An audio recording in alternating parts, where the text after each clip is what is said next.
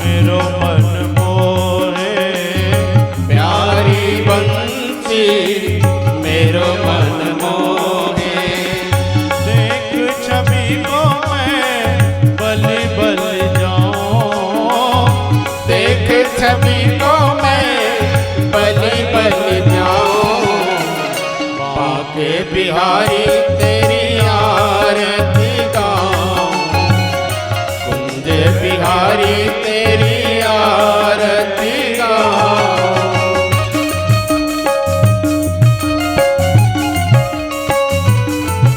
जय हो।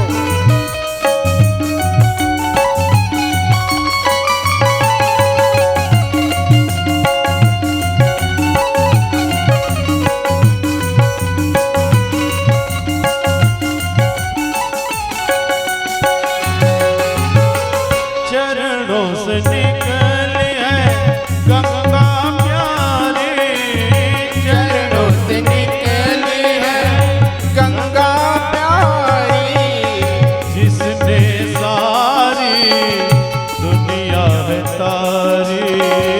जिसने सारी दुनिया है तारी। मैं उन चरणों के दर्शन पाऊं। मैं उन चरणों के दर्शन पाऊं। बाके बिहारी तेरी आरती गाऊं। कुंज बिहारी तेरी आरती गाऊं।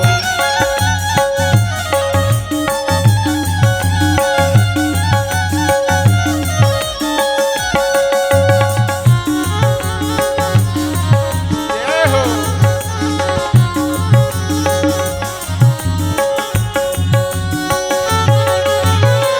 श्री हरिदास के प्यारे तुम हो। श्री हरिदास के प्यारे तुम हो। मेरे मोहन जीवन धन हो। मेरे मोहन जीवन धन हो। प्यारी छवि मैं तेरी मन में बसाऊं। प्यारी छवि मैं तेरी मन में बसाऊं। बाके बिहारी तेरी आरती गाऊं। कुंज बिहारी तेरी आरती गाऊं। हे गिरधारी तेरी आरती गाऊं। हे बनवारी तेरी आरती गाऊं। बाके बिहारी तेरी आरती गाऊं। कुंज बिहारी तेरी आरती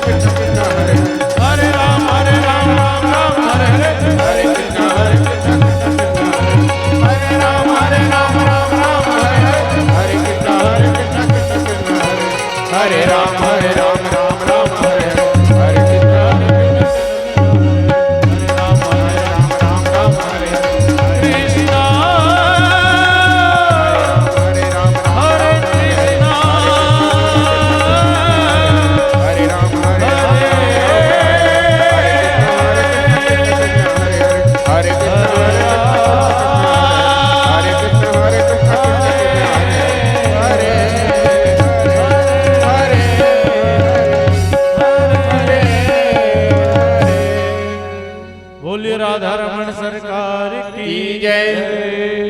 सभी भक्त की जय। श्रीमद्भागवत महापुराण की जय। ओम श्रीमन्महागणाधिपतये नमः।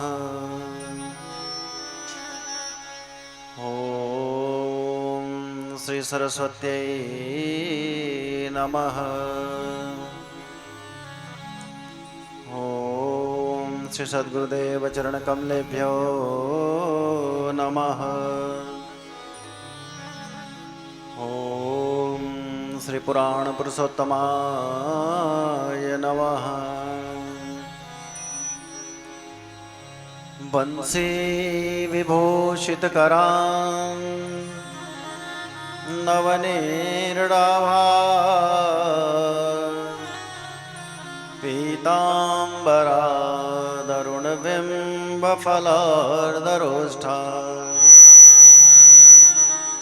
पूर्णेन्दुसुन्दरमुखा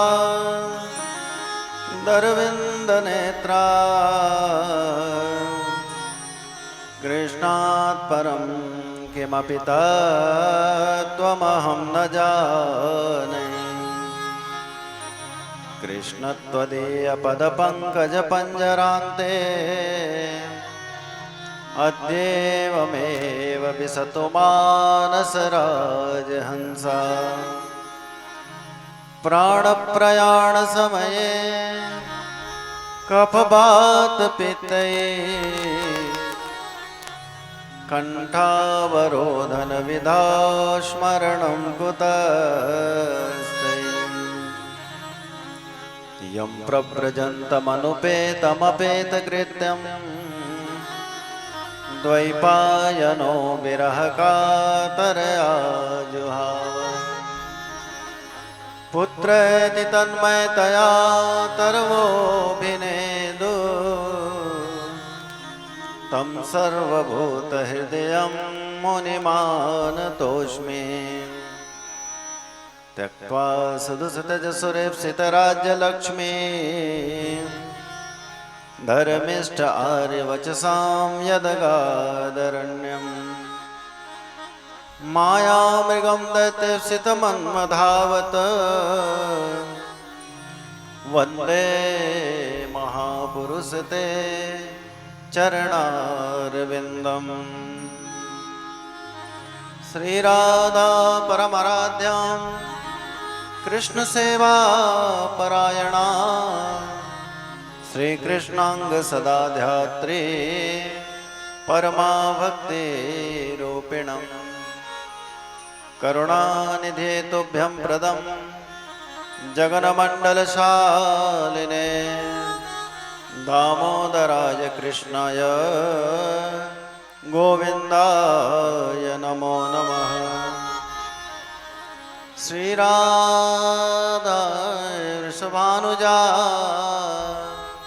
भक्तन प्राणाधार वृंदा विपिन विहारणे प्रणवो बारंबार। श्री राधिका सर्वेश्वरी रसिकेश्वर घनश्याम करो निरंतर अंत में श्री वृंदावन धाम। अभय किशोरी स्वामने गौरी परम दयाल तनिक कृपा की कौर करे कीजे मोहि निहाल। सब द्वारन को छोड़ के आयो तेरो द्वार। श्री वृषभानु की लाडले मेरी ओर निहार।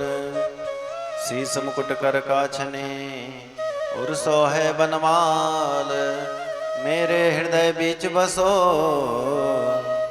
श्री बिहारी लाल। व्रज समुद्र मथुरा कमल वृंदावन मकरंद ब्रज बनिता सब पुष्प है भौरा श्री ब्रज चंद।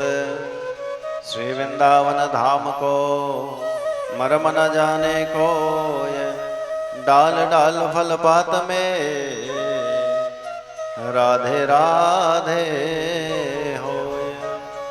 सब कुछ देना आपनो, भेंट करूं क्या नाथ, नमस्कार की भेंट लो, जोड़ू मैं दोनों हाथ, जोड़ू मैं दोनों हाथ। बोले बाल कृष्ण लाल की जय। श्रीमद् भागवत महापुराण की जय। श्री हनुमत लाल जी महाराज की जय। श्री शीतला महारानी की जय। श्री सद्गुरुदेव भगवान की जय। श्रीमद् भागवत ज्ञान के सप्ताह अंतर्गत प्रथम दिवस की कथा पर हमारा प्रवेश करने जा रहे हैं। मन क्रम वाणी को एकाग्रचित करके आइए श्रीमद् भागवत महापुराण की गुणतम रहस्यों पर चर्चा करें। इसके पहले वाणी की पवित्र करने के लिए भगवान नाम संकीर्तन करें। दोनों हाथों से तालियों की सेवा देते हुए मंद मंद मुस्कुराते हुए भौतिक विषयों को विश्राम देकर आइए आध्यात्मिक जगत की यात्रा करने का प्रयास करें।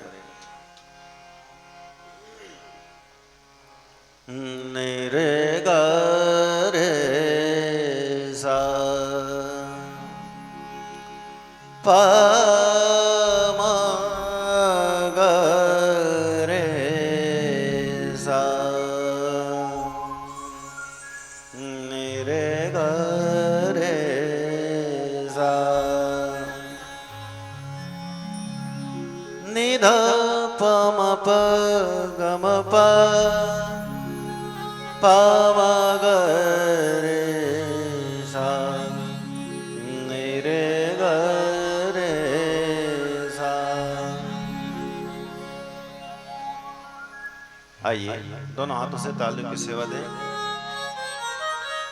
महिमा किस विधि गाऊं प्रभु जी तेरी, महिमा किस विधि गाऊं, महिमा किस विधि गाऊं प्रभु जी तेरी, महिमा किस विधि गाऊं, महिमा किस विधि गाऊं प्रभु जी तेरी, महिमा किस विधि गाऊं, महिमा किस विधि गाऊं प्रभु जी तेरी, महिमा किस विधि गाऊं, महिमा किस विधि गाऊं प्रभु जी तेरी, महिमा किस विधि गाऊं प्रभु जी तेरी, महिमा किस विधि गाऊं प्रभु जी तेरी, महिमा किस विधि गाऊं प्रभु जी तेरी, अंत पार नहीं पाऊं, महिमा किस विधि गाऊं प्रभु जी तेरी, महिमा किस विधि गाऊं। हरि बोल।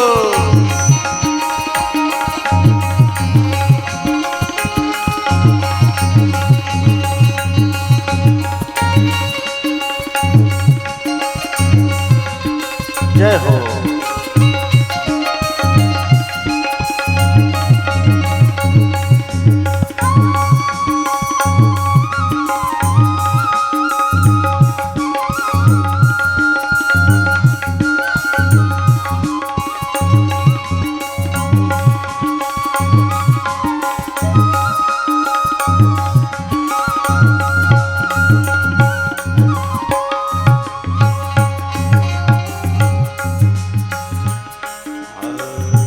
अलख निरंजन रूप तिहारो, अलख निरंजन रूप तिहारो, अलख निरंजन रूप तिहारो, अलख निरंजन रूप तिहारो, किस विधि ध्यान लगाऊं मैं, किस विधि ध्यान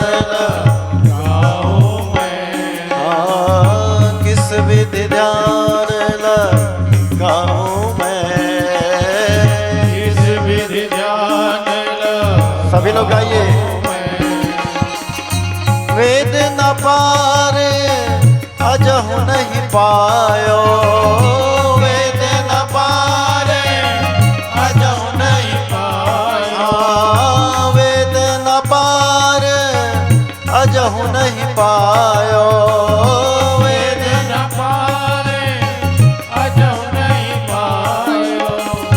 मैं कैसे और पाऊं महिमा किस विधि गाऊं प्रभु जी तेरी, महिमा किस विधि गाऊं, महिमा किस विधि गाऊं प्रभु जी तेरी, महिमा किस विधि गाऊं।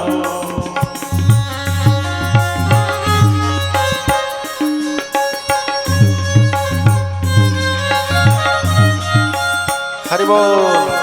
तालियों की सेवा मुस्कुराते हुए।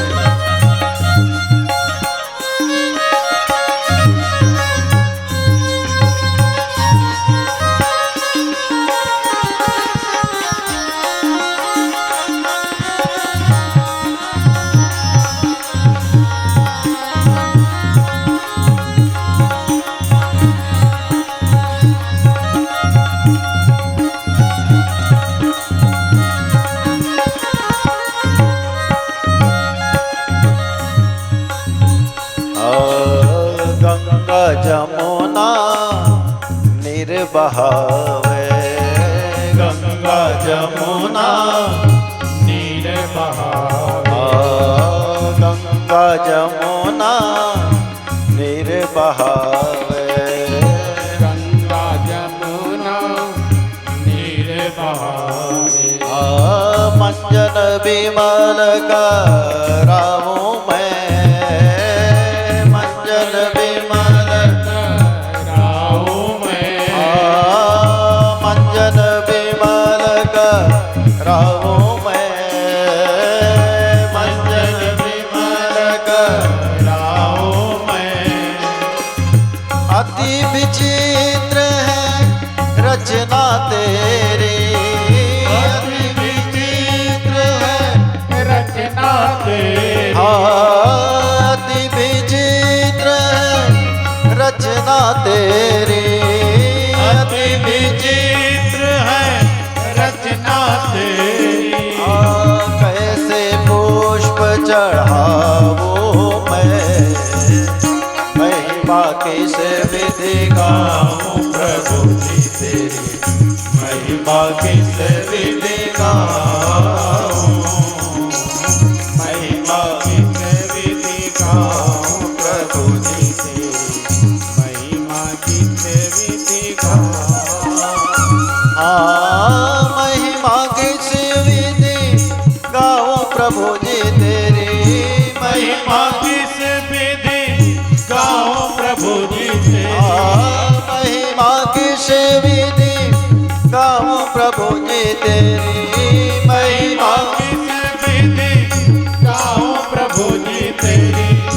अंत पार नहीं पाऊं महिमा किस विधि गाऊं प्रभु जी तेरी, महिमा किस विधि गाऊं, महिमा किस विधि गाऊं प्रभु जी तेरी, महिमा किस विधि गाऊं, महिमा किस विधि गाऊं प्रभु जी तेरी, महिमा किस विधि गाऊं। बोले बाल कृष्ण लाल की जय। नंद नंदन यशोदा नंदन वसुदेव नंदन देवकी नंदन श्याम सुंदर मुरली मनोहर चित चोरन छोर बाकी बड़ बिहारी श्रीलीला रास विहारी आनंद कंद वरचंद श्री कृष्णचंद्र की अमृत में कथा का रसपान उमदा ग्राम के इस पावन धरा पावन माटी पर हम और आप करने जा रहे हैं।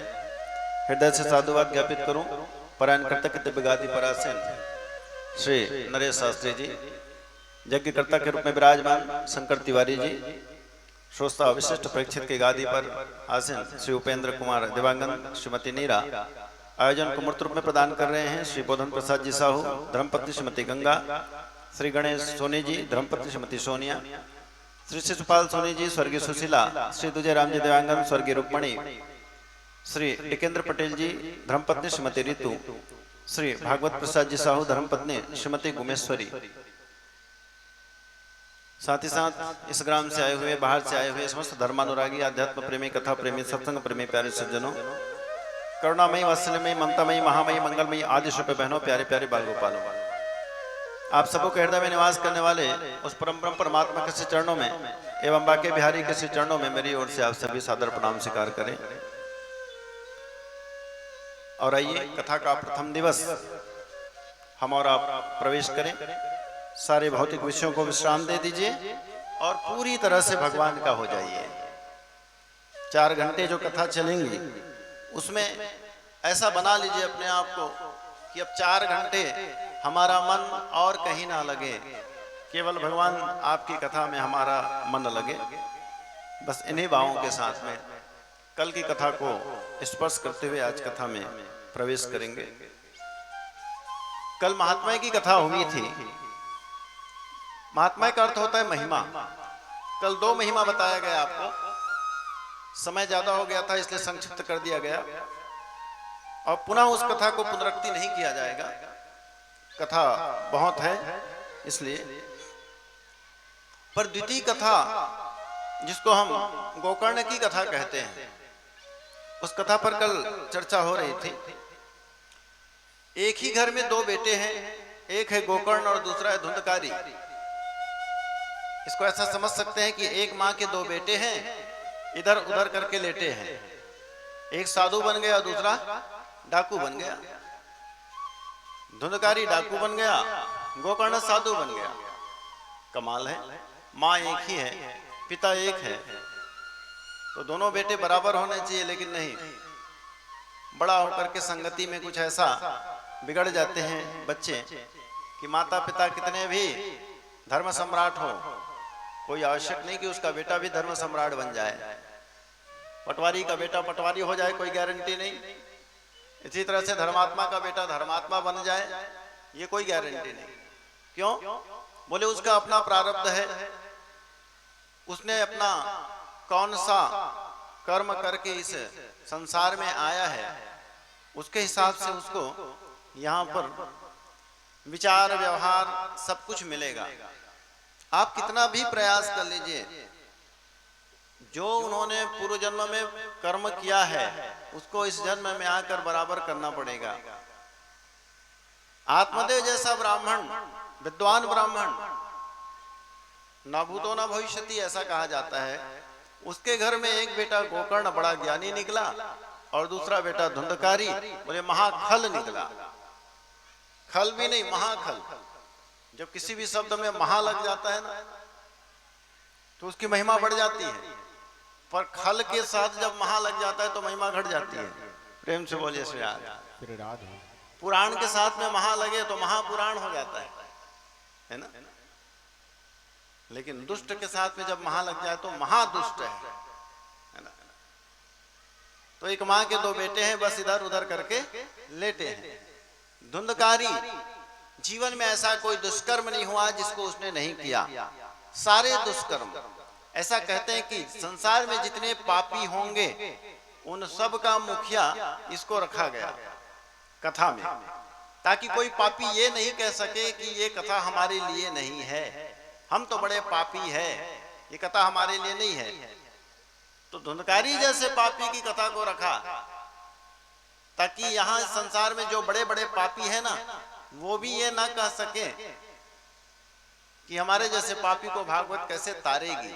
जब धुंधकारी जैसे को तार दिया, परीक्षित गतियत साक्षी मुक्त युक्ति कथने 7 दिन के अंदर ही, वो भी मरने के बाद प्रेत बन गया, उसके बाद तार दिया, तो जीते जी तो फिर संभव ही है। 2 कथाएं हमने और आपने सुनी। एक ज्ञान भक्ति वैराग्य पुष्ट हो गए, बेहोश पड़े थे, ज्ञान और वैराग्य बूढ़े हो गए थे, पर जैसी भागवत की कथा प्रारंभ हुई दोनों उठ करके क्या करने लगे? नाचने लगे, झूमने लगे। बूढ़े आदमी लोग नाचने लगे, है ना। अभी तो ये पहला दिन है, यहाँ थोड़ा संकोच है लोगों को, बाद में यहाँ की टुकरिया भी कमर मटकाएंगी, देखना। प्रेम से बोलिए श्री राधे। क्योंकि ऐसा नहीं है कि हम उमदा में बैठे, हम कहाँ बैठे हैं, वृंदावन धाम में बैठे। अब वृंदावन धाम में आकर जो संकोच करेगा, लोक लाज में रहेगा, बोले वो यहीं के रह जाएगा, उमदा के। हमको तो बनना है ब्रजवासी, हमको तो बनना है वृंदावनवासी। ब्रजवासी की क्या पहचान, बोले ऊंचा कान। एक तो तिलक लगाइए, बिना तिलक के आप ब्रजवासी नहीं कहलाएंगे। पर तिलक कौन सी लगनी चाहिए, ये आयोजक समिति बिल्कुल ध्यान रखें कि एक कटोरी में चंदन का लेप लगा ले, जैसे ब्रजवासी बालक वहां घूमते हैं, और गेंदे के फूल से गालों पर ठप्पा मारे। जब तक गाल में ठप्पा नहीं लगेगा तब तक ब्रजवासी नहीं बनोगे, है ना। हाँ, पर मना करते हैं भैया मत लगाओ, तो मस्तक में लगा दो। पर बिना तिलक के कोई भी ना रहे, क्योंकि यदि चांडाल को दर्शन करना है ना, तो बिना तिलक बैठे व्यक्ति का दर्शन कर लो तो समझ जाओ आपने चंडाल का दर्शन कर लिया। और हिंदू है भाई, हम हिंदू हैं, सनातन हैं, सनातनी हैं। तो हमारी क्या पहचान है कि हम हिंदू हैं, हम सनातनी हैं। क्यों, बोली चोटी तो गायब हो गई, चुटिया तो रखते नहीं, तो कम से कम ये तो बचा है, इसको तो लगा लो। पर ना चुटिया है, ना तिलक है, ना गले में माला है, ना धोती है, तो बताओ आप कैसे कहोगे कि हम हिंदू हैं, हम सनातनी हैं। तो सब छूट जाए, कम से कम माथे पर तिलक तो लगनी चाहिए। केवल कथा में नहीं, हमेशा। तिलकम बिना तो ब्राह्मण साक्षात चांडाल दर्शन। बिना तिलक के यदि किसी ब्राह्मण को देख लो ना, तो वही सबसे बड़ा चंडाल है। प्रेम से बोलिए श्री राधे, जोर से बोलिए राधे। और तिलक लगाने के बहुत फायदे हैं भैया, लगा करके अनुभव करिएगा। जब तिलक लगता है तो लोग सहज ही उसकी ओर खींचे चले आते हैं। ये आदमी बड़ा सीधा साधा है, तिलक लगाया है, भले ही काल नेमी क्यों ना हो, भले ही रावण क्यों ना हो, है ना। पर तिलक की अपनी महिमा है। तो एक कथा की महिमा ये कही कि ज्ञान भक्ति वैराग्य पुष्ट हो गए, और दूसरी कथा की महिमा ये हुई कि जीवन भर पाप कर्म करता रहे, और पाप कर्म करते करते मर जाए, और मरने के बाद यदि वो प्रेतात्मा बन जाए, तो वो प्रेतात्मा भी यदि भागवत की कथा सुन ले, तो 7 दिन बाद वो प्रेतात्मा दिव्यात्मा में बदल जाता है। समझ रहे? परीक्षित यत साक्षी गत मुक्ति युक्ति कथने, कहा असारे संसारे, ये संसार असार है, और इस असार संसार में भगवान सुखदेव जी ने जो गाया, उस कथा को हमको और आपको सुनना चाहिए। और इस योनि को पाकर, मनुष्य योनि को पाकर के यदि हमने कथा भी नहीं सुना, तो भैया धिक्तम नरम पशुसमम भूभार रूपम एवं बदंती दिविदेव समाज मुख्या। क्या कहते हैं, धिक्तम नरम, उस आदमी को धिक्कार है। धिक्तम नरम किसको, बोले जो मनुष्य योनि में जन्म लिया लेकिन भगवान की कथा की तरफ आगे बढ़ा नहीं। तो क्या है, बोले भूभार रूपम, वही संसार में आकर केवल पृथ्वी पर भारी है, जमीन में पृथ्वी में भारी है वो आदमी जो यहाँ आकर के कथा नहीं सुनते हैं। गधे का उदाहरण दिया व्यास जी ने, वो आदमी गधे की तरह है जो भगवान की कथा नहीं सुनते। धर्मेण वेणा पशु भी समाना, बोले मनुष्य बन करके जिसके भीतर धर्म नाम का चीज नहीं है, बोले वो पशु की तरह है। बस ये ऐसा है कि सिंग और पूंछ बस कमी है, बाकी वो पशु ही है। प्रेम से बोलिए श्री राधे, जोर से बोलिए। श्रीमद् भागवत महापुराण इसका नाम है। श्री, श्री के बारे में आप जानते हैं, श्री है हमारी राधिका जी, श्री हमारी किशोरी जी। मद, मद माने अहंकार, मद माने तो किशोरी जी को भी अहंकार हो जाता है, राधा जी को भी अहंकार होता है, पर हमारे और आपके अहंकार जैसा है वैसा अहंकार उसको नहीं है। हमको और आपको किसका अहंकार है? धन का अहंकार है। बहुत पैसा है हमारे पास, बल का अहंकार है, बहुत पहलवान है हम, रूप का अहंकार है, बहुत सुंदर है हम, बड़ा परिवार है, अहंकार है। पर राधिका जी के पास अहंकार किस बात की है? बोले श्रीमद, उसके बाद आता है भागवत। भागवत का अर्थ होता है भगवान, भागवत का अर्थ होता है बिहारी जी। तो राधिका जी को भी अहंकार है, पर किसका अहंकार है? बोले भगवान का अहंकार है। ठीक है, वो अहंकार हमारे भीतर आना चाहिए। राधिका जी कहती थी क्या? हम तुम्हारे हैं प्रभु जी, तुम हमारे हो, हम तुम्हारे ही रहेंगे ओ मेरे प्रियतम। ये अहंकार राधिका जी कहती थी हम आपके हैं और आप हमारे हो। और हम लोग क्या कहते हैं? ये घर हमारा है, ये परिवार हमारा है, ये धन हमारा है, ये नाती पंथी हमारे हैं, ये दुकान व्यापार हमारा है। पर राधिका जी कहती हैं तुम्हारा कुछ भी नहीं है इस संसार में। तन मन धन सब है तेरा, स्वामी सब कुछ है तेरा। तो आप ही कहते हो ये तन, ये मन, ये धन सब आपका है प्रभु, और आपका आपको ही समर्पित है। तो इसको हम कहते बस है वाणी के द्वारा, पर हृदय से स्वीकारते नहीं है। कहते हैं तन आपका है प्रभु, कहने बस का है ना। नहीं, अब आप यहाँ बैठे हो तो यहाँ पर आप कह दोगे कि भगवान आप हमारे हो, पर जैसे ही घर में जाओगे ना तो पिंटू के मम्मी से कहोगे नहीं नहीं तुम हमारी हो। बदल गया भाव, क्षणिक है हमारा प्रेम भगवान के प्रति क्षणिक है और परिवर्तनशील है। भगवान के प्रति एक बार जिसका लव लग जाता है ना, भगवान में जिसका एक बार नेम लग जाता है, प्रेम लग जाता है, बोले सारा संसार उसके आगे फीका हो जाता है। प्रेम से बोलिए श्री राधा, श्री राधा, जोर से बोलिए राधे राधे। तो अहंकार होना अच्छी बात है, पर किसका अहंकार हो?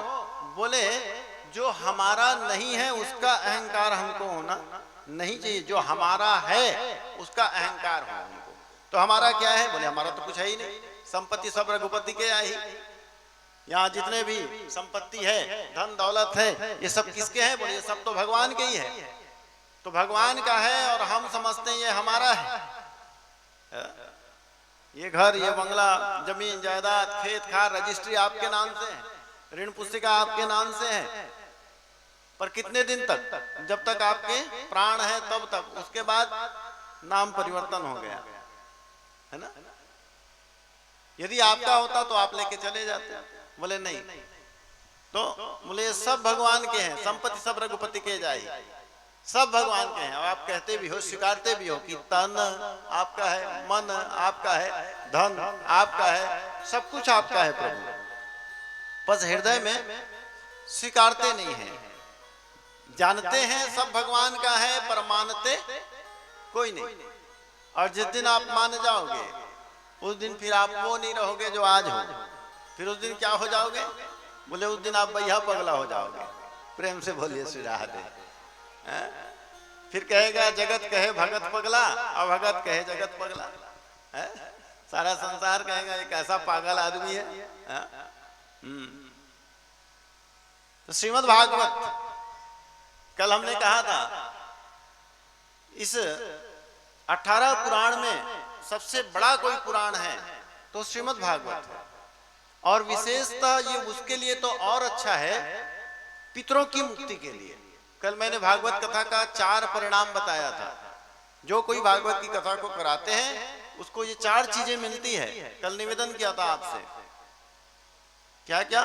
पहला भगवान की प्राप्ति, दूसरा निर्भयता की प्राप्ति, निडर हो जाता है ना, तीसरा पितरों की मुक्ति, और चौथा सकाम मनोकामनाओं की पूर्ति, जो आपकी मनोकामना है। ये 4 चीजें उसको उसी दिन मिल जाता है जिस दिन वो गोकर्ण की कथा में बैठ जाता है, मिल जाएगा। अब इस कथा को आप सुने, इसके पहले कुछ नियम है उस नियम को आप सुनिए, उसके बाद कथा में प्रवेश करेंगे। क्योंकि आज आप नियम में बंध जाएंगे तो 7 दिन के लिए बंध जाएंगे। फिर अभी आप 7 दिन तक कैसे रहोगे?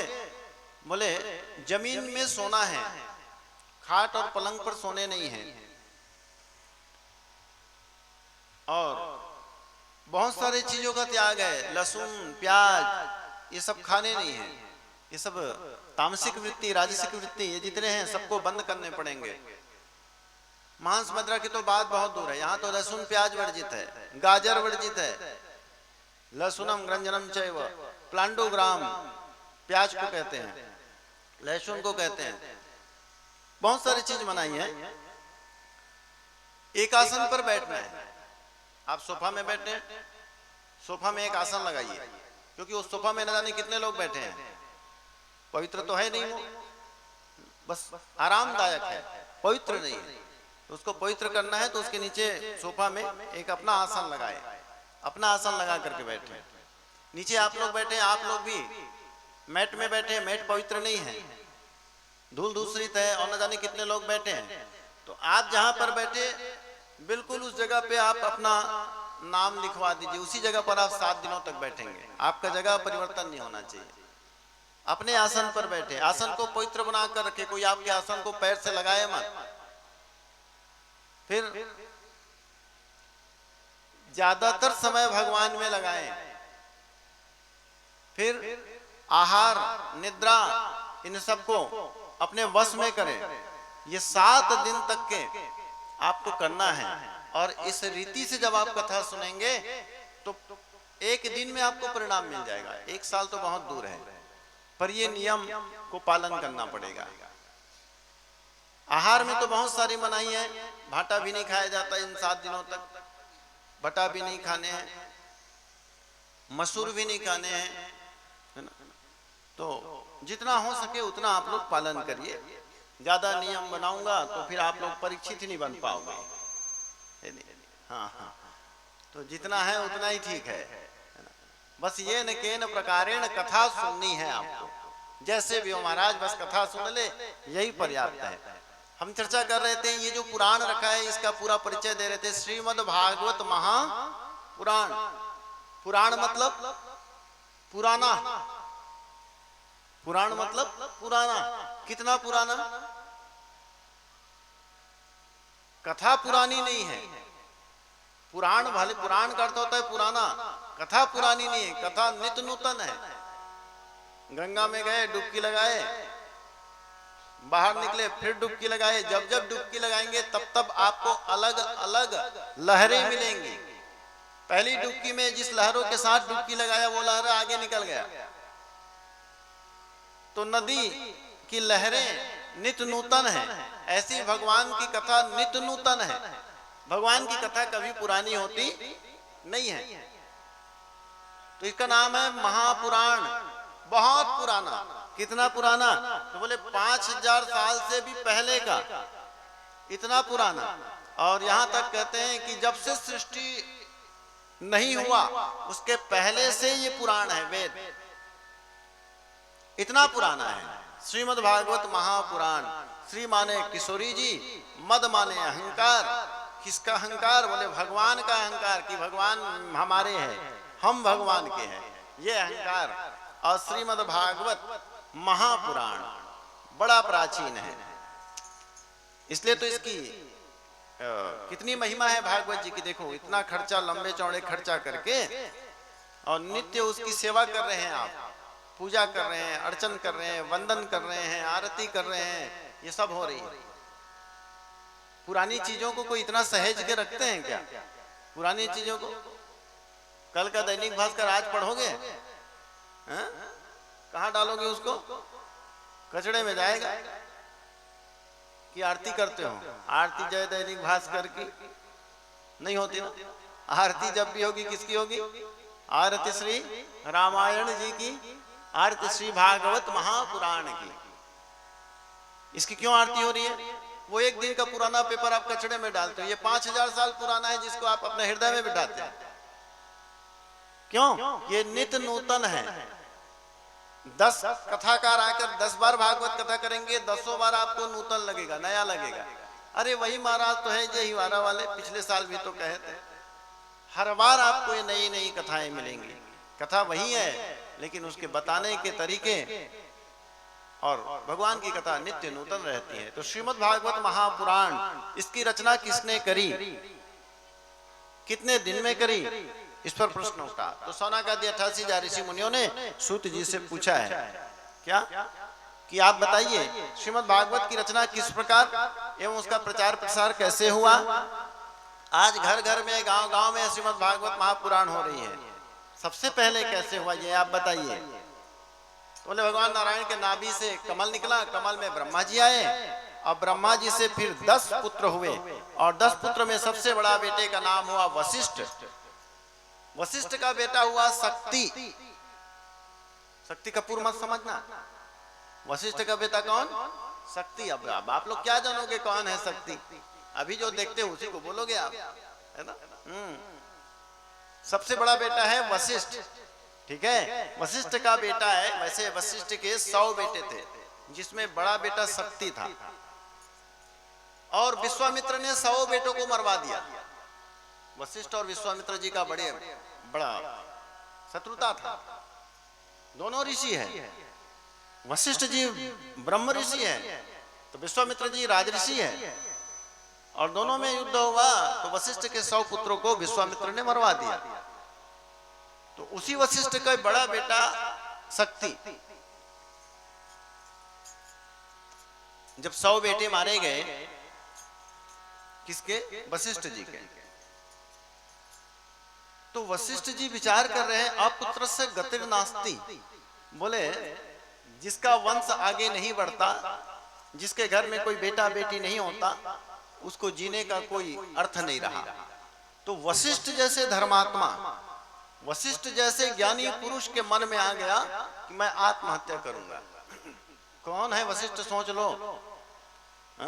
चक्रवर्ती सम्राट महाराज दशरथ के गुरु, और अभी अभी आए हैं कहां से, नारायण के नाभि से कमल, कमल में ब्रह्मा, और ब्रह्मा के बाद सबसे पहले आए हैं वशिष्ठ। बताओ, हमेशा भगवान के कार्य में लगे रहते हैं। उसके मन में भी आ गया मैं आत्महत्या करूंगा। तो आजकल तो सब लोग आत्महत्या कर रहे हैं बिना कारण से, छोटी मोटी विपदाओं को सह नहीं पाते और लगा लेते हैं गले। वशिष्ठ जैसा ऋषि फांसी लगाने के लिए तैयार हो गया। क्यों, बोले उसके घर में कोई संतान नहीं है। 100 बेटे थे, 100 बेटों को मार दिया विश्वामित्र ने। अब बहुए बहुए हैं, बेटा एक भी नहीं है। तो वशिष्ठ जी ने कहा उससे अच्छा अब मेरा वंश तो आगे बढ़ेगा नहीं, मैं जी कर क्या करूंगा। वो मयार में ऐसा रस्सी फंसाया और झूलने वाले थे, तभी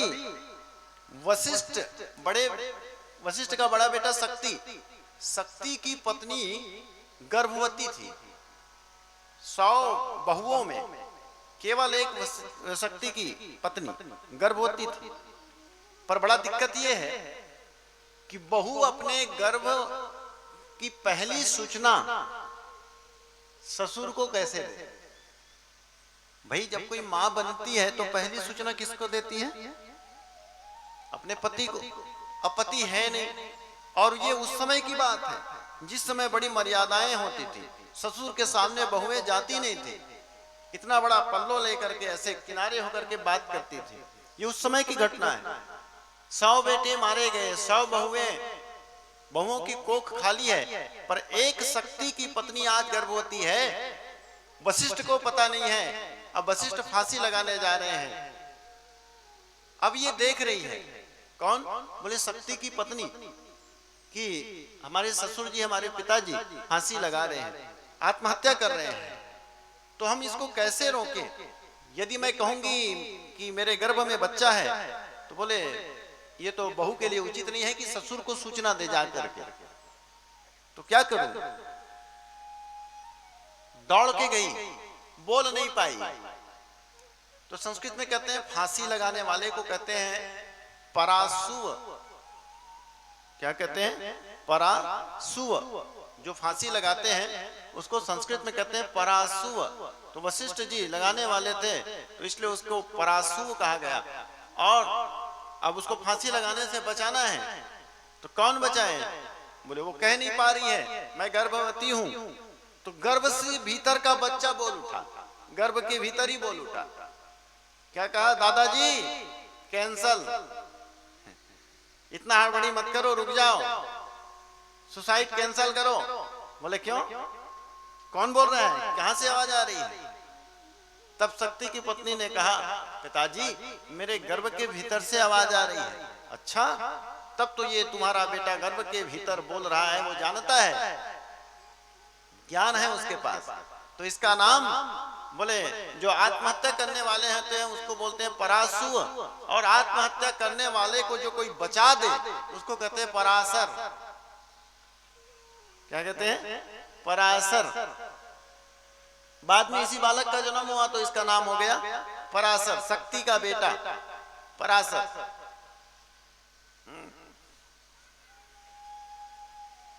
और फिर आगे की कथा देवी भागवत की कथा है।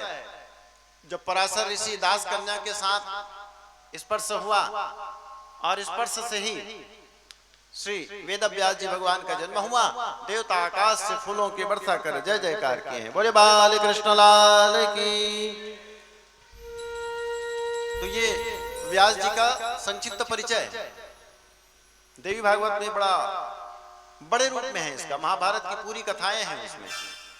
तो ब्रह्मा जी के 10 पुत्रों में वशिष्ठ, वशिष्ठ का बेटा शक्ति, शक्ति का बेटा पराशर, पराशर का बेटा व्यास, और इस व्यास ने वेदों का विभाजन किया, इसलिए इसका नाम हो गया वेद व्यास।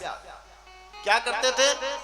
बोले एक दिन में एक बेर खाते थे, बस कुछ नहीं खाते थे। एक दिन में एक बेर खाते थे। संस्कृत में बेर को कहते हैं बदरी, बदरी।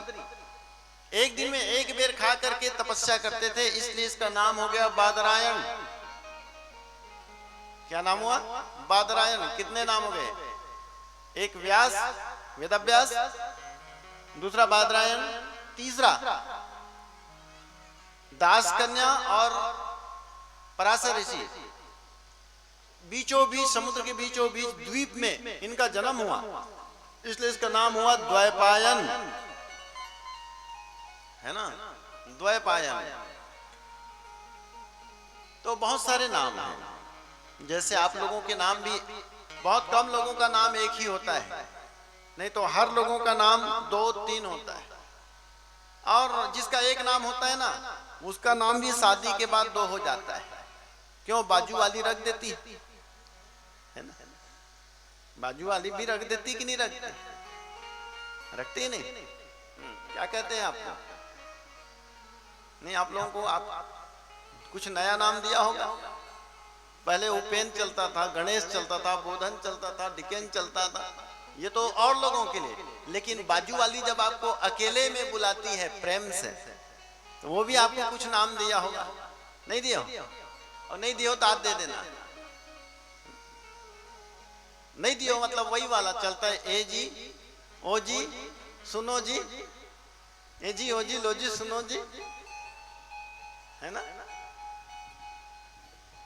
एक आदमी के कई नाम। पराशर, पराशर, पराशर का बेटा व्यास। एक दिन व्यास जी बड़े चिंतित थे। व्यास जी बड़े चिंतित थे, सिर में हाथ लेकर के बैठे थे। देखिए, आप किसी व्यक्ति को देखकर आप जान जाओगे कि ये आदमी बड़ा चिंता में है। बॉडी लैंग्वेज बता देता है। ललाट देखोगे समझ आ जाता है कि ये कितने चिंता में है। उसकी हाव भाव मुद्रा देखोगे तो समझ आ जाएगा कितनी चिंता में है। उससे बात करोगे तो समझ आ जाएगा ये कितने चिंता में है। व्यास जी अपने आश्रम में बैठे थे। अब व्यास जी है साक्षात भगवान की 24 अवतारों में से एक अवतार, उसको भी चिंता है व्यास जी। अच्छा, यहाँ जितने बैठे हैं सबको चिंता है, कुछ न कुछ चिंता है हर व्यक्ति को। कोई नहीं कह सकता मुझे कोई चिंता नहीं। हर व्यक्ति को चिंता है कुछ न कुछ, तन की, मन की, धन की, है ना? पर हमारी चिंता इसलिए समाप्त नहीं होती क्योंकि हमारी चिंता संसार की है और व्यास की चिंता बोले परमार्थ की है। ये भागवत की कथा का उद्देश्य बताते हुए बोधन ने कहा था कि हमारी कथा का उद्देश्य एक ही है महाराज जी। क्या? बोले ज्यादा से ज्यादा लोगों का कल्याण हो सके, इस कथा का उद्देश्य सभी लोगों का कल्याण हो। दूसरा, अपने गुरु के वाणी का प्रचार प्रसार हो, ज्यादा से ज्यादा भगवान की कथा सबके हृदय में बैठे और हमारे घर में सभी सुख से रहे, है ना। तो ये जो सुख वाला जो मामला है ना, सुख सुख आए हमारे घर में, दुख मत आए, वो आएगा ही। आप कुछ भी कर लीजिए, दोनों भाई हैं, सुख और दुख, पाप और पुण्य दोनों भाई हैं। यहाँ कोई ऐसा आदमी नहीं है जो केवल पुण्यात्मा होगा। सब पुण्य करते हैं तो पाप भी कुछ ना कुछ हो ही जाता है। मनसा वाचा कर्मणा, सबके भीतर पाप है, सबके भीतर पुण्य है। जड़ चेतन गुण दोष में विश्व किन्न करता है ना। तो सुख सुख चाहने वाले आप एक निवेदन किया करो भगवान से, प्रभु आप जिस हाल में रखोगे उस हाल में हम रहेंगे, राजी है उसी में जिसमें तेरी रजा है। तुम जैसा रखोगे हम वैसा रखेंगे। तो बस एक कृपा करना प्रभु, क्या? बोले हमको आनंद में रखना, सुख में नहीं। सुख का उल्टा करो, क्या? सुख का उल्टा करोगे तो क्या होगा?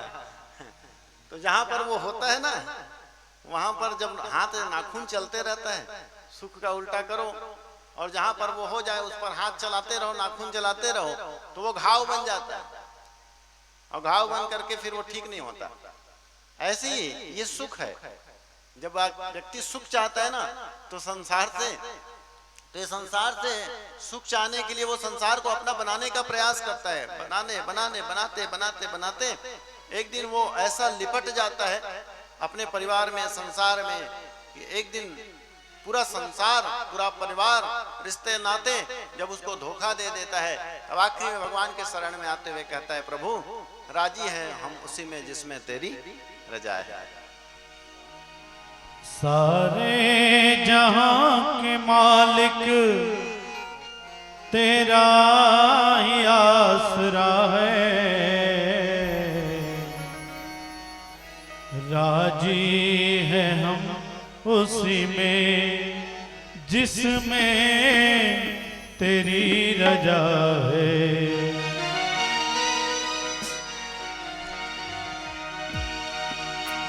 सारे जहां के मालिक तेरा ही आसरा है, सारे जहां के मालिक तेरा ही आसरा है, राजी है हम उसी में जिसमें तेरी रजा है, राजी है हम उसी में जिसमें तेरी रजा है। सारे जहां के मालिक तेरा ही आसरा है, सारे जहां के मालिक तेरा ही आसरा है, राजी है हम उसी में जिसमें तेरी रजा है। सारे जहां के मालिक, हरि बोल।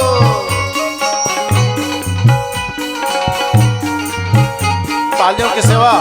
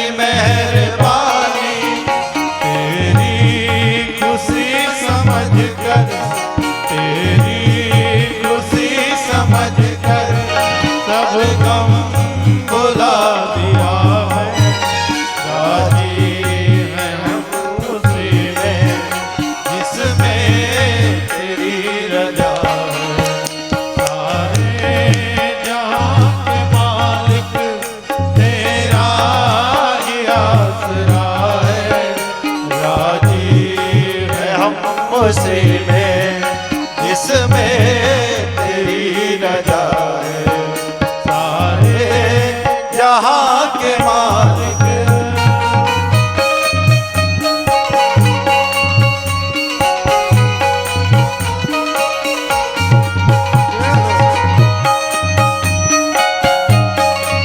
हरि बोल।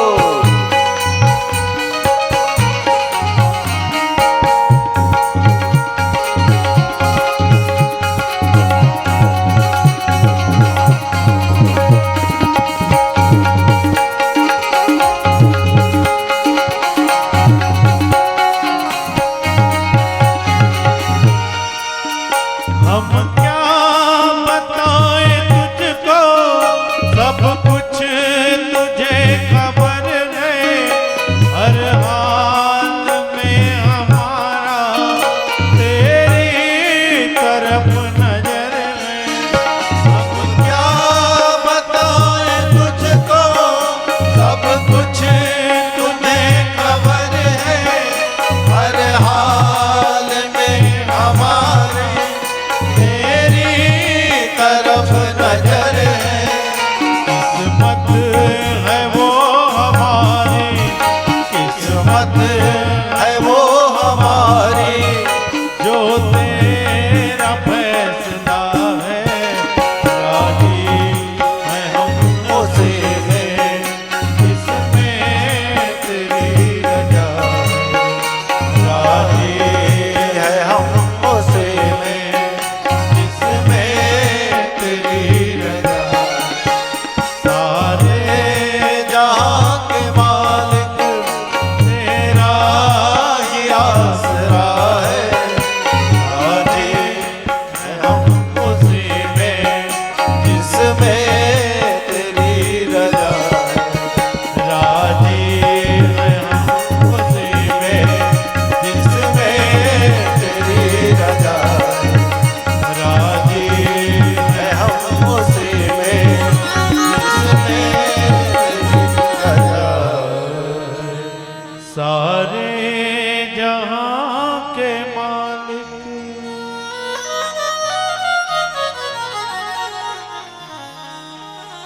बस भगवान से यही निवेदन करिए, क्या प्रभु आप हमारी सब परिस्थितियों को जानते हैं। हम आपसे क्या कहेंगे, रोकर कटे या हंसकर कटती है जिंदगानी। तू गम दे या खुशी दे सब तेरी मेहरबानी। सुख दे दुख दे सब हम स्वीकार करेंगे प्रभु। बस आप अपने चरणों से लगा करके रखना, अपने चरणों से हमको दूर मत कर देना।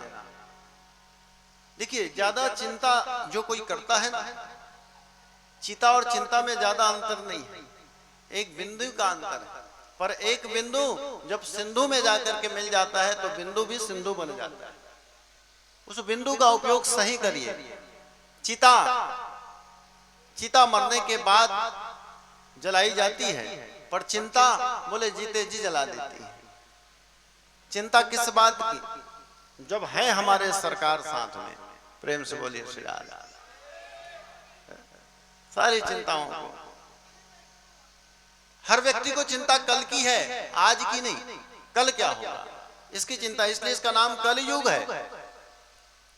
हर व्यक्ति कल पर जी रहा है, आज पर नहीं। अरे आज जी ले बावरे, आज जी ले, भगवान ने तुझे आज दिया है मौका। अच्छे से खा ले, अच्छे से पहन ले, अच्छे से भगवान का नाम ले ले, अच्छे से संगत कर ले। तो नहीं, कल क्या होगा।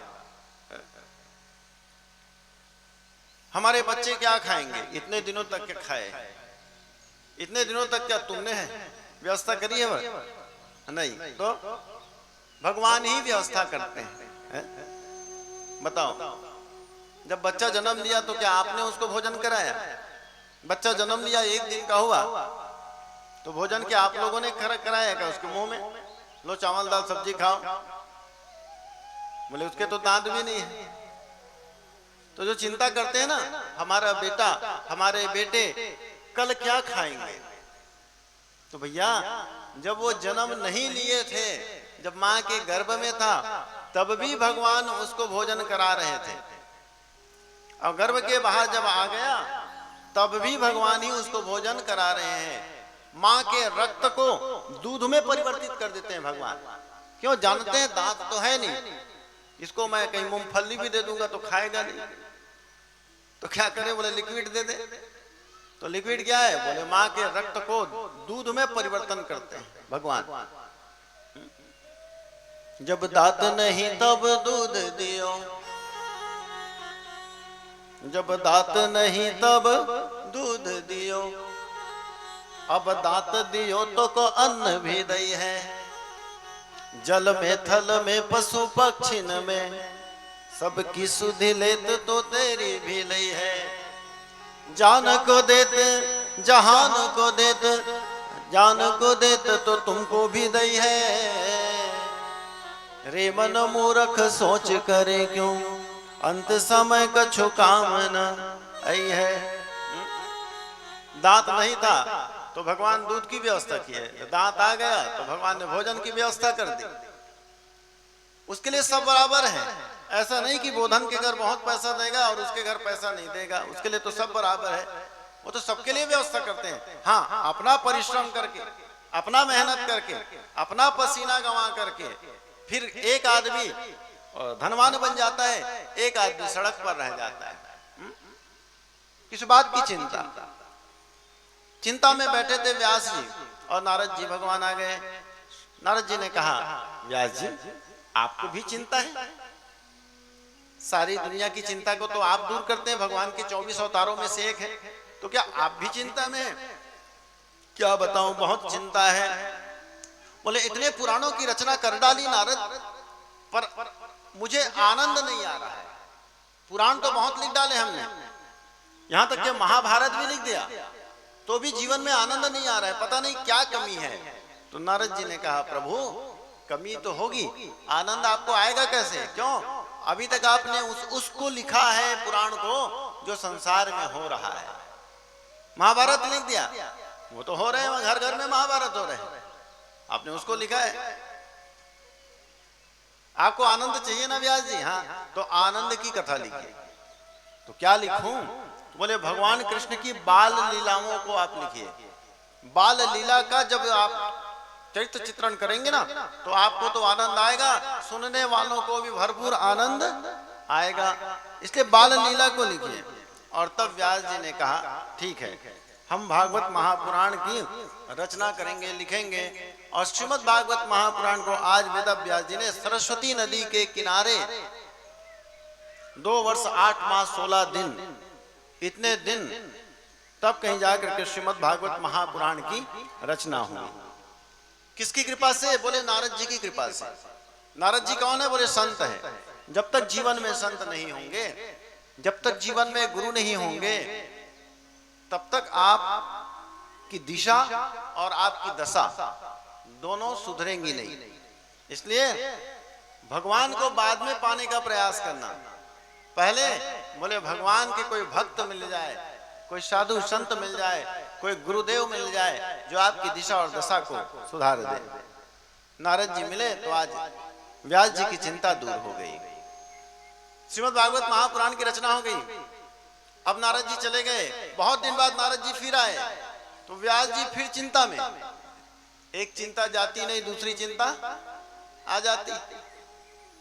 अब एक चिंता को दूर किए थे, फिर चिंता। नारद जी आ गए, श्रीमन नारायण नारायण करते करते करते व्यास जी को देखा, ये फिर चिंता में आ गए। तो व्यास जी कैसे बैठे थे अपने आश्रम में, ऐसे ऐसे सोचते सोचते बैठे थे, हे भगवान, हे भगवान, जैसे आप लोग बैठे रहते हैं, हाथ मुड़ी धर के ऐसा। नारद जी दरवाजे के पीछे ऐसे छिप करके देख रहे हैं, व्यास जी फिर चिंता में। तो क्या देगा? एक पेड़ में एक चिड़िया है, अपने छोटे छोटे शावक को, छोटे छोटे पक्षियों को दाना चुगा रही थी और उसके बच्चे प्रेम से उसको खा रहे थे। तो बड़ा अच्छा लग रहा था।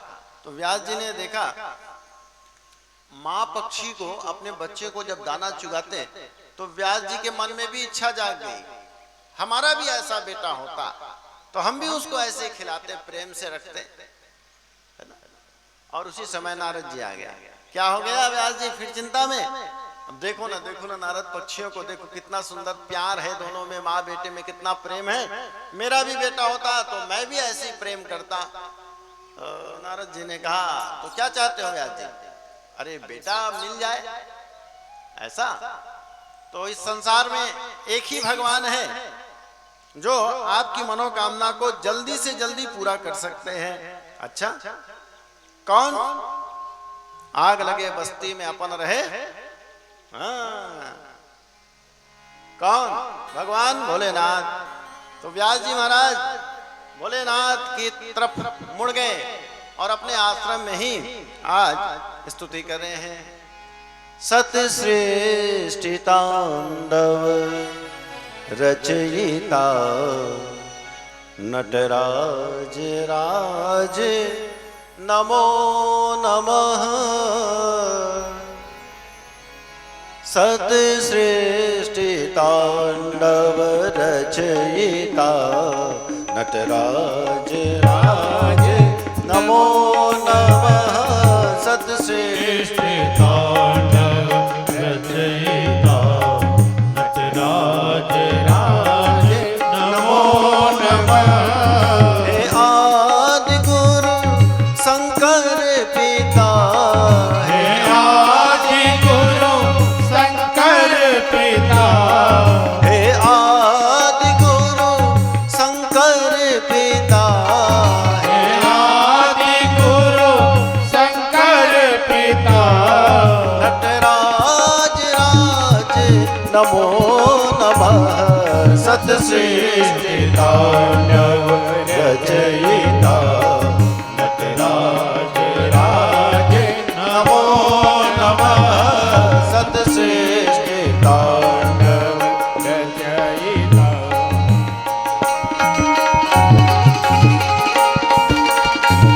श्रीराध है। जय हो।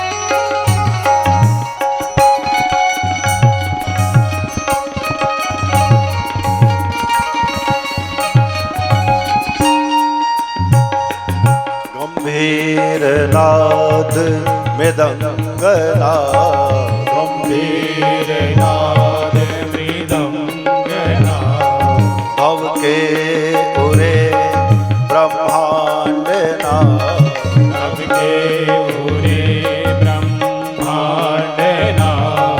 नित होत नाद प्रचंडनाद, नित होत नाद प्रचंडनाद।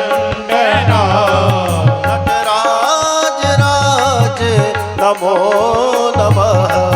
सत सृष्टि तांडव रचयिता नटराज राज नमो नमः। हे आदि गुरु शंकर पिता, हे आदि गुरु शंकर पिता, नटराज राज नमो नमः। सत सृष्टि तांडव रचयिता नटराज राज नमो नमः। हरि बोल।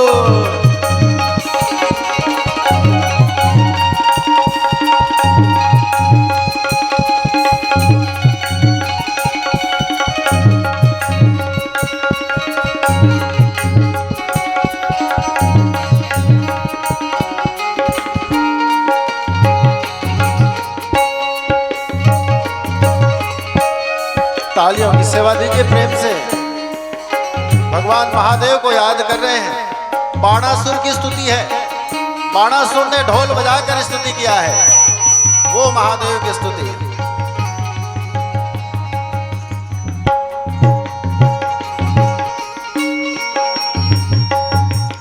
ज्ञान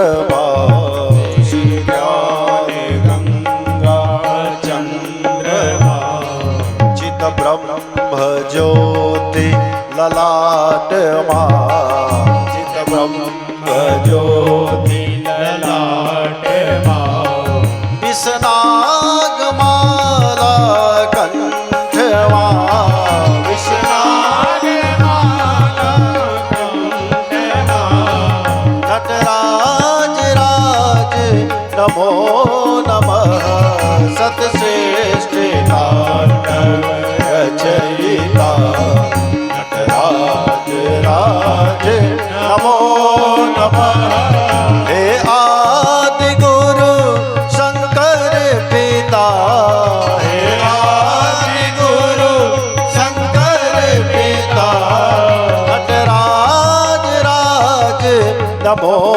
नमः सतश्रेष्ठ तांडव रचयिता नटराज राज नमो नमः नटराज राज नमो नमः नटराज राज नमो नमः। बोले शंकर भगवान की जय। बाणासुर, बाणासुर के कारण से भगवान का नाम पड़ा था नटराज, भगवान महादेव का नटराज। और भगवान कृष्ण को क्या कहते हैं? नटवर, है ना, मिस्टर नटवर लाल। हमारे कन्हैया नटवर है और भगवान महादेव नटराज है। नटवर किसने नाम दिया कन्हैया को? देवताओं ने। जब कालिया नाग के फण के ऊपर भगवान नाचे ना, ऐसा नाच के कोई दिखाए जैसे हमारे कन्हैया नाचते हैं। पीट पीटी के ऊपर नाच के दिखाओ, डोडिया के ऊपर नहीं, नहीं भैया, कालिया नाग के ऊपर नाच के दिखा दिए भगवान। और कालिया नाग के ऊपर जब नाचे तो ऊपर से देवताओं ने कहा ये तो नटवर है, मिस्टर नटवर लाल है। ऐसे ही जब भगवान महादेव को प्रसन्न करने की बात आई, कौन करेगा भगवान महादेव को प्रसन्न, तो उस समय बाणासुर तैयार हुआ। हजारों भुजाओं से ढोलक तबले बजाने लगे, थाप बजाने लगे, और तब भगवान महादेव प्रकट हो गए। देवता आकाश से फूलों की वर्षा कर जय जयकार के हर हर महादेव की जय। उसी महादेव की शरण में आज व्यास जी चले गए। क्यों? बहुत जल्दी प्रसन्न होते हैं भगवान। वरदान देते समय ये नहीं सोचते कि ये वरदान के बदले में मेरे ऊपर ही संकट आ जाए। जैसे वो भस्मासुर की कथा जानते हो आप, बृकासुर की कथा शिव पुराण में। जल्दी वरदान देने वाले हैं भगवान शंकर, और सबसे सस्ता है। खरीदने जाओ महादेव को तो भैया पैसा वाला तो खरीद लेगा, गरीब आदमी है वो क्या करेगा? 10 रुपए का आएगा इतना सा गोल सा सिल्ली, है ना, उसको ले आओ। बोले 10 रुपया भी नहीं है महाराज। अरे रे रे रे, तो क्या करोगे? बाटी ले आओ, बाटी को काजल में पोत लो और रख लो, 2 रुपए का खर्चा है, 2 रुपया भी नहीं है महाराज। अरे तो ऐसा करो, जहां पर बोर हो रहा है वहां पर गोल गोल पत्थरा निकल रहा है ना, फोकट में मिलेगा वो, ले आओ, काजल में पोत लो, सरसों तेल में मिला करके। काजल खरीदने के पैसे नहीं है महाराज। अरे अरे अरे, कोयला लगा दो। सबसे सरल, हरा लागेन फिटकिरी और दाम चोखा का चोखा। क्या लगेगा भगवान को? पानी, है ना। तो वो दुकान से खरीद के बॉटल वाला थोड़ी मांगते हैं भगवान। जो मिल जाए जल, पानी डाल दो, पत्ता चढ़ा दो, है नहीं, बेल पत्ता। फल में क्या है? बोले फल में भी पैसा लगता है महाराज चढ़ाने में। ऐसा करो, वो आता है गोल गोल फल एक ठो, है ना, क्या बोलते हैं उसको आप लोग? धतुरा, है ना, आग, धतुरा, मंदार, बहुत सारे। उसके फल को ले आओ और फोकट में वो भी मिलता है, पैसा में तो नहीं मिलता। बस तुमको जाने हैं, है ना। अब बताओ, पानी भी फोकट में, पत्ता भी फोकट में, फल भी फोकट में, और यहाँ तक के शंकर भगवान भी फोकट में। कुछ लगा? कुछ नहीं लगा। पर जल्दी वरदान भगवान शंकर तुरंत प्रकट हो जाते हैं। क्यों? बोले आप क्या चढ़ा रहे हो वो नहीं देखते, इसमें क्या है वो देखते हैं, है ना, भीतर आपका क्या भाव बना हुआ है उसको देखते हैं, जल्दी प्रकट हो जाते हैं शंकर भगवान। वैसे वो बहुत व्यस्त आदमी है, इधर उधर घूमते रहते हैं, थोड़ा जन कल्याण वाले इधर उधर घूमते रहते हैं। आग लगे बस्ती में अपन रहे, क्या किसी को रोइए चादर तान के सोइए। तो भगवान महादेव उसकी शरण में जाइए। और तब व्यास जी उसकी शरण में गए और निवेदन किया, ओम नमः शिवाय, ओम नमः शिवाय, हर हर बोले नमः शिवाय, ओम नमः शिवाय, ओम नमः शिवाय, हर हर बोले नमः शिवाय, नमः शिवाय, ओम नमः शिवाय, हर हर बोले नमः शिवाय, नमः शिवाय, ओम नमः शिवाय, हर हर बोले नमः शिवाय, नमः शिवाय, ओम नमः शिवाय, हर हर बोले नमः शिवाय, नमः शिवाय, ओम नमः शिवाय, हर हर बोले नमः शिवाय, नमः शिवाय, ओम नमः शिवाय, हर हर बोले नमः शिवाय, ओम नमः शिवाय, ओम नमः शिवाय, हर हर बोले नमः शिवाय, नागेंद्र हराय त्रिलोचनाय, भस्मांगरागाय महेश्वराय, नित्याय शुद्धाय दिगंबराय, तस्मै नकाराय नमः शिवाय, ओम नमः शिवाय, ओम नमः शिवाय, हर हर बोले नमः शिवाय, नमः शिवाय, ओम नमः शिवाय, हर हर बोले नमः शिवाय, नमः शिवाय, ओम नमः शिवाय, हर हर बोले नमः शिवाय, नमः शिवाय, ओम नमः शिवाय, हर हर बोले नमः शिवाय, ओम नमः शिवाय, नमः शिवाय,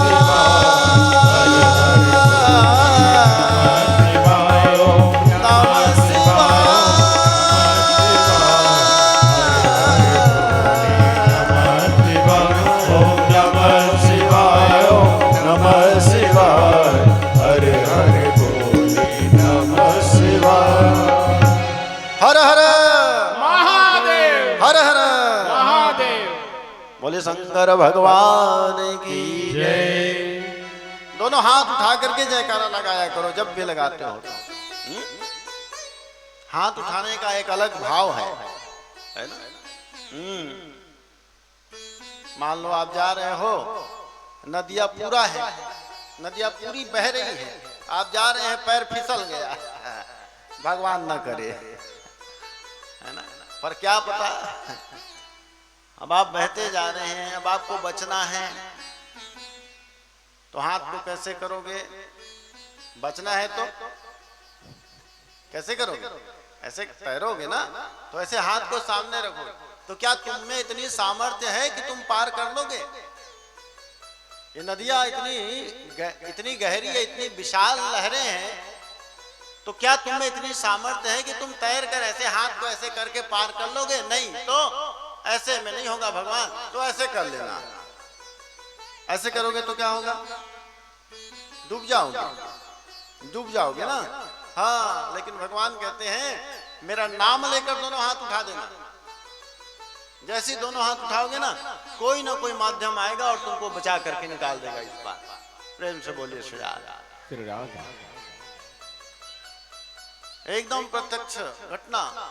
कंडका का एक ठाकुर, राजपूत ठाकुर, खारून नदी में बह गया, कुमारी में। हाँ, कुमारी जा रहा था साइकिल में काम करने के लिए और गलती से साइकिल सहित नीचे गिर गया। अब गिर गया तो साइकिल तो पता नहीं कहाँ गई। अब वो 2-4 बार कोशिश किया इधर उधर हाथ चलाने का, नहीं बचा। तो आखिरी में उसने दोनों हाथ उठा दिया। कथा को सुना रहा होगा, दोनों हाथ उठा दिया।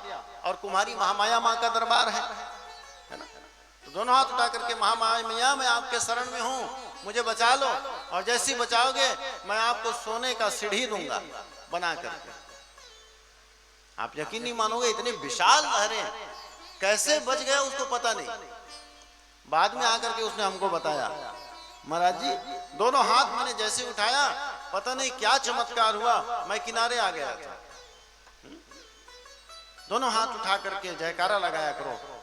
ये दोनों हाथ उठाते हैं ना तो ऊपर से तुरंत भगवान हमको उठा लेते हैं और इस भव सागर से पार कर देते हैं। भगवान शंकर के पास व्यास जी नमः शिवाय तपस्या कर रहे हैं।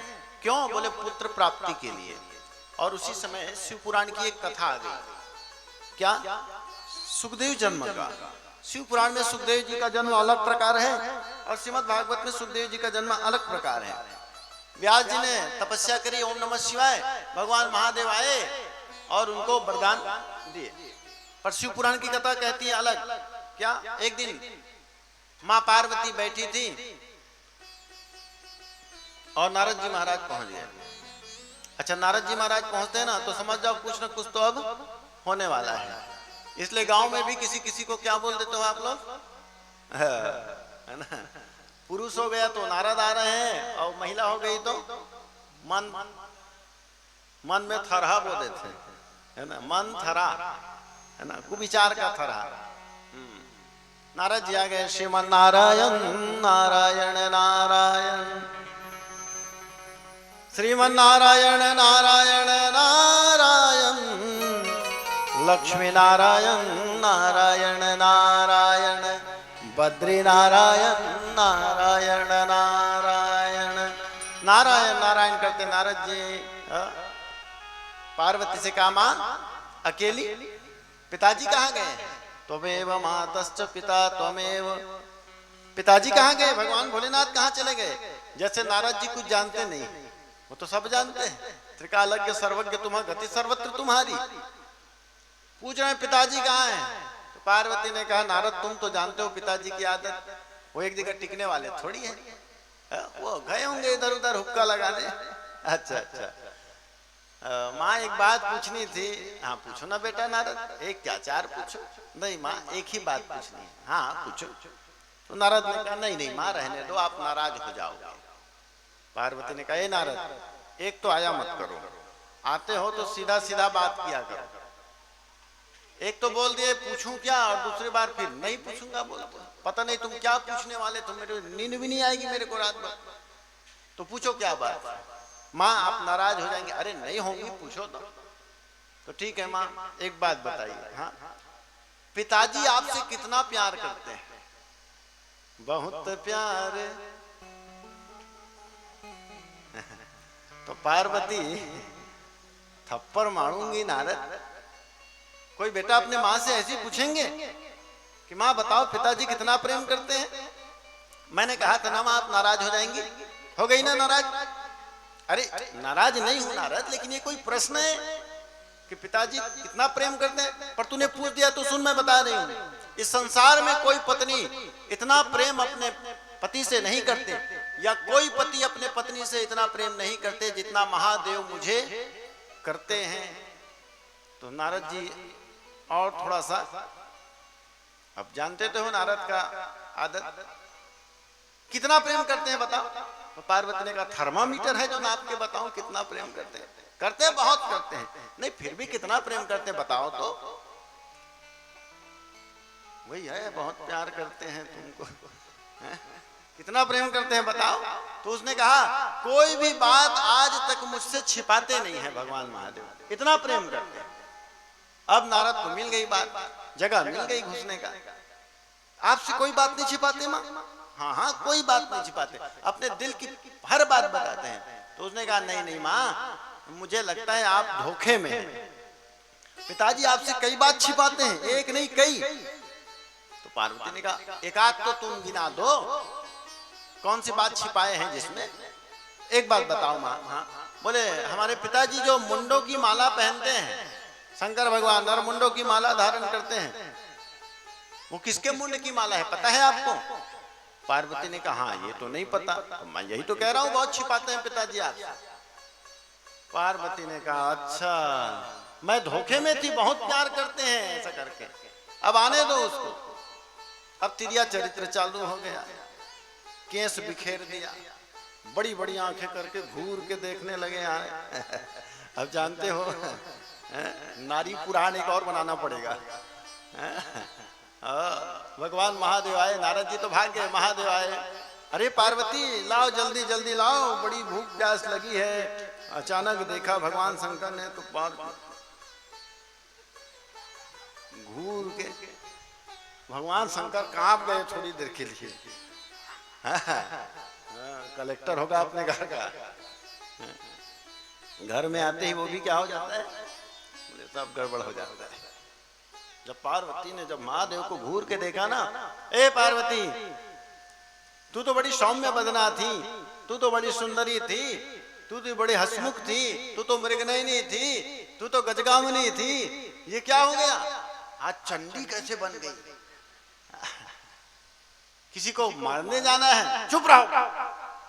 चालू हो गया। भगवान महादेव ने कहा अरे हुआ क्या, बताओगी? बात नहीं करी, नाक ऐसा। इधर आ गए भगवान, अरे क्या हुआ, ऐसा इधर आ गया, अरे कुछ बताओगी? कुछ नहीं बताऊंगा। कपटी कहीं के, सीधा फायर किया, कपटी कहीं के। भगवान शंकर इधर आ गए, अरे अरे अरे मुझे लगता है कोई आया था क्या यहाँ, बताओ। भगवान शंकर समझ गए एक ही जने घर फोड़िया है, कोई आया था क्या? कोई आए कोई जाए उससे आपको क्या मतलब, आपको तो बस घर की चिंता ना यहाँ की चिंता, ऐसी कहते नहीं आप? नहीं तो हूं मैं इसने घर के चिंतन का घुमा ऐसे ही भगवान शंकर को बोले, किसी बात की चिंता है, इधर उधर घूमते रहते हो, और मैं कितने धोखे में थी, आप मुझसे बहुत प्रेम करते हैं, कपटी कहीं के। भगवान शंकर ने, अरे कपटी किस बात की कह रही हो, हमने क्या कपट किया है? बताइए, आपने ये मुंड की माला धारण किए हैं, ये किसका है, किसके मुंड की माला है? तो शंकर हाथ तो पगली नहीं तो वही हो गए थे। ये नरमुंडों की माला को देखकर तुम्हें ऐसा लग रहा है कि मैंने तुम्हें नहीं बताया तो मैं कपट कर दिया? पगली है, तू जब सुनेगी ना तो खुश हो जाएगी। ये किसके मुंड की माला है जानती है? यही अच्छा था, किसके मुंड की माला धारण की है? सुनो, आदमी जब जन्म लेता है तो एक न एक दिन मरता है, और मरने के बाद बोले उसके सारे शरीर को जला दिया जाता है। पर मैं शंकर महादेव जानती हूँ ये सब तुम्हारे मुंडों की माला है पार्वती, तुम्हारे मुंडों की। तुमने बार बार जन्म लिया, और जब जब जन्म लिया भगवान के नाम भगवान की कथा पर शंका किए, और इसलिए आप इस दुनिया से चली गई, और तब तक मैंने तुम्हारे शरीर को पूरा जलाया, लेकिन मुंडी को अपने हृदय से लगा करके रख लिया। मैं तुमसे इतना प्रेम करता हूं। थोड़ा बहुत प्रेम करते हैं, बताओ, इतने मुड़ी लटका ही कौन अपन बाई के है? लेकिन भगवान शंकर ने कहा हम तुमसे इतना प्रेम करते हैं, तुम्हारे मुंडों की माला को हम अपने हृदय से लगा करके। तो पार्वती बड़ी क्या हो गई, खुश नहीं हुई और नाराज हो गई, महाकपटी नहीं तो। भगवान शंकर बोले हम तो सोच रहे थे ये खुश हो जाएंगे करके, और उल्टा हो गई। अरे हमने तुमको नहीं बताया तो हमको कपटी बोल दिया, अब बता दिए तुम्हारे मुंड की माला है और हृदय से लगा के रखते हैं, तो तुम ये महाकपटी बोलती हो, बात क्या है? तो पार्वती ने कहा ये महाकपटी भी छोटा पड़ जाएगा भगवान आपके लिए, और उससे भी बड़े बड़े कपटी हो आप। अरे तो क्या हुआ, एक बात बताइए प्रभु। हाँ बोले, ये सब मेरे मुंड की माला है। हाँ, तो मैं इस संसार में आती रही और जाती रही, ते कैसे अकेला ठक ठक ले बैठे? तुम आए तो रुक कैसे गए, तुम क्यों नहीं गए? तुम्हारे पास ऐसी कौन सी बूटी आ गई, तुम्हारे पास ऐसी कौन सी जड़ी बूटी आ गई, औषधि आ गई, तुमने क्या पी लिया कि तुम एक बार आए तो वहीं के वहीं महादेव रह गए, और हम बोले बार बार आवागमन के चक्र में आ रहे हैं जा रहे हैं। तो भगवान महादेव ने कहा अरे पार्वती हमने अमृत पी लिया है, अमृत पी लिया है, इसलिए तो मैं कह रही हूं आप महाकपटी हो। क्यों? जब दोनों का पानी ग्रहण हुआ, फेरे लगाए गए, 7 वचन बोले गए, तो उसमें आपने क्या कहा था, हम साथ में आएंगे जाएंगे, साथ में सब जगह बैठेंगे, और जब अमृत पीने की बात आई महादेव तो आप अकेले पी गए, आप महाकपटी है। तो भगवान महादेव ने कहा अरे अरे अरे ऐसी बात नहीं है पार्वती, तो मैं जो अमृत पिया हूं ना, इस अमृत को सबको नहीं पिलाया जाता और सबको इसको पी भी नहीं सकते। क्यों?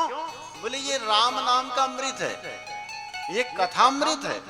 अब देखो उम्दा में कितने लोग होंगे, 1000 10,000 की संख्या होगी, पर कितने लोग आए हैं? बोले जो भगवान जिसको बुला लिए, क्योंकि ये कथा सबको भी नहीं सुनाया जाता, अधिकारी सबको ही नहीं होते, तो इसलिए भगवान शंकर ने कहा ये कथा सबको नहीं पिलाया जाता। तो पार्वती ने कहा क्या मैं भी सब में आ जाती हूँ? मैं तो पी सकती हूँ ना महादेव, मेरे भीतर तो कोई विकार नहीं है, मुझे पिला दीजिए। तो भगवान शंकर ने कहा नहीं नहीं तुम पी सकती हो, लेकिन ये कथा पीते समय ना बोले व्यवधान बहुत आते हैं। एक तो जम्हाई बहुत आती है और दूसरा समाधि लग जाती है ना, नींद बहुत आती है। भगवान शंकर ने कहा हम तुमको पिला सकते हैं, लेकिन ये दोनों चीजें तुम्हारे भीतर ना आए तो पार्वती ने कहा बिल्कुल नहीं आएगी, आप हमको वो अमर कथा सुना दीजिए, आप हमको वो अमृत पिला दीजिए। कौन सा अमृत? आइए भगवान नाम का अमृत का पान करते हैं। महादेव जी से बोली एक दिन महासती,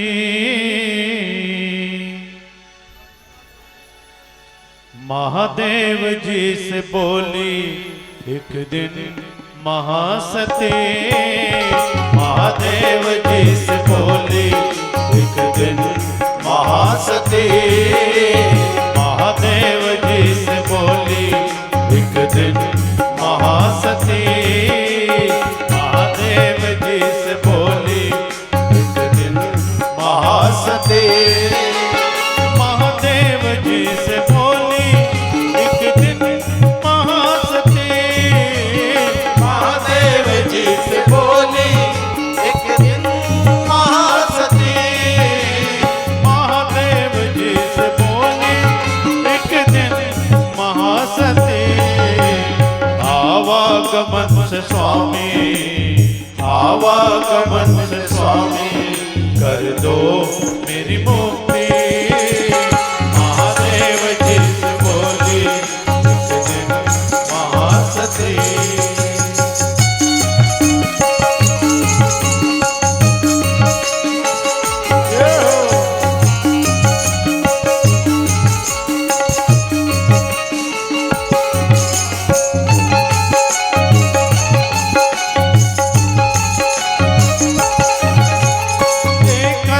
जन्म आना पड़ता है बार बार, लेकर जन्म आना पड़ता है बार बार, लेकर के जन्म आना पड़ता है बार बार, लेकर के जन्म आना पड़ता है बार बार, लेकर के जन्म आना पड़ता बार बार। बिछड़ू न पल भी तुमसे, बिछड़ू न पल भी तुमसे मेरे प्राणपति, महादेव जी से बोली एक दिन महासती।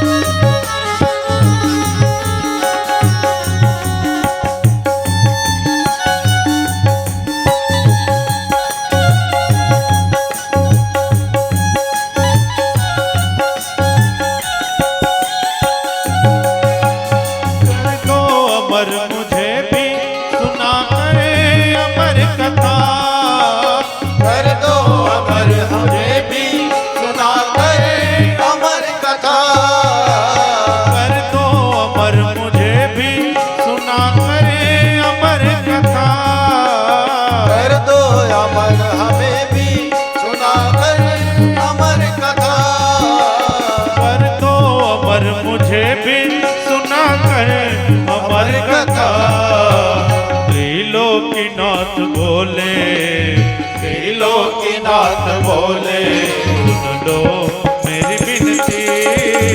महादेव जी से बोली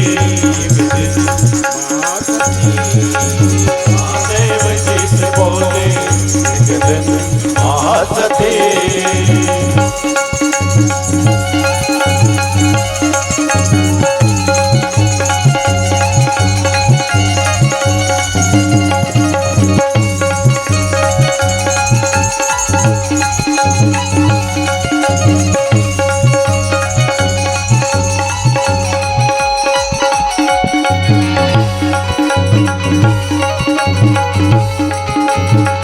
थोड़ा मस्ती में आइए, दोनों हाथ तालियों।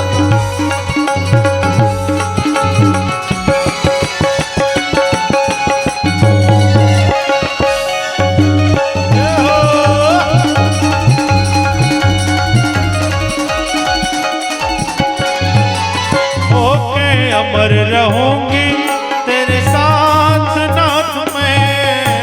होके अमर रहूंगी तेरे साथ साथ में होके अमर रहूंगी तेरे साथ नाथ में। होके अमर रहूंगी तेरे साथ साथ में। होके अमर रहूंगी तेरे साथ नाथ में। मर मर के थक गई है, मर मर के थक गई है तेरी ये पार्वती। महादेव जी से बोली एक दिन महासती।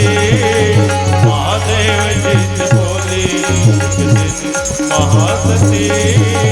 महादेव जी से बोली एक दिन महासती। महादेव जी से बोली एक दिन महासती। आवागमन स्वामी राधे आवागमन स्वामी कर दो मेरी मुक्ति। महादेव जी से बोली महादेव जी से बोली एक दिन महासती। महादेव जी से बोली एक दिन महासती। महादेव जी से बोली एक दिन महासती। महादेव जी से बोली एक दिन महासती। महादेव जी से बोली एक दिन महासती। महादेव जी से बोली एक दिन महासती। बोलिए सदाशिव भगवान शंकर की जय हो। भगवान महादेव ने पार्वती से कहा, ये अमर कथा मैं तुझे सुना रहा हूं, पर पार्वती दो चीजें ध्यान रखना। क्या? एक तो जम्हाई और दूसरी नींद। आप लोग भी खा के आए हैं डपट के, 1 बजे कथा का समय रखे हैं, बढ़िया।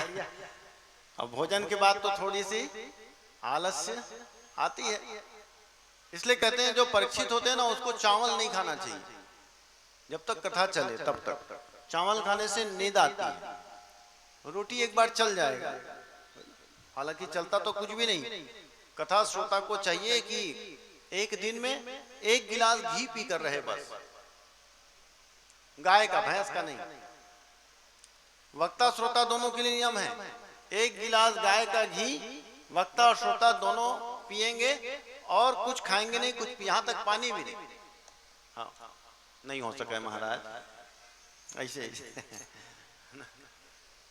पहली बात तो 1 गिलास घी मिलेगा नहीं गाय का शुद्ध, मिल जाएगा तो पिएंगे तो पचा नहीं पाएंगे। तो इतना कठिन नियम तो नहीं हो सकता महाराज। सरल नियम बताओ कि हम बैठ के सुने और भगवान हमारी सुन ले। तो इसके लिए तो बस एक ही उपाय है, क्या? दिन में फल फूल खा लीजिए, है ना। तो महाराज फल फूल में गला रूंध जाता है ठंडी में, तो फल फूल का आदत भी नहीं है, वो भी खातू से ही तो हो रहा है फल फूल। तो क्या करें? तो बोले सुबह रोटी खा लीजिए, तो रात को महाराज अच्छा, तो रात को चावल दाल सब्जी खा लीजिए। हाँ ठीक है, सुबह रोटी खाएंगे और रात को चावल दाल सब्जी डपट के खाएंगे, और दोपहर को महाराज तो बोले कथा में आने से पहले कुछ और खा लो, है ना। हाँ, न उपवासो बरो प्रोक्ता कथा विघ्न करो। यदि भगवान की कथा में यदि बाधा है भूख, भूख, तो आप भोजन करके ही कथा को सुनिए। यदि भूख में आप कथा नहीं सुन सकते तो भोजन करके ही कथा सुनिए। एक बार नहीं, दो बार नहीं, 10 बार भोजन कर लीजिए।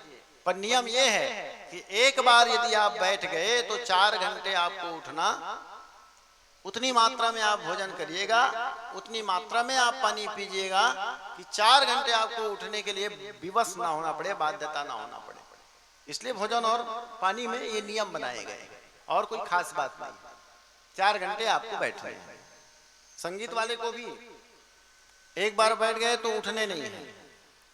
इधर भी सबको, पंडितों को भी इतना भोजन करें, इतना पानी पिए कि हम 4, 5 घंटे, 8 घंटे भगवान की कथा में बैठ जाए।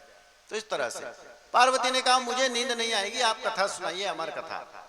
तो ठीक है, अमरनाथ की गुफा में भगवान महादेव मां पार्वती को अमर कथा सुनाने जा रहे हैं, और इसी भागवत की कथा को अमर कथा कहते हैं। प्रेम से बोलिए श्री राधे, जोर से बोलिए। राधे राधे। कोई सोते होंगे तो जगा देना, हमको पता नहीं चलता कि वो कथा सुन रही है कि सो रही है। हम सोचते हैं वो सुन रही है, वो पता चला वो समाधि में लग गए, है ना। बगुला भगत मत बन जाना। कोंकड़ा ऐसे बैठे बैठे, देखने वाले कहते हैं बड़ा साधु आया है कोंकड़ा, बाद में पता चलता है। जागिए, है ना। हम जगाने के लिए तो आए हैं, हम तो चौकीदार हैं। चौकीदार का काम क्या है? जगाना। तो हम भी जगाने के लिए आए हैं। आज हिंदू धर्म जाग रहा है, आज सनातन फिर से जाग रहे हैं। हमारे बागेश्वर सरकार, लाखों की भीड़ लगी हुई है बागेश्वर धाम, और प्रदीप मिश्रा जी, देवकी नंदन जी, है ना, अनिरुद्धाचार्य जी, ऐसे लोग आज हिंदू समाज को पूरा अभी जगा दिए हैं। और अन्य धर्म के लोग ना अभी पागल हो गए हैं। ये कैसे जाग रहे हैं, इनको कैसे सुनाया जाए, इसमें लग गए हैं सब लोग, और कैसे संतों के पीछे पड़ा जाए। आज मीडिया उसके पीछे ऐसे लग गए हैं, चारों के पीछे। लेकिन फिर भी जो भगवान के भक्त होते हैं वो किसी से डरते नहीं है। तो हम जितने कथा का है, जितने व्यास है, सबकी जिम्मेदारी है कि हमारा काम जगाना है, हम चौकीदार है।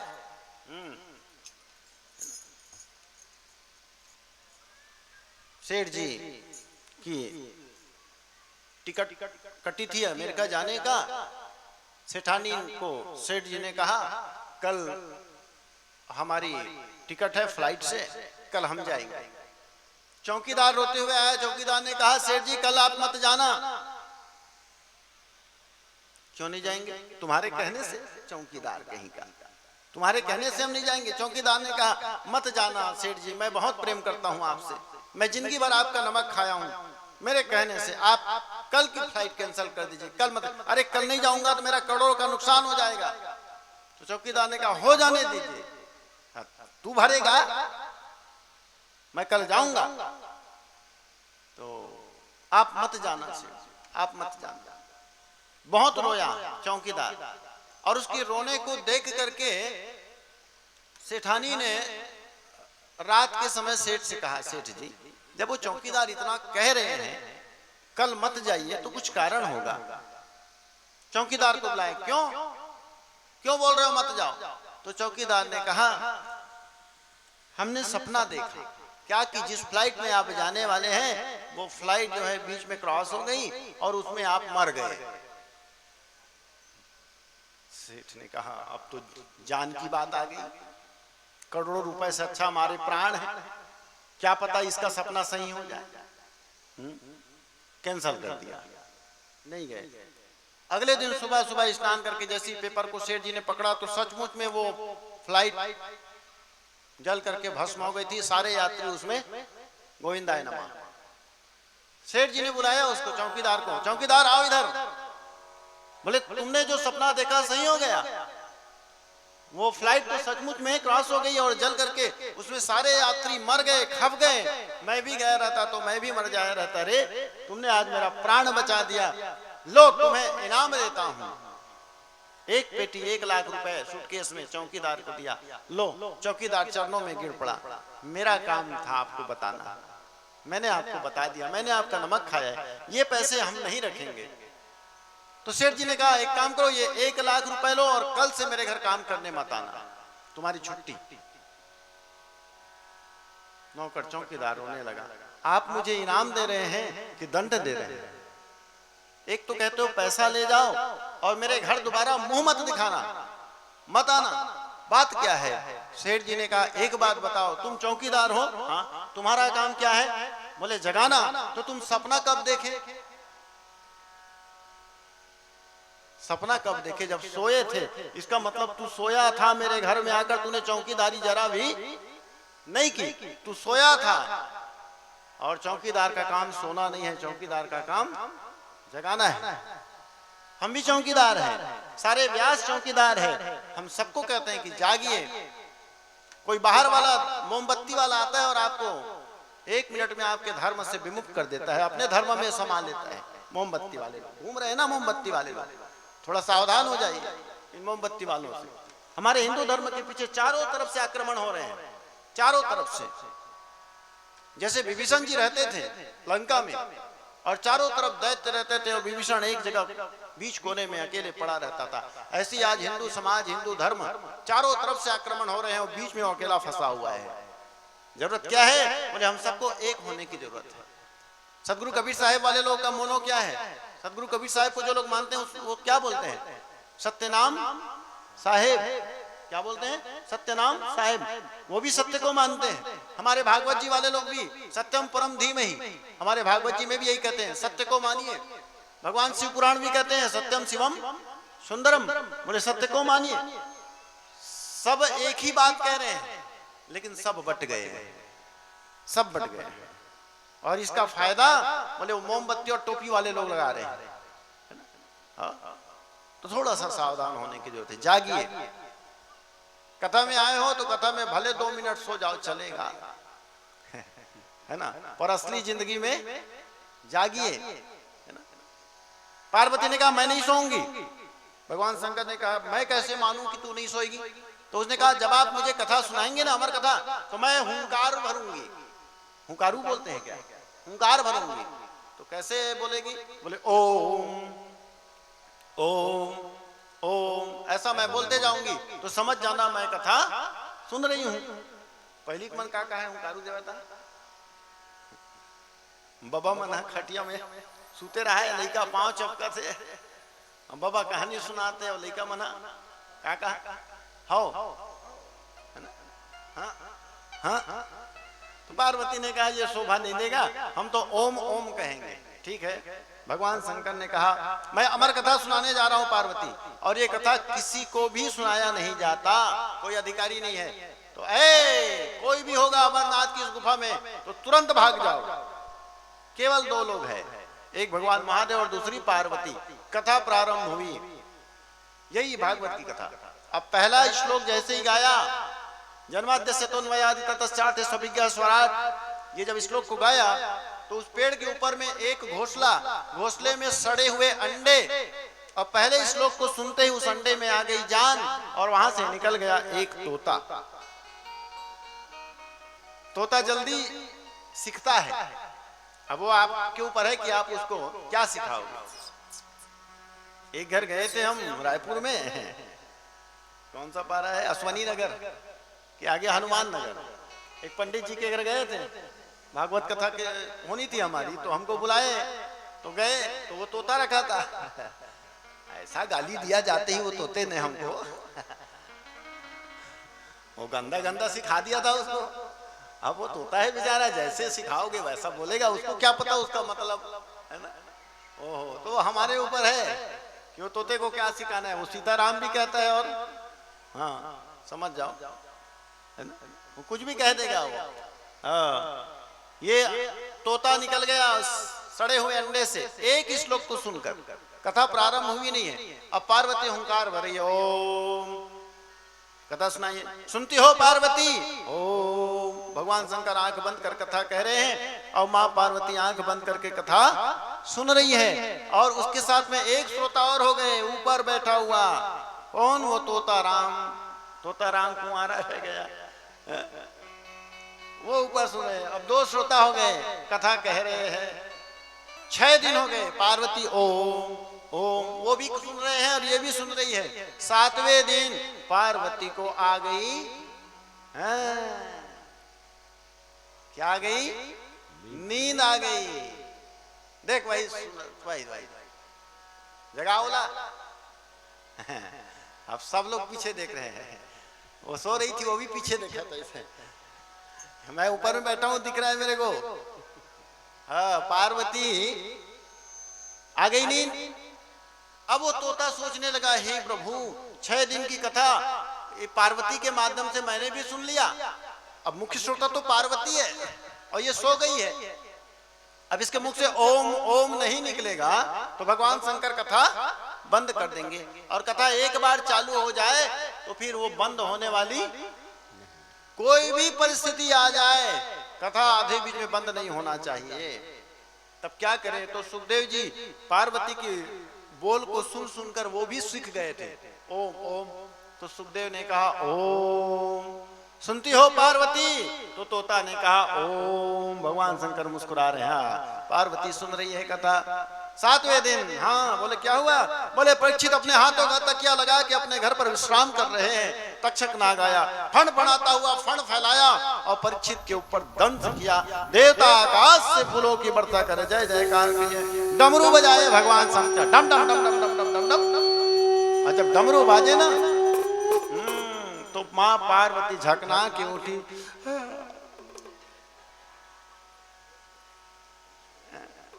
अरे तू क्या कर रही थी पार्वती? नाथ क्षमा करे प्रभु, गलती हो गई। क्या हो गया?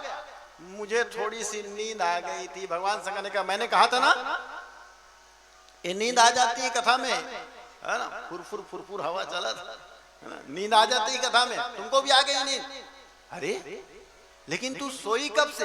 पहले दिन से सो गई थी क्या? नहीं नहीं नहीं प्रभु, तो 6 दिन की कथा मैंने सुना, 7वें दिन की कथा नहीं सुन पाई। बताओ ना प्रभु आगे क्या हुआ? अरे हो गई कथा खत्म। जो जागा सो पाया और जो सोया वो खोया। तुम चूक गई पार्वती। लेकिन एक बात बताओ, तू जब सोई थी तो ओम ओम कौन कह रहा था? तुम्हारे अलावा और कौन है यहाँ सुनने वाला? अनाधिकारी कहीं का। अब भगवान शंकर की आंखें बड़ी बड़ी बड़ी, मुझसे बिना अधिकार बिना आज्ञा लिए कौन सुन रहा था? आप भी जब कथा में आते हैं ना, मैं देखा हूं कई लोगों को, भाइयों को, वहां जब दरवाजे पर आते हैं तो वहीं से पहले ऐसे प्रणाम करते हैं, वहां से कहते हैं कि प्रभु हम आपकी कथा सुनने आए हैं, आज्ञा दीजिए। ये होना चाहिए प्रत्येक श्रोता को। वहां से आते ही वहीं पर प्रणाम कर लीजिए जहां पर आप हो, और हम आपकी कथा सुनने आए हैं, प्रभु आज्ञा दीजिए, बस इतनी। और ये अनाधिकारी बिना आज्ञा लिए सुन रहा है, कौन है? तब वो तोता उड़ के भागा। अब आगे आगे तोता और पीछे पीछे भगवान शंकर महादेव त्रिशूल लेकर के धमट धमट धमट धमट धमट धमर भजम चकार चंड तांडवः तनोतुनः शिवासु। आगे आगे तोता भाग रहे, पीछे पीछे भगवान शंकर। अब जिसको भगवान शंकर मारने पर उतर आए उसको कौन बचाएगा? ब्रह्मा, विष्णु?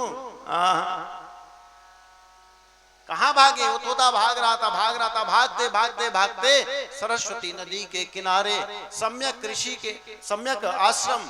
कौन? बोले व्यास जी के आश्रम। और अभी अभी भगवान व्यास जी क्या कर रहे हैं? भगवान शंकर की तपस्या कर रहे हैं। क्यों कर रहे हैं? पुत्र की प्राप्ति के लिए, एक बेटा आ जाए। और सचमुच में इधर शंकर भगवान आ रहे हैं उसी तरफ, देखो। और उसी समय एक अप्सरा तुलसी में जल डाल रही थी। वृंदावने विश्व पूजिता विश्व पावनी, पुष्प सारा नंदनी च तुलसी कृष्ण जीवनी। जल डाल रही थी और उसी समय वो अप्सरा को जम्हाई आ गया। कैसे जमाते? या कई जन बड़े कई लोगों के मुंह पूरा खुल जाता है जमाई के समय, है ना? वो अप्सरा ऐसे जल डाली और उसी समय वो सुखदेव जी आ रहे थे। सुखदेव ने कहा ब्रह्मा में जाऊंगा तो ब्रह्मा बचाएगा नहीं, नारायण के पास जाऊंगा नारायण बचाएगा नहीं, तो बचने के लिए अच्छा घर मिल गया मुझे। कहा? बोले जम्हाई ले रही है, इसी के मुंह में प्रविष्ट हो गए। कौन? तोता। समझ आया? अब तुम मन शंका लगत हो, वो तोता कैसे भीतर प्रविष्ट हो? सोही एक मच्छर ऐसे फंस जाए यहाँ पर तो आदमी क्या हो जाता है? व्याकुल हो जाता है, उबुक चुबुक पानी पीता है, ये करता है, जम्हाई गड़ गड़ गड़ कुल्ला करता है। एक मच्छर आदमी को इतना परेशान कर देता है। तो वो तोता घुसा है, वो तोता हो नहीं तो एक आध पाव की रही सोई 50 ग्राम 100 ग्राम जो भी रहा होगा, मच्छर से तो बड़ा ही रहा होगा। अब वो प्रविष्ट हो गए तो कैसे घुस गए होंगे? अरे भैया पहली बात तो एक बात सुन लीजिए, ये जो सुखदेव घुसे वो कौन है? साक्षात भगवान है। कौन है? साक्षात भगवान है। और भगवान के पास क्या है? बोले अष्ट सिद्धि और 9 निधि ये रहती है। इसका मतलब भगवान है, वो चाहे तो इतने छोटे बन जाएंगे, इतने छोटे बन जाएंगे कि आपकी आंखों से वो दिखेंगे नहीं। तो क्यों आप समय बर्बाद करें? वो तोता कैसे भीतर घिसो ही, गला महाराज घिसो ही, ऐसा उसमें क्यों हम समय बर्बाद करें?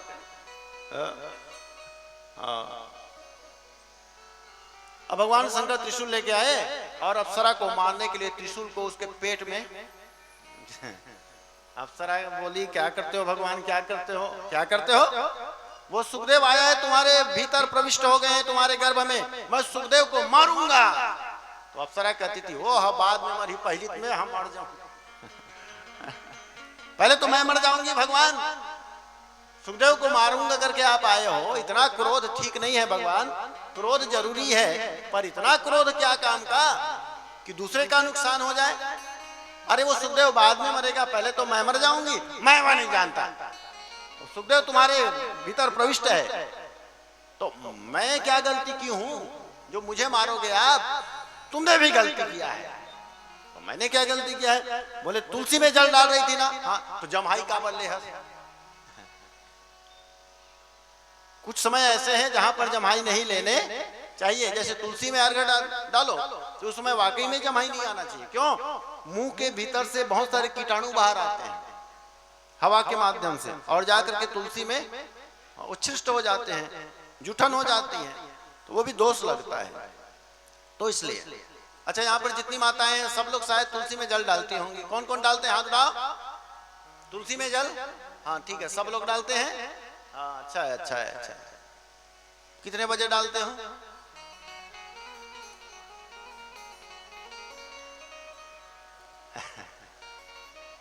पहले अपन पेट में चाय डाल ली, सुबह उठते ही सबसे पहले चाय पी लेंगी।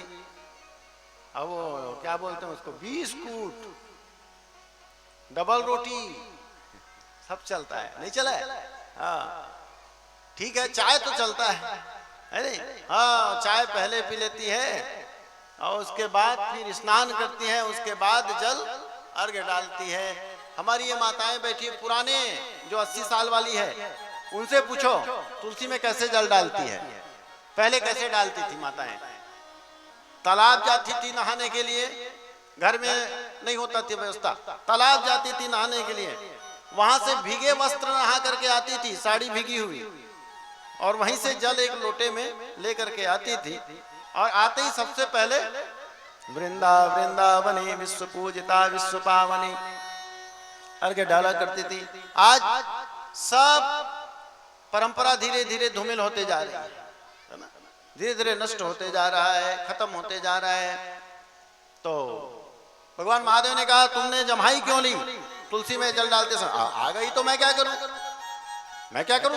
तू अपराधी है, तुमने गलत समय में गलत काम किया, इसलिए तुझे भी दंड मिलेगा। अब दोनों के बीच बात हो रही थी और भीतर से व्यास जी सुन रहे थे। व्यास जी आ गए, अरे भगवान महादेव जय हो, हर हर हर हर।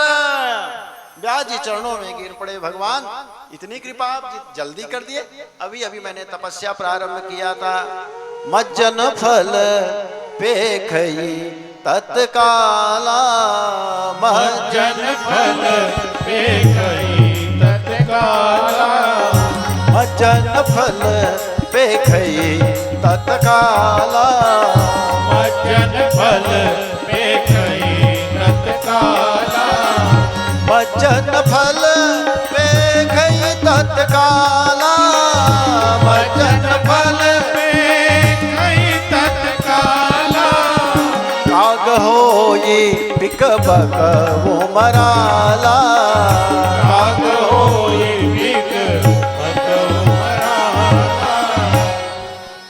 तुलसीदास जी भी कहते हैं मज्जन फल पेख्यूं तत्काला, भगवान के नाम का फल तत्काल मिलता है। भगवान के नाम को कहने से, भगवान के नाम को सुनने से उसका फल तत्काल मिलता होता है। मज्जन फल पेख्यूं तत्काला, और काग होई पिक, कौवा क्या बन जाता है? कोयल बन जाता है, कौवा कोयल बन जाता है। बकऊ मराला, कोकड़ा जो है वो हंस बन जाता है। किससे? बोले भगवान के नाम से। काग हो कौवा कोयल बन जाती है। तो आप काजू किशमिश बादाम छुआरा खाते हो ना, एक महीने बाद वो रक्त बन करके आपके बॉडी में शक्ति एनर्जी देता है, एक महीने, पर कथा तत्काल एनर्जी देती है। इसलिए व्यास जी ने तुरंत बाहर आया और कहा कि प्रभु मैं अभी अभी आपका नाम लेना प्रारंभ किया था, नमः शिवाय नमः शिवाय, और आप तत्काल दर्शन दे दिए प्रभु, जय हो जय हो। अब वरदान दे दीजिए। अरे वरदान बाद में, पहले मैं इसको मार डालूंगा, ये है कौन? अरे प्रभु क्या हुआ? बोले एक अपराधी बिना आज्ञा के मेरी कथा को, भगवान की कथा को, अमर कथा को सुन करके आया और इसके गर्भ में प्रविष्ट हो गया है, मैं इसको मार डालूंगा। तो भगवान व्यास जी ने कहा भगवान एक बात बताओ, अमर कथा सुनने का फल क्या है? बोले जो अमर कथा सुनते हैं वो अमर हो जाते हैं, मरते नहीं है। तो व्यास जी ने कहा सचमुच में भगवान महादेव एक क्रोध बड़ा खतरनाक शत्रु है, जिसके ऊपर क्रोध आता है ना वो आगे पीछे कुछ नहीं सोचता। भगवान शंकर ने कहा क्या मतलब व्यास जी?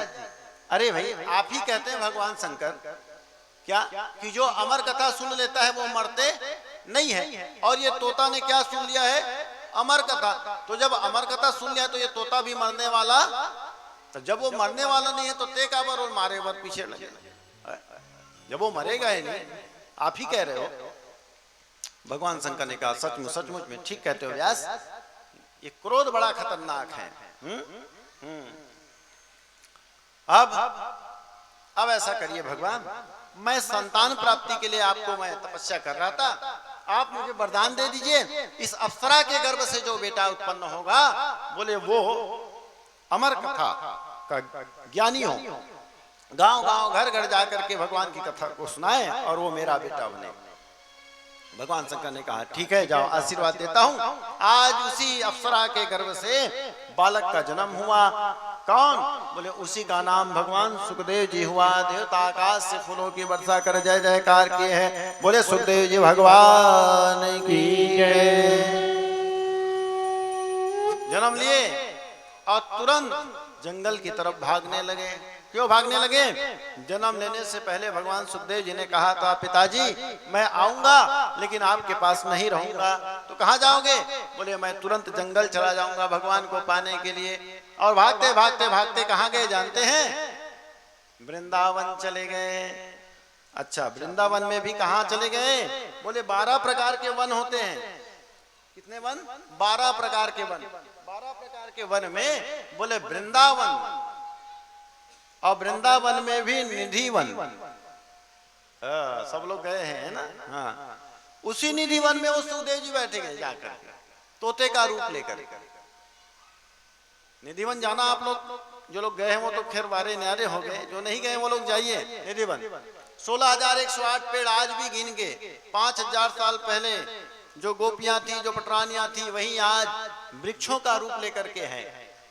5 बजे के बाद प्रवेश बंद कर दिया जाता है, शाम को सबको वहां से भगा दिया जाता है। और रात्रि के समय में वहां आज भी रास, नित्य रास महारास तो बंसीवट में होता है, यहाँ नित्य रास होते हैं। रोज रात को 12 बजे भगवान कृष्ण, राधा और सारी सखियों के साथ में रास लीला होती है इसी निधि वन में। ठीक है, वहां सुखदेव जी भगवान बैठ गए। अब इधर आगे आगे सुखदेव जी गए और पीछे पीछे पीछे व्यास जी। रुको सुखदेव, रुको बेटा।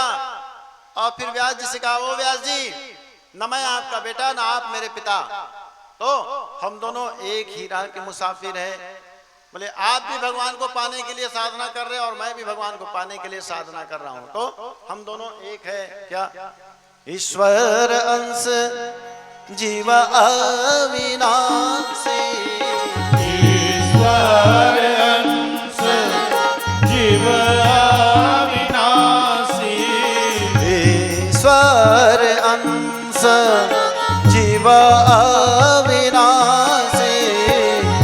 ईश्वर अंश जीव अविनाशी, चेतन अमल सहज सुख राशि, चेतन अमल सहज सुख राशि। ईश्वर अंश जीव अविनाशी, चेतन अमल सहज सुख राशि। पिताजी, हम जीव है, वो ब्रह्म है। और जैसे नदियां जब तक सागर में नहीं मिल जाती तब तक नदियां कहलाती है, ऐसी जीव जब तक ब्रह्म में नहीं मिल जाती है तब तक वो जीव होता है। तो पिताजी, हम दोनों का एक ही लक्ष्य है, ब्रह्म में मिल जाना।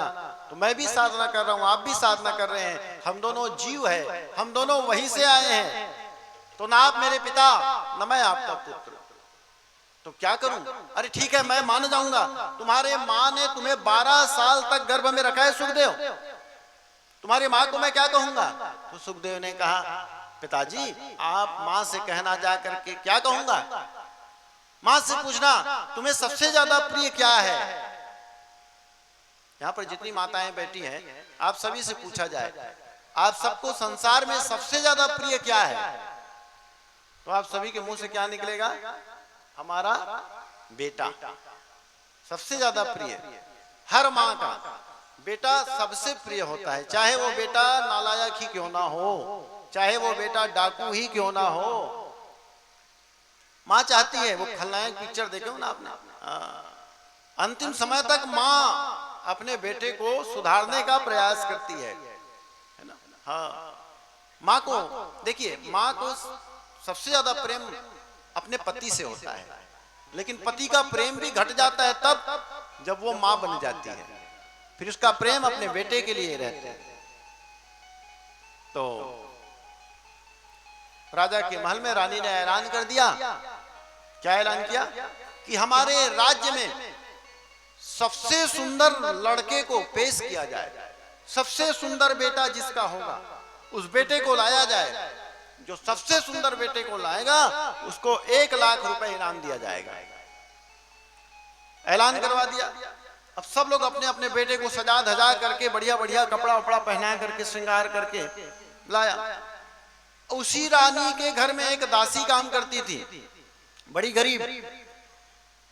उसने सबको रोक दिया और एक लड़के को ला करके पेश किया। रानी, पूरे राज्य में सबसे सुंदर कोई बालक है तो ये है। रानी ने देखा, देखते ही नाक सिकोड़ दी रानी ने। अरे राम, ये है, नाक बह रहा है, बाल बिल्कुल बिखरे हुए हैं, बिल्कुल काला कलूटा है, अटपटा सा दिख रहा है। क्या हमारे राज्य में सबसे सुंदर यही बालक है? हाँ हाँ, यही बालक है। ये कौन है? उदासी ने कहा, मेरा बेटा है। प्रेम से बोलिए श्री राम। एक माँ के लिए अपना बेटा क्या होता है?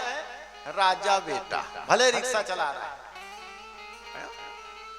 लेकिन माँ के लिए अपना बेटा राजा बेटा होता है, प्यारा बेटा होता है। मैं कैसे कहूंगा? आज व्यास जी आए और सुखदेव की माँ से कहा, जानती हो? हाँ। बोले सुखदेव जी आए नहीं। क्यों नहीं आए? 12 साल तक गर्भ में रखा है माँ ने। माँ ने पूछा, क्यों नहीं आए सुखदेव, मेरा बेटा क्यों नहीं आया? तो व्यास ने पूछा, तुमको सबसे ज्यादा प्रिय क्या है? तो उसने कहा, मेरा बेटा सुखदेव मुझे सबसे ज्यादा प्रिय है। तो व्यास जी ने कहा, जो प्रिय होता है ना उसको भगवान में अर्पण कर देना चाहिए। तो मैंने उसको भगवान को अर्पण कर दिया। व्यास जी कह रहे हैं, तो व्यास की माँ ने कहा, अच्छा किया आपने, जो सबसे प्रिय चीज होता है ना उसको भगवान को अर्पण कर देना चाहिए, और मैंने भी भगवत अर्पण कर दिया। आज से बोले मैं उसको भगवान के चरणों में डाल दूंगा। आप मानेंगे नहीं, 12 साल गर्भ में रखने के बाद माँ तैयार हो गई भगवान के रास्ते में भेजने के लिए, लेकिन पिता व्यास जी घर में आकर के चिंतित हो गए। क्यों चिंतित हुए? जिस कार्य के लिए मैंने बेटे को बुलाया था सुखदेव क्यों, बोले वो कार्य तो अधूरा रह गया। किस कार्य के लिए बुलाया था? बोले भगवान की कथा का प्रचार प्रसार करेगा। और वो बेटा चला गया निधिवन, और वहां राधे राधे कर रहा है, कृष्ण कृष्ण कर रहा है। अब क्या करूं क्या करूं? सबसे प्रिय वस्तु को भोग लगाने चाहिए, है ना? आप लोग लगाते हैं ना यहाँ पर, क्या लगाते हैं? केला लगाते हैं, केले का भोग लगाते हैं। तो अच्छा अच्छा केला अपन मन खाए, और लस लस ले करिया करिया।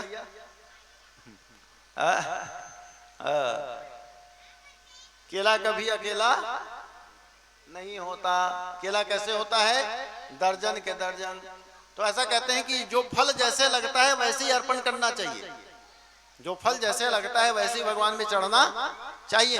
तो आप लोग घर वहां बाजार से लाते हो तो 1 दर्जन लाते हो, और चढ़ाने के समय एक एक तोड़ के। तो कहते हैं कि केले के शाखा से यदि उसको एक एक तोड़ दिया जाता है तो उसको दोष लगता है कि तुमने उसको अपने परिवार से अलग कर दिया। तो कहते केला जैसे लगता है वैसे ही उसको अर्पण करना चाहिए, बाद में प्रसाद के रूप में बट जाए।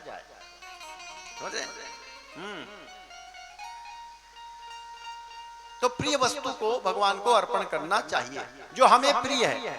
आप लोगों से कहा जाए आप लोग प्रिय वस्तु अर्पण करो, तो आप लोग सोचेंगे, जैसे आप गया में जाओगे ना श्राद्ध करने, तो अक्षय वट के नीचे पंडा लोग कहते हैं एक चीज त्यागना पड़ेगा, तीर्थ में आए हो तो क्या त्यागोगे? तो आदमी सोचता है ऐसे, क्या चीज मुझे पसंद नहीं है उसी को त्याग करूंगा। टिंडा हमने त्याग दिया, जो चीज पसंद नहीं है।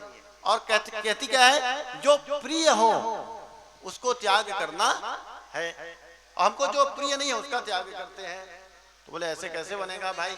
जो प्रिय है उसका त्याग करे। रसगुल्ला ज्यादा खाता है तो रसगुल्ले का त्याग करो, है ना भाई? भगवत अर्पण। अब व्यास जी ने सोचा अब कैसे बुलाऊं बेटे को। भगवान सुखदेव जी भागे। कैसे भागे? यम प्रव्रजंतम अनुपेतम अपेत कृत्यम द्वैपायनो विरह कातरया जुहाव पुत्रेति तन्मयतया तर्वोभिनेदुस् तम सर्वभूत हृदयं मुनिमानतोस्मि। जम प्रव्रजंतम, प्रव्रजंतम का अर्थ होता है जिस दिशा में गए उस दिशा से फिर वापस नहीं आएंगे, उसी दिशा में चलते रहेंगे। इसको कहते हैं नदियां बहती भली और साधु चलता भला। प्रेम से बोलिए श्री राधा, जोर से बोलिए। नदियां बहती भली और साधु चलता भला। नदियां एक जगह टिक जाएगी तो क्या होगा? बोले प्रलय हो जाएगा। नदियां कहेंगी उम्दा गांव अच्छा है, मैं यही रुक जाता हूं, तो पूरा वो तो जलमग्न हो जाएगा। तो नदियां बहती भली और साधु चलता भला। हम सोचेंगे उम्दा बड़ा अच्छा गांव है, 3 साल हो गया, बढ़िया यहाँ का बढ़िया खाने को मिलता है, यही हम भी घर बना लेते हैं, ऐसा कहीं हम सोचने लगेंगे। तो बोले बाजू वाले गांव का क्या होगा फिर? अभी यहाँ से उठेंगे और कहाँ बैठेंगे? बोले कपसदा में बैठेंगे शिवपुराण में, 10 तारीख से 18 तारीख तक, है ना? अभी अकोला से आए हैं, उसके पहले कुम्हारी में थे, उसके पहले मोहलई में थे। तो नदियां बहती भली और साधु चलता भला। सब जगह जा जा करके भगवान के नाम का प्रचार, हिंदू धर्म का प्रचार, सनातन धर्म का प्रचार, ये व्यासपीठ की जिम्मेदारी वो सब कर रहे हैं। तो भगवान व्यास जी ने कहा मेरा बेटा तो जन्म लेते ही भाग गया, प्रव्रजंतम निकल गया। यम प्रव्रजंतम अनुपेतम अपेत कृत्यम द्वैपायनो विरह कातरा जुहाव। द्वैपायन, व्यास जी रुको बेटा रुको बेटा। द्वैपायनो विरह कातरा आजुहाव। क्या कह रहे? पुत्र इति तन्मयतया, हे पुत्र हे पुत्र, पुत्र इति तन्मयतया। और वो पुत्र क्या किया? तर्वोभिनेदुस्, वृक्ष में जाकर बैठ गए। कौन? तम सर्वभूत हृदयं मुनिमानतोऽस्मि। ऐसे सुखदेव जी महाराज को हम सब क्या करते हैं, बोले प्रणाम करते हैं। बोले सुखदेव जी भगवान की जय। व्यास जी ने दो शिष्यों से कहा, ए शिष्यों इधर आओ। हाँ, बोले तुम लोग जाओ वृंदावन निधिवन, वहां पर मेरा बेटा सुखदेव जी तोता बन करके बैठा है, तो तुम लोग भागवत जी का एक श्लोक सुनाना। कौन सा? बोले वेणु गीत का, जहां पर भगवान ने बांसुरी बजाई है और बांसुरी बजाई है उस वेणु गीत को तुम सुनाना। और जैसे ही सुखदेव जी पूछेंगे कहां से पाए, तो तू मेरा नाम मत बता देना, चुपचाप आ जाना जादू करने के लिए। श्रीमद् भागवत महापुराण भगवान का शरीर है ना, उसमें दशम स्कंद, बोले वो प्राण है भगवान के, और दशम स्कंद का ये वेणु गीत रास पंचाध्यायी, बोले ये तो पूछो ही मत, ये तो रास ही है, भगवान ही है साक्षात। तो उसी में से एक वेणु गीत जब भगवान ने बांसुरी बजाई, अब दोनों शिष्य आए और आ करके अपना वो श्लोक गाए। चलिए मेरे साथ आप लोग मुख को पवित्र कर लीजिए, मेरे साथ उस श्लोक को गाइए। बरहा पीडम बरहा पीडम बरहा पीडम बरहा पीडम नटवर वपो नटवर वपो नटवर वपो नटवर वपो कर्णयो कर्णिकारं कर्णयो कर्णिकारं कर्णयो कर्णिकारं कर्णयो कर्णिकारं विव्रतवास कनक कपीशं विव्रतवास कनक कपीशं वैजयन्तीं च माला वैजयन्तीं च माला वैजयन्तीं च माला वैजयन्तीं च माला रन्ध्रण वेणो अधर सुधिया गाणवेणो अधर सुधिया रन्ध्रण वेणो अधर सुधिया गाणवेणो अधर सुधिया पूरयन् गोप वृंद पूरे गोपविन्दे वृन्दारण्यं स्वपदरमणम् वृन्दारण्यं स्वपदरमणम् प्राविशद गीत कीर्ति प्राविशद गीत कीर्ति प्राविशद गीत कीर्ति प्राविशद गीत कीर्तये। इसी श्लोक को जाकर के सुनाए हैं सुखदेव जी को। इसको कहते हैं वेणु गीत। भगवान ने अपने अधरों पर बांसुरी को सजाया है। गोपियां जलती थी बांसुरी से। भगवान की बांसुरी राधा रानी ने चुरा लिया और विश्व के पूरे विश्व में आपको वो मूर्ति कहीं नहीं मिलेगी जो निधि वन में मिलेगी। आज भी बंसी चोर के नाम से वहां पर वो मंदिर है जहां पर श्री किशोरी जी और गोपियों ने मिलकर के कृष्ण के बांसुरी को चुरा लिया। जलती थी गोपियां। हम दिन रात इनका नाम लेते हैं। गोपियां कहती थी प्रभु आपके दरबार में जो भी आते हैं ना सब कुछ न कुछ मांगते हैं। एक नारियल चढ़ाते हैं और कहते हैं मेरा बेटा इंजीनियर बन जाए। 10 रुपए के नारियल में 10 लाख का डिमांड है। मेरी बेटी का ब्याह हो जाए, ऐसे मांग रखते हैं। गोपियां कहती थी प्रभु हम तो अशुल्क दासिका है, हम आपसे कोई शुल्क नहीं मांगते, हम आपकी सेवा करते हैं, हम अशुल्क दासिका है, हम आपसे कुछ नहीं चाहते, लेकिन फिर भी आज तक आपने हमें अधरामृत नहीं पिलाया है और ये बांसुरी निर्दयी ये आपके अधरों से जा करके लग गई। तो भगवान कहे तुम भी बांसुरी बन जाओ, हम तुम्हें भी अपने अधरों से लगा लेंगे। आप सबसे भी यही कहते हैं। भगवान आपको अधरामृत पिलाने के लिए तैयार है। अधरामृत का अर्थ क्या है? धरा माने पृथ्वी, धरा माने अधरा, धरा माने पृथ्वी, ये अधरामृत है। धरा माने पृथ्वी, अधरा जो पृथ्वी पर नहीं मिलती है, यहां नहीं मिलता। वो कहां मिलते हैं? जब आप भगवान के साथ हो जाएंगे तो वो रस आपको मिलने लग जाएगा। भगवान कहते हैं मैं तुझे भी वो रस पिलाने के लिए तैयार हूं, प्रत्येक जीवों को। पर कहते हैं पहले तुमको क्या बनना पड़ेगा? बोले बंसी बनना पड़ेगा। बंसी में क्या है भैया? कि बंसी तुझ में 3 गुण, बिन बोले नहीं बोलती, और जब भी बोले मीठा बोले, और गांठ हृदय के खोलती। ये बांसुरी के 3 गुण हैं, हमारे और आपके भीतर आ जाए। क्या? बिना मतलब के बात नहीं करे। कि बंसी तुझ में 3 गुण, पहला बिन बोले नहीं बोलती, और कभी बोलना पड़ जाए तो जब भी बोले मीठा बोले, और किसी के प्रति राग द्वेष कपट ये भीतर न हो। बांसुरी में कितने छिद्र होते हैं? सारे गामा पाधा नी, कितने? 7, और 7 विकार है। इन 7 विकारों को अपने हृदय से हटाना पड़ेगा। काम, क्रोध, लोभ, मद, मोह, मत्सर, अविद्या, ये 7। ये जब हट जाएंगे तो भगवान कहते मैं तुझे भी अधरामृत का पान करा दूंगा। कहा बरहा पीडम, भगवान आप बरहा पीड़ हो, मोर का पंख धारण करते हैं आप। भगवान कन्हैया मोर का पंख धारण करते हैं। भगवान कन्हैया का कोई भी फोटो देख लो बिना मोर के पंख का नहीं होता है। अब भगवान राम का कोई भी फोटो देख लो, उसमें मोर पंख होता है क्या? मोर का पंख नहीं होता है। इसका मतलब भगवान राम मोर का पंख धारण नहीं करते हैं।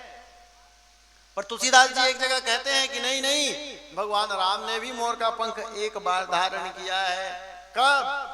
सुनो, राघव चले जब जंगल को, राघव चले जब जंगल को, राघव चले जब जंगल को, राघव चले जब जंगल को, मोर के मन में बात ये आई, मोर के मन में बातें आई, मोर के मन में बात ये आई, मोर के मन में बातें आई। कांटा लगे ना राघव को, कांटा लगे ना राघव को, कांटा लगे ना राघव को, कांटा लगे ना राघव को। मोर के पंख की झाड़ू बनाई, मोर के पंख की झाड़ू बनाई, मोर के पंख की झाड़ू बनाई, मोर के पंख की झाड़ू बनाई। प्रीत प्रतीत बनी तुलसी तब, प्रीत प्रतीत बनी तुलसी तब, प्रीत प्रतीत बनी तुलसी तब, प्रीत प्रतीत बनी तुलसी तब। मोर के पंख को शीश चढ़ाई, मोर के पंख को शीश चढ़ाई, मोर के पंख को शीश चढ़ाई, मोर के पंख को शीश चढ़ाई।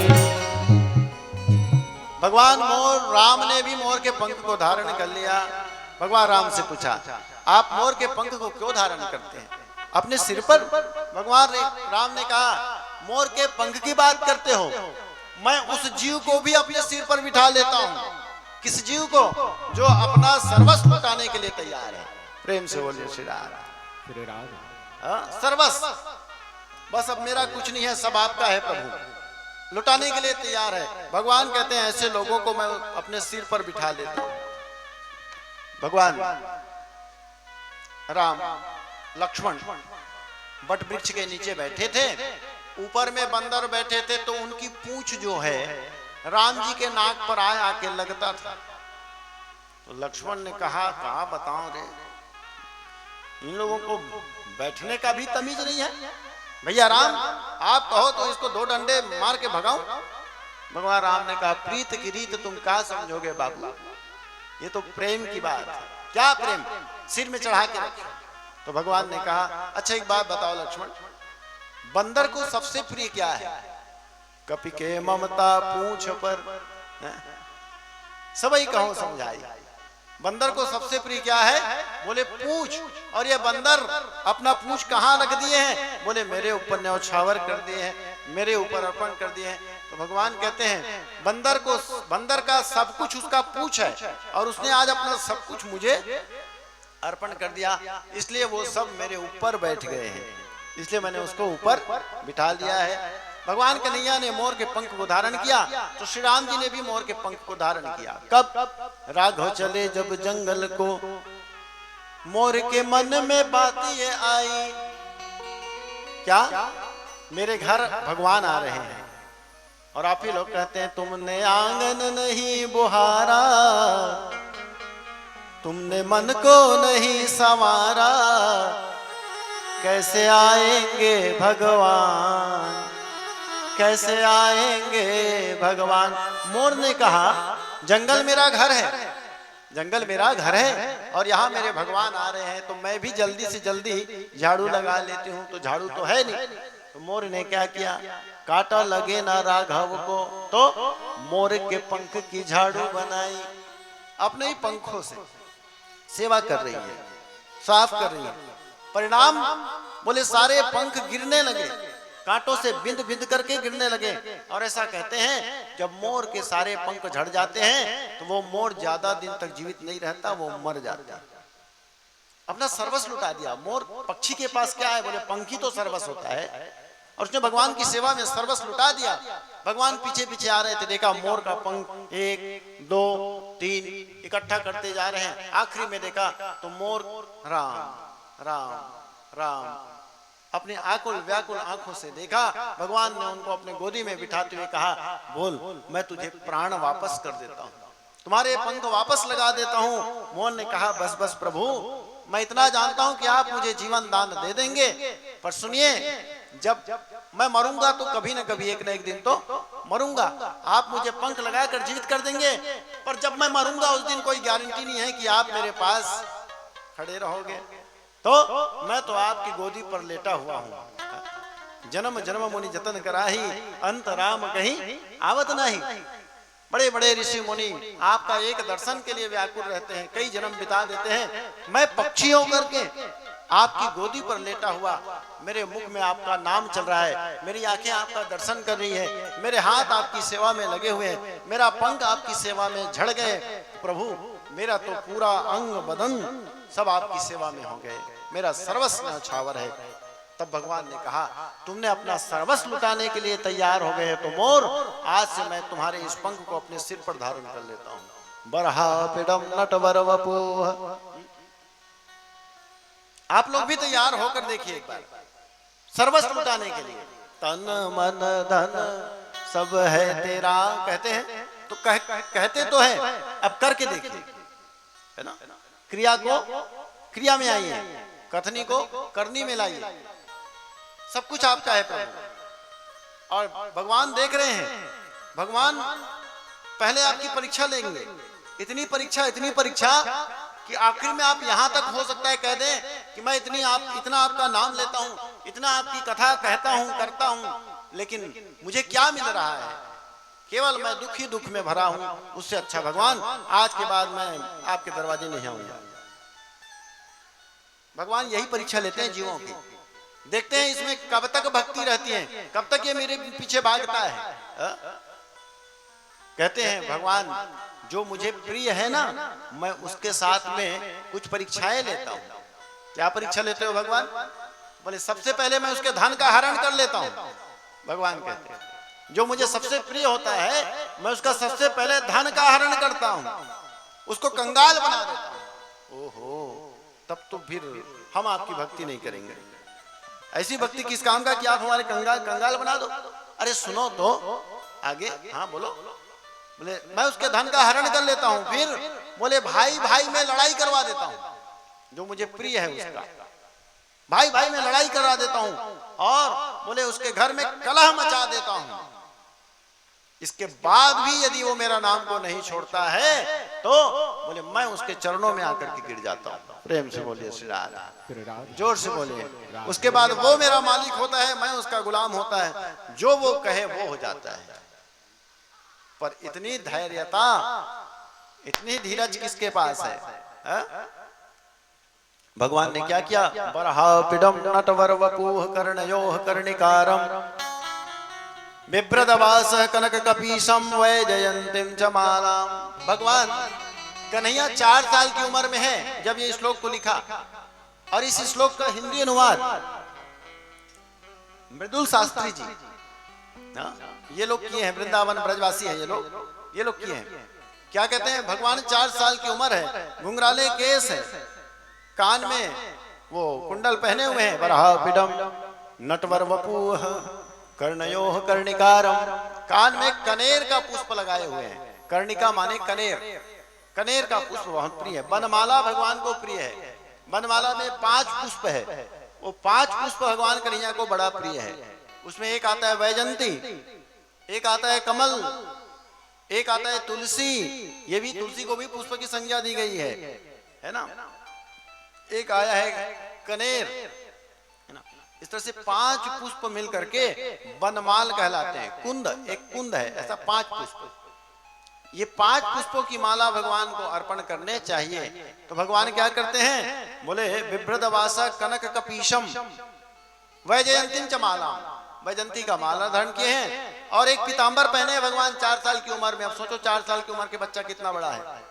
अब वो भी भगवान घुंघराले केस, बड़ी बड़ी आंखें और काजल लगा हुआ, सांवरे से अंग बदन और पाँव में पैजनिया, कमर में करधनिया और छम छम छम छम छम चले जा रहे हैं। तो देवता मोहित हो जाते हैं और आकाश से देवता दर्शन करते हुए कहते हैं वाह वाह प्रभु, क्या लीला है आपकी। वो पीतांबर जो पहने इतना पीला कि सोने की चमक फीकी पड़ जाती है। इतना सुंदर पीतांबर पहने हुए हैं। अपने अधरों पर रंध्राण वेणो अधर सुधिया, अपने अधरों पर बंसी लगाए हैं और अपने गोप ग्वालों के साथ, मित्र मंडली के साथ में, तंसुका मनसुका सिदामा मधुमंगल आदि गोप मंडलों के साथ में कहाँ जा रहे हैं, बोले वृंदारण्यम, वृंदावन जा रहे हैं। कैसे जा रहे हैं, स्वपद रमणम, अपने पैर से जा रहे हैं। क्या कहते जा रहे हैं, प्राविशद गीत कीर्ति ही, बोले अपने ही नाम के गीत को गाते हुए स्वयं भगवान नाचते गाते मित्र मंडलियों के साथ गोचारण के लिए जा रहे हैं। आगे आगे गैया, पीछे पीछे ग्वाल और बीच में मेरो मदन गोपाल। इसी का श्लोक है, बरहा पिडम नटवर वपू।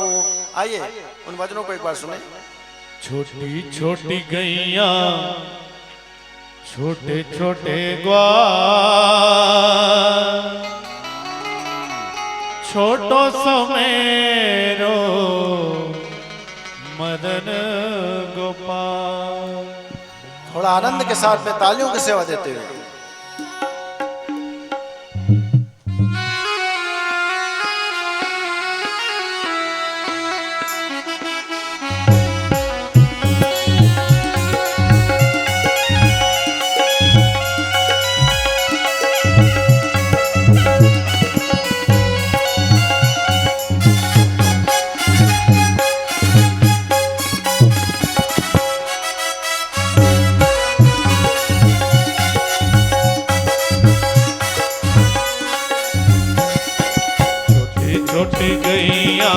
छोटे छोटे ग्वाल, छोटी छोटी गैया, छोटे छोटे ग्वाल, छोटो सो मेरो मदन गोपाल, छोटो सो मेरो मदन गोपाल। छोटी छोटी गैया, छोटे छोटे ग्वाल, छोटी छोटी गैया, छोटे छोटे ग्वाल, छोटो सो मेरो मदन गोपाल, छोटो सो मेरो मदन गोपाल। हरि बोल।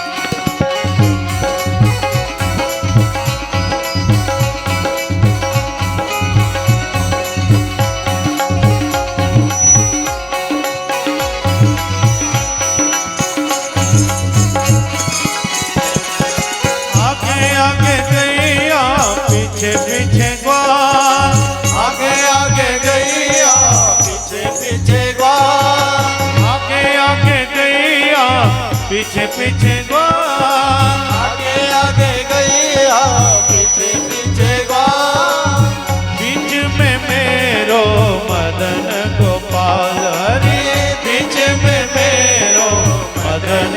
गोपाल। छोटी छोटी छोटी छोटी छोटी छोटी छोटी छोटी छोटी छोटी गैया छोटे छोटे ग्वाल। छोटी छोटी गैया छोटे छोटे ग्वाल। छोटो सो मेरो मदन गोपाल हरि। छोटो सो मेरो मदन गोपाल।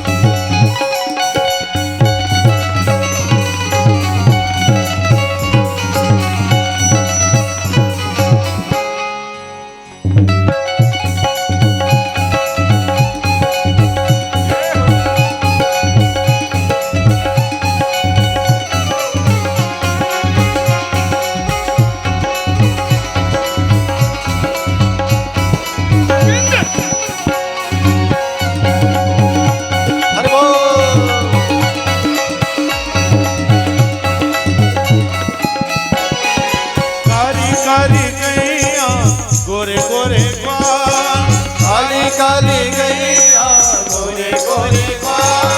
कारी कारी गैया गोरे गोरे ग्वाल। कारी कारी गैया गोरे गोरे ग्वाल। श्याम बरन मेरो मदन गोपाल हरि। श्याम बरन मेरो मदन गोपाल। छोटी छोटी छोटी छोटी छोटी छोटी छोटी छोटी छोटी छोटी गैया छोटे छोटे ग्वाल। छोटी छोटी गैया छोटे छोटे ग्वाल। छोटो सो मेरो मदन गोपाल हरि। छोटो सो मेरो मदन गोपाल हरि। छोटो सो मेरो मदन गोपाल। छोटी छोटी गैया छोटे छोटे ग्वाल। छोटी छोटी गैया छोटो सो मेरो मदन गोपाल हरि। छोटो सो मेरो मदन गोपाल हरि। छोटो सो मेरो मदन गोपाल हरि। छोटो सो मेरो मदन गोपाल।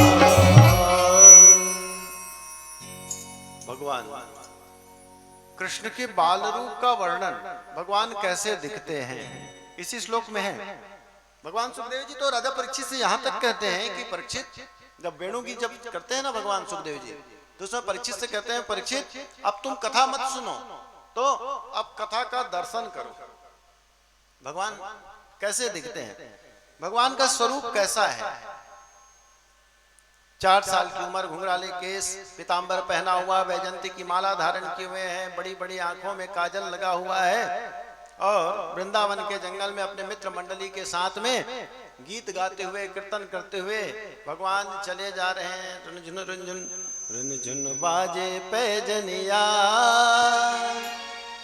छवि दिखलाए कान्हा,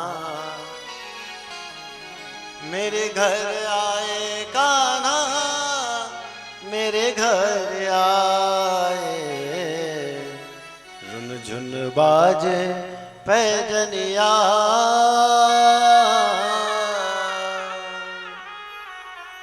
माता यशोदा और गोपियन को भागे भागे। माता यशोदा और गोपियन को भागे भागे। कौन? ऐसी प्यारी मूर्तिया, छवि दिखलाए कान्हा, मेरे घर आए कान्हा, मेरे घर आए। रुनझुन बाजे पैजनिया,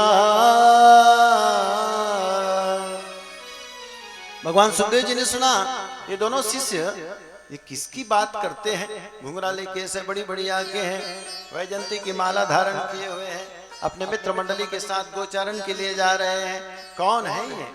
और सुखदेव जी नीचे उतर आए और शिष्य से पूछा, भैया तुम किसके बारे में बोल रहे हो। शिष्यों ने कुछ नहीं कहा, वापस आ गए, अपने गुरुदेव के आश्रम में वापस आ गए। व्यास जी ने पूछा क्यों, क्या हुआ। सुखदेव ने कुछ बोला, महाराज क्या बताए। जैसे इस श्लोक को कहा ना, सुखदेव जी नीचे उतर आए और पूछने लगे किसके बारे में बोल रहे हो, कौन है, कहां से आया है, क्या है, कहां से सीखे हो। तो हमने कुछ नहीं बताया, आपने कहा था ना इसलिए। व्यास ने कहा अच्छा किया। और इधर सुखदेव जी रात भर सो नहीं पाए, उसी श्लोक को सोच रहे हैं, कौन है, कौन है जो बंसी धारण करते हैं, कौन है जो मोर का पंख धारण करते हैं, कौन है जो सर्पों के ऊपर नाचते हैं, कौन है पीतांबर पहनते हैं। रात भर सोच रहे हैं क्या दिव्य श्लोक है, कहां से पा गए पता नहीं, वो आते तो और पूछ लेता। अब व्यास जी ने कहा एक काम करो, कल फिर जाना उसी जगह पर और दूसरा वाला श्लोक सुनाना, अब पूछेंगे तो बता देना तुम्हारे पिता है करके। हाँ ठीक है। अगले दिन सुखदेव जी प्रतीक्षा कर रहे थे, आएंगे तो पूछूंगा, और दोनों शिष्य पहुंच गए। सुखदेव जी उतर आए, अरे भैया हाँ, वो आप कुछ कल बड़ा दिव्य श्लोक आपने सुनाया था, एक बार और सुना दो। वो क्या कह रहे थे आप, बरहा पीडम नटवर वपू। तो शिष्यों ने कहा बस महाराज एक से बढ़कर एक श्लोक है हमारे पास। अच्छा, कल जो हमने आपको श्लोक सुनाया था ना, वो हमारे भगवान के स्वरूप के बारे में बताया गया था कि हमारे भगवान कैसे दिखते हैं। आज उससे भी अच्छा और एक श्लोक सुनाता हूं, उसमें बोले भगवान का स्वभाव, हमारे भगवान का स्वभाव कैसा है उसके बारे में मैं बताता हूं। क्या, अहो बकीयम स्तन कालकूटम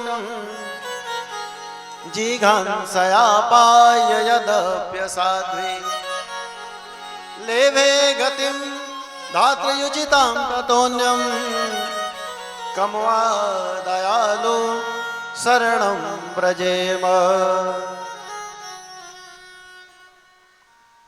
आप लोग भी अपनी वाणी को पवित्र किया करो, जो श्लोक याद रहते हैं मेरे साथ गाया करो।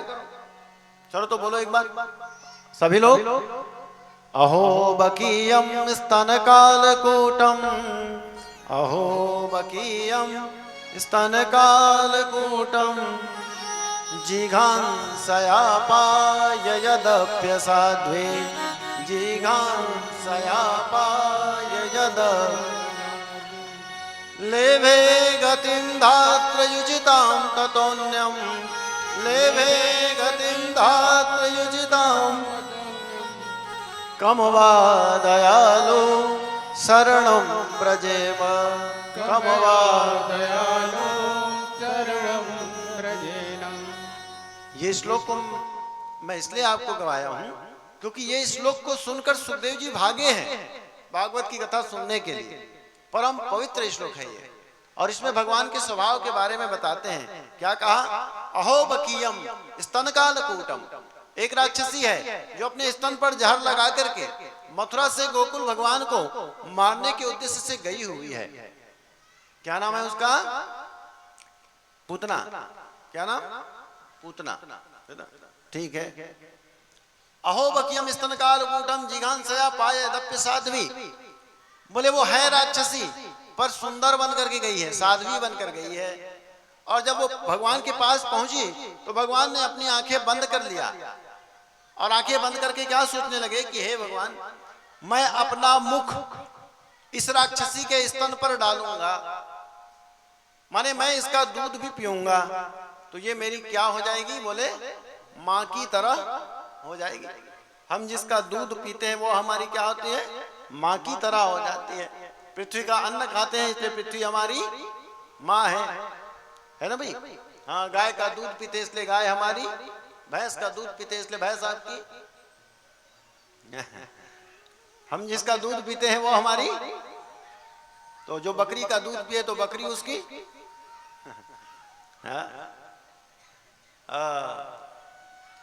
बोले ये सब दूध हमारे लिए बना ही नहीं है, तो हमारे लिए गाय का दूध बना हुआ है ना, सात्विक, गाय सात्विक होती है। और भैंस का दूध बोले महिषासुर ने पहले बार पिया है, सबसे पहले महिषासुर ने भैंस का दूध पिया है, इसलिए महिषासुर ऐसे हैं।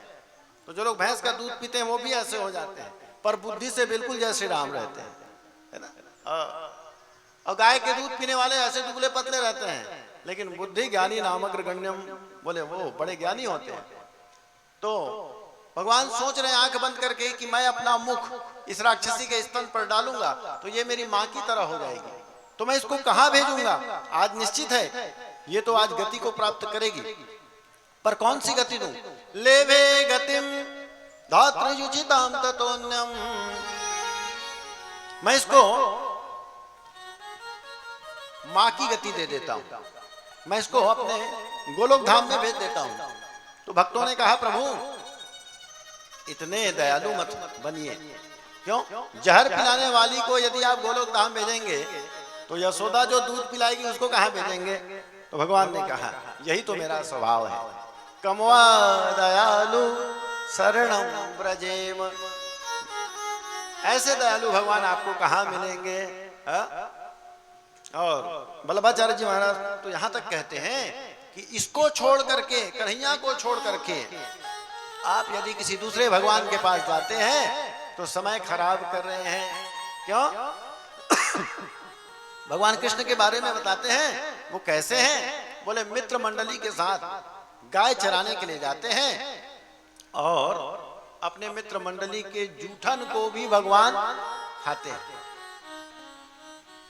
कमुआ दयालु शरणम ब्रजे, इसको सुनकर सुखदेव जी उतर आए, पूछा बताओ भैया ये कहां से पाते हो तुम ये बढ़िया बढ़िया श्लोक, ये तो उससे अच्छा वाला श्लोक है।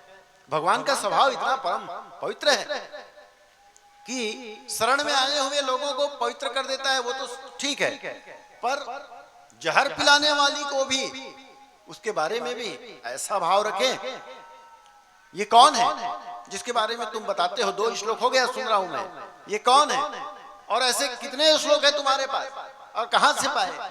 तब शिष्यों ने कहा सबका उत्तर एक ही है, क्या, आपके पिता वेदा व्यास जी हमारे गुरु है और ऐसे 18,000 श्लोक एक से बढ़कर एक आपके पिता व्यास के पास है।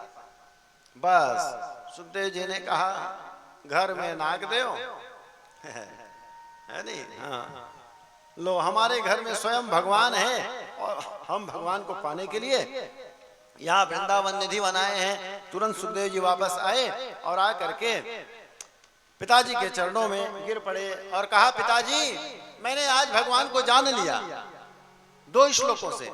क्या, मैं तो पहले निर्गुण निराकार को मानता था, भगवान कहीं आते जाते नहीं है, भगवान शांत रहते हैं, निर्गुण निराकार ब्रह्म है। लेकिन आपके वो दोनों शिष्यों ने मुझे बता दिया कि भगवान है तो निर्गुण निराकार ब्रह्म, लेकिन जब भक्त बुलाते हैं अपने भावना को प्रकट करते हैं तो भगवान निर्गुण निराकार से साकार रूप में प्रकट हो जाते हैं और सब जीवों को धन्य बना देते हैं। बिनु पद चल ही सुनहि बिनु काना, बिनु पद चल ही सुनहि बिनु काना, कर विधि कर करहि विधि नाना, कर विधि करम करहि विधि नाना, आनंद रहित सकल रस भोगी, आनंद रहित सकल रस भोगी, आनंद रहित सकल रस भोगी,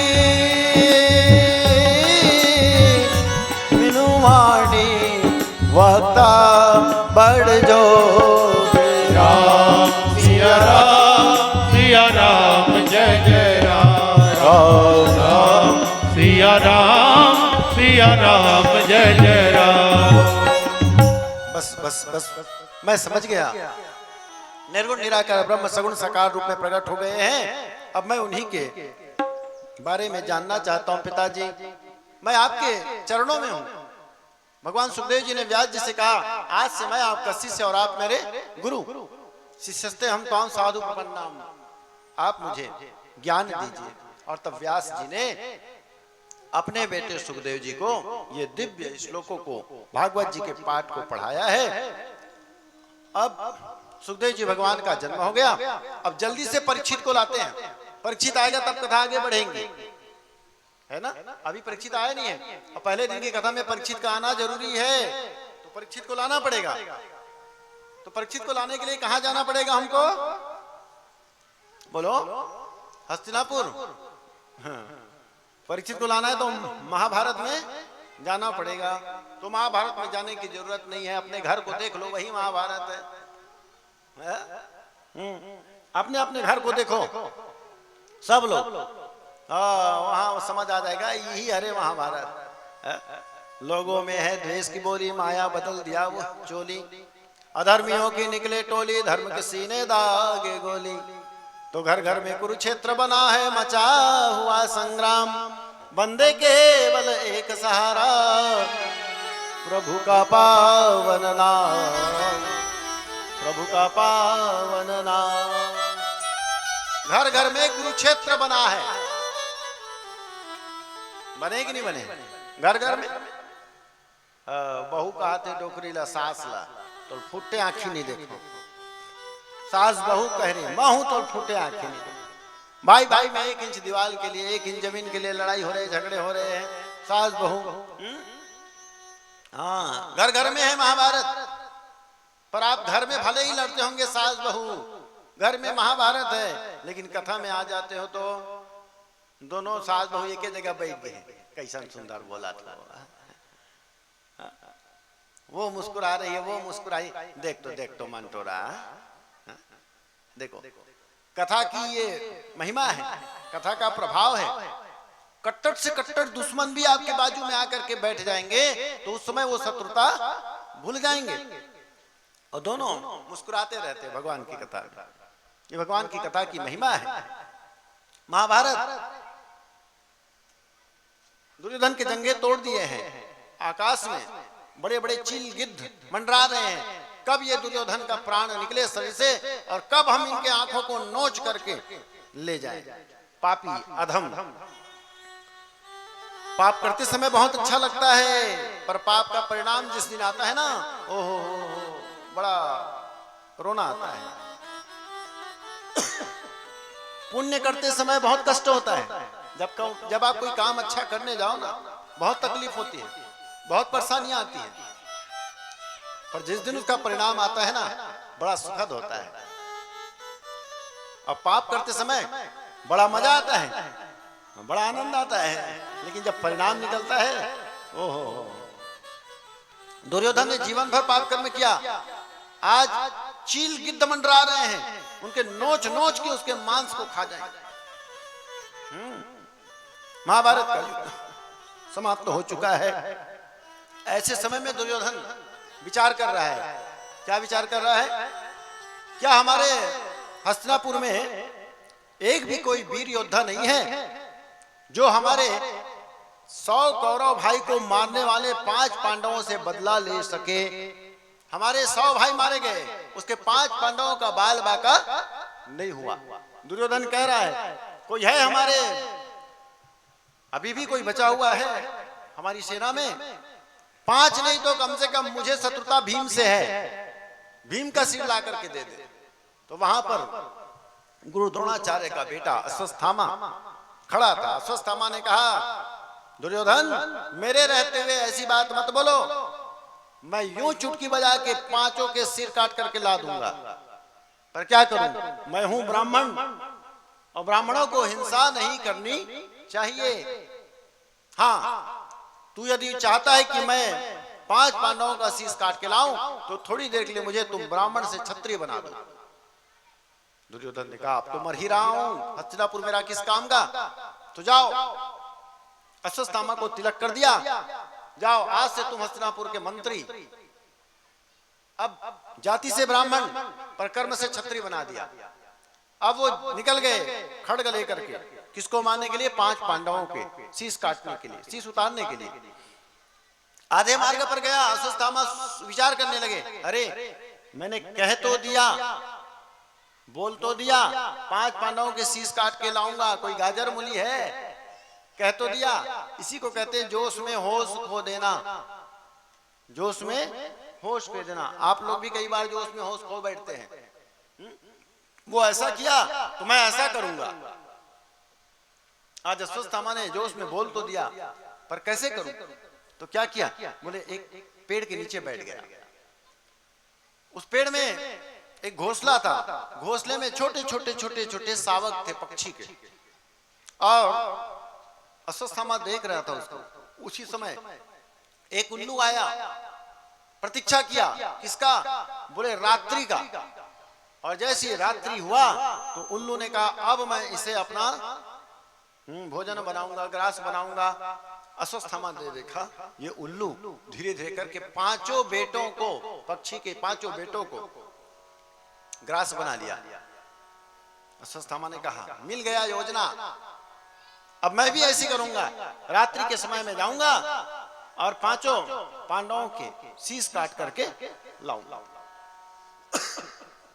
शिक्षा लेना अच्छी बात है, पर किससे शिक्षा लिया जाए, किस समय शिक्षा लिया जाए, है ना? अच्छा, इसने शिक्षा किससे लिया?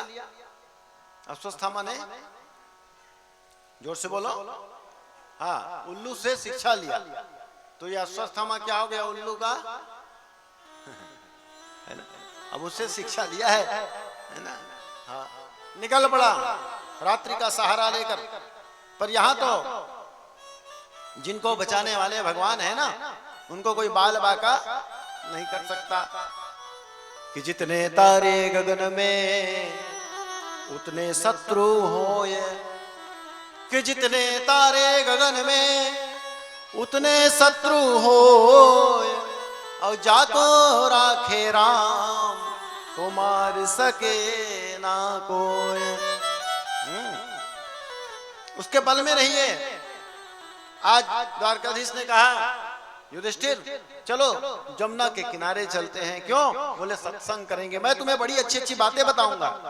जानबूझ करके द्वारकाधीश आज 5 पांडवों को लेकर के चले गए और द्रौपदी को भी लेकर के चले गए। 5 पांडवों के 5 पुत्र वहां सोए हैं। रात्रि का समय है। अब बताइए, क्या द्वारकाधीश चाहते तो 5 बेटों को भी लेके नहीं जा सकते थे क्या? जब 5 बेटों को ले गए तो उनके बेटे के बेटे को भी तो ले जा सकते थे। पर भगवान जानते हैं कि किसको ले जाना है और किसको रखना है। कभी कभी ऐसी घटना आप लोग सुने होंगे, गाड़ी से जा रहे थे, बाइक से 3 लोग एक ही गाड़ी से, आधे मार्ग पर एक आदमी कहता है अचानक काम आ गया है, मैं यहीं रुक जाता हूं, तुम लोग आ जाओ। आगे गए पता चला वो दोनों एक्सीडेंट में मर गए, ये बच गए। किसको रखना है और किसको ले जाना है भगवान जानते हैं। 5 पांडवों को ले गए और 5 पांडवों के बेटे को छोड़ गए। निकल पड़ा अश्वत्थामा, रात्रि का सहारा लिया। 5 पांडवों के बेटे 5 पांडव जैसे दिखते थे, बस जोश में होश खो बैठा, सिर धड़ अलग किया, थाल में सजा करके, सीना चौड़ा करके दुर्योधन के पास आ गए और कहा देख दुर्योधन, तू एक भीम की मांग रहा था ना, मैंने 5 के शीश काट कर लाया हूं, उतार कर लाया। दुर्योधन ने कहा अरे ये वो अर्जुन, कौन अर्जुन जिसके एक बाण से इंद्र कांपता था, क्या उसको ये अश्वत्थामा काट के ले आया? सुनो अश्वत्थामा, मुझे 4 से कोई मतलब नहीं, मुझे तो भीम से शत्रुता है। भीम का सिर ला कर दो। तो भीम के बेटे का सिर ले आकर के दिया। तो दुर्योधन ने अपने दोनों हाथ से 10,000 हाथियों का बल लगा करके उसको दबाया, तो पिचक गया। वो भीम के बेटे का सिर पिचक गया, मांस के टुकड़े छिटक गए, रक्त की बूंदें छिटक गई। अधर्मी के मुख से धर्म बोल पड़ा, अरे दुष्ट अश्वत्थामा, तूने ये क्या कर दिया? ये भीम का सिर हो नहीं सकता, भीम का सिर तो वज्र से बना है, लोहे से बना है। मेरे जैसे 10 दुर्योधन भी आएगा तो उसके सिर को कोई दबा नहीं सकता। तू किसको ले आया? मुझे लगता है तू 5 पांडवों के बदले में 5 पांडव पुत्रों को मार करके लाया है। कपड़ा उतार कर देखा दुर्योधन, तो देखा अरे अरे हतभागी, अरे पापी अश्वत्थामा, हम 100 कौरव मारे गए थे और हम 100 कौरव को यदि कोई पिंड दान करता तो यही थे, इसको भी तूने आज मार दिया। भाग भाग, अर्जुन आता होगा। निकल पड़े, अर्जुन आता होगा, भाग जा भाग जा। अब इधर भगवान द्वारकाधीश के साथ में आए घर द्रौपदी आदि 5 पांडव। द्रौपदी जाकर के देखती है। अब इस दृश्य को जरा गंभीरता से सुनिए। ये वो मां है जो त्याग की साक्षात प्रतिमूर्ति है आपके सामने। आपका एक बेटा भी कहीं भगवान न करे कुछ हो जाए, वो मां अपने पेट को पकड़ करके रोती है। कैसे कि पेट पकड़ कर माता रोए, बाह पकड़ कर भाई, और लपट झपट कर तिरिया रोए, हंस अकेला जाए। जगत में कैसा नाता रे, जब तक जीवे माता रोए, बहन रोए 10 मासा, है ना, और 13 दिन तक तिरिया रोए, फिर किए घर बासा। जब तक माँ जीती है ना, तब तक अपने पेट को पकड़ पकड़ करके रोती है, मेरा बेटा, मैंने तुम्हें 9 माह गर्भ में रखा, तुम मुझे छोड़ करके चला गया। एक बेटा के जाने से आज द्रौपदी जब आई तो क्या देखते हैं, 5 बेटे का धड़ पड़ा है, सिर गायब। कैसा लगा होगा द्रौपदी को? आप दर्शन करिए और भाव को समझिए। द्रौपदी विचार कर रही है कि हे द्वारकाधीश, हे कृष्ण द्वारिकावासी, क्वासी यादव नंदन, कौरवे परिभूता माम किम न जानासि केशव। हे द्वारकाधीश, तुम जानते थे कि आज मेरे 5 बेटों को मारने के लिए कोई आ रहा है, इसलिए आप हमको लेकर के चले गए। द्वारकाधीश, मेरे बेटे को लेकर के चले गए होते तो आज मेरे बेटे बच जाते। पर प्रभु, मैं आपको दोषी नहीं मानूंगी। क्यों? शायद इतने दिन के लिए ही मेरा बालक आया था, पर माँ की ममता ना इतनी जल्दी मानेगी नहीं। अपने हृदय को कठोर पत्थर का बना भी लेगी ना, तो भी माँ को हर क्षण अपना बेटा याद आए। बार बार द्रौपदी को अपने बच्चों की भोलापन, मासूमियत याद आ गई।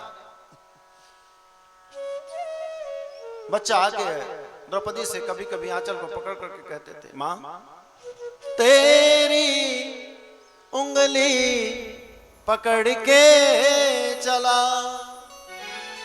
ममता के आंचल में पला, माँ हो मेरी माँ, तू मेरा लाडला,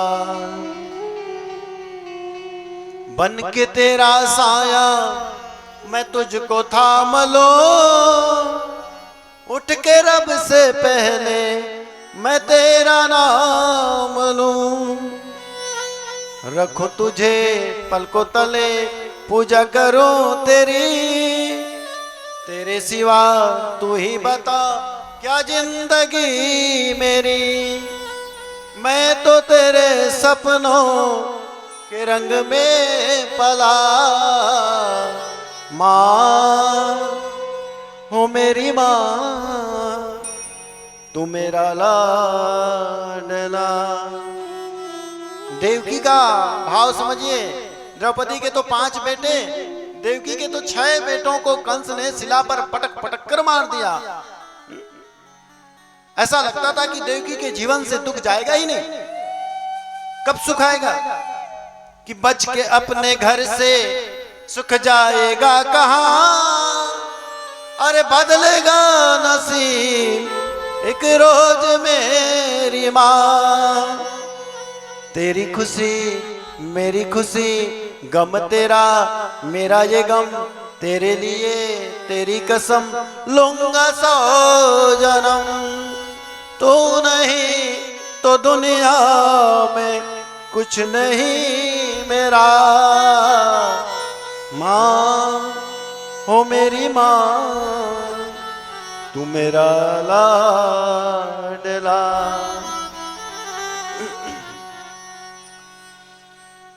द्रौपदी चित्कार उठी, बिलख पड़ी, रो पड़ी, चिल्लाई द्वारकाधीश ये क्या हो गया। एक क्षण में हवा का झोंका आता है भैया और आपके घर से सारे सुख को लेकर के उड़ जाते हैं। भगवान से प्रार्थना करिए कि प्रभु हमारे घर वो नौबत मत लाना, हमारे घर वो दुख मत लाना। कितना अच्छा सुख से हम परिवार है, पर एक हवा का झोंका आएगा।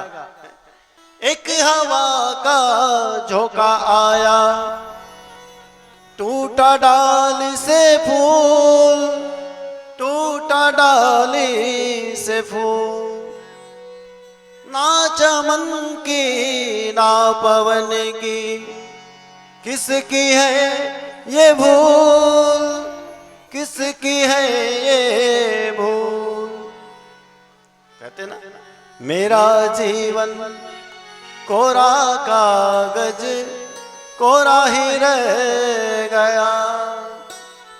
कितना मुश्किल से अपना परिवार बनाता है, कितना मुश्किल से अपना घर-बार बनाता है, कितना मुश्किल से वो अपना एक महल आशियाना तैयार करता है, पर वो एक हवा का झोंका आता है। अपने अपने घर का दर्शन करना सब लोग, अपने अपने घरों को देखिए और अतीत में जाइए।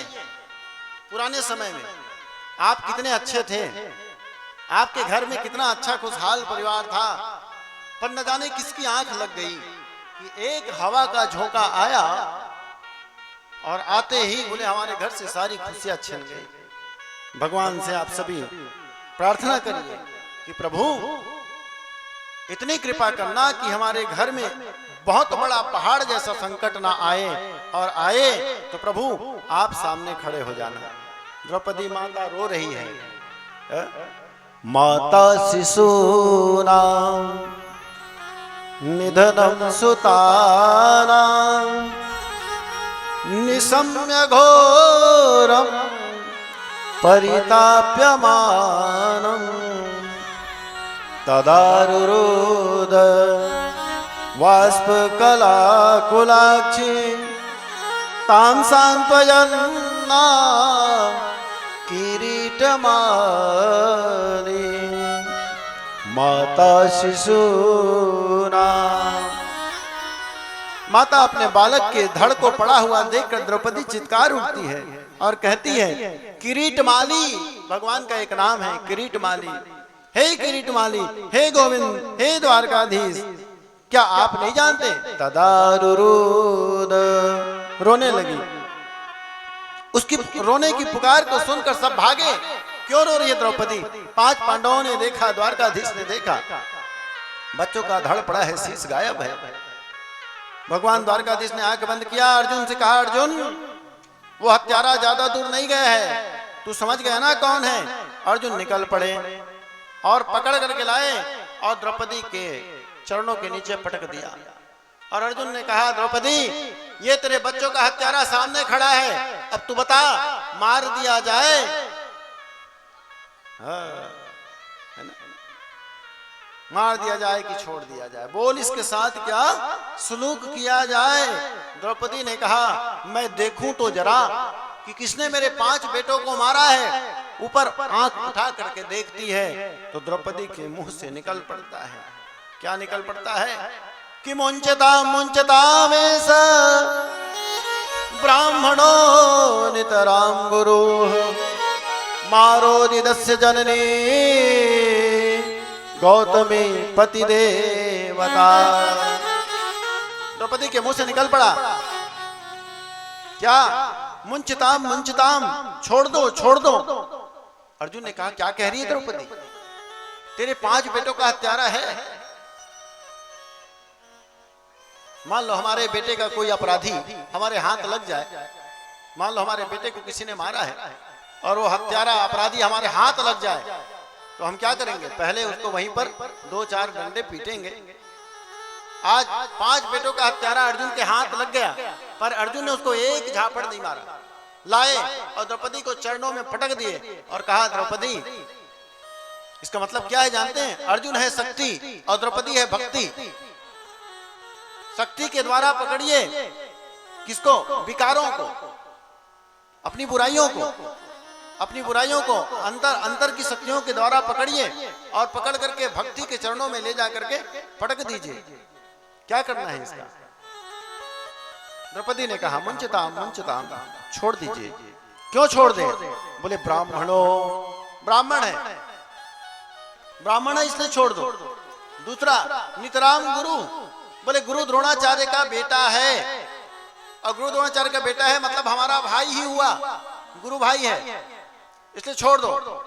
और तीसरा मां रोदी दस्य जननी, जैसे 5 बेटों के मरने पर मैं द्रौपदी रो रही हूं, और इसको भी यदि आप मार देंगे तो इसकी मां भी मेरी तरह से रोएंगी।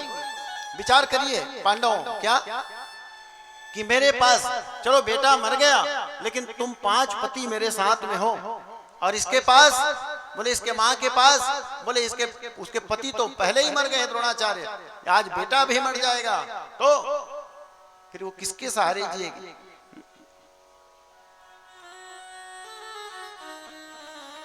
तो छोड़ दीजिए इसको। 3 कारण बताते हैं। ब्राह्मण है, गुरु का बेटा है, तीसरा एक माँ है, और एक माँ दूसरे माँ की आंखों में आंसू देख नहीं सकती, छोड़ दीजिए। भगवान द्वारकाधीश ने कहा नहीं द्रौपदी, अपराध तो किया है और अपराधी को दंड मिलना चाहिए, क्योंकि फिर से अपराध ना करे।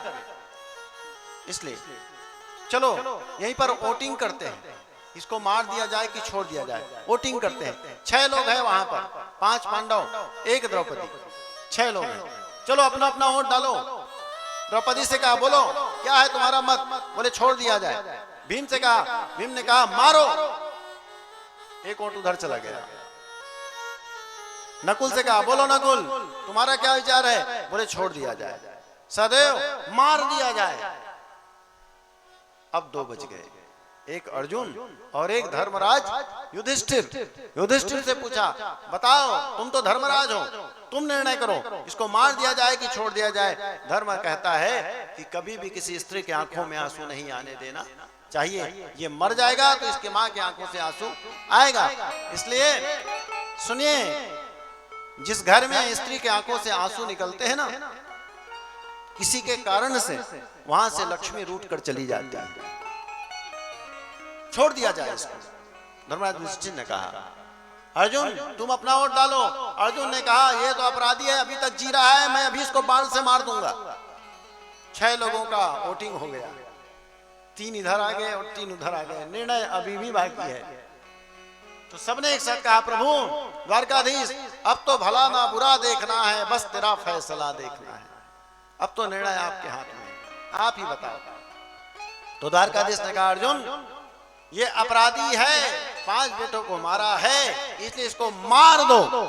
भीम उठाओ गदा, और भीम ने उठाया गदा 10,000 हाथियों का बल लेकर के, और जैसे ये मारने वाले थे भगवान ने कहा मत मारो। भीम ने कहा क्या बताऊं भगवान द्वारकाधीश, पूरा बल लगा दिया था मैं, उसको मार ही डालता, चटनी बन जाता है।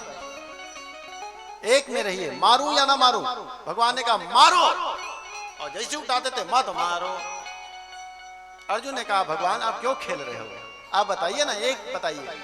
तो भगवान ने कहा अर्जुन तू मेरी ओर देख, तू तो मेरी एक एक आंखों के इशारे को समझता है। इसको मारना भी है और छोड़ना भी है, समझ गए? अर्जुन ने कहा समझ गया भगवान। अर्जुन गए, पकड़े केस अश्वत्थामा के, और केस पकड़कर अपने बाण को निकाला, नुकीला बाण, उसके मस्तक पर घाव बना दिया, गड्ढा खोदा, और खोद करके वहां से उसके मणि को निकाला, ज्ञान की मणि। ब्राह्मण लोगों के मस्तक में ललाट में मणियां होती है, उस मणि को निकाला। और तब अश्वत्थामा ने कहा अर्जुन इससे अच्छा तो तुम मुझे जान से मार दिया होता।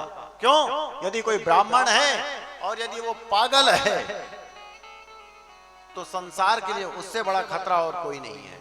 और तुमने आज मेरी बुद्धि को निकाल लिया, मणि को निकाल लिया। सुनो, सांप को आधा मार के नहीं छोड़ना चाहिए। मैं फिर से आऊंगा और बदला लूंगा। और निकल पड़ा अश्वत्थामा। सुखदेव जी भगवान प्रागट्य हो चुके हैं, परीक्षित को लाना है। मां द्रौपदी के भाव को सुन करके आपके मन में बात आ गई होगी कि 5 बेटों के हत्यारा सामने खड़ा है और द्रौपदी कह रही है छोड़ दो, छोड़ दो। क्यों? कि दया धर्म का मूल है, पाप मूल अभिमान, और तुलसी दया न छाड़िए जब तक घट में प्राण।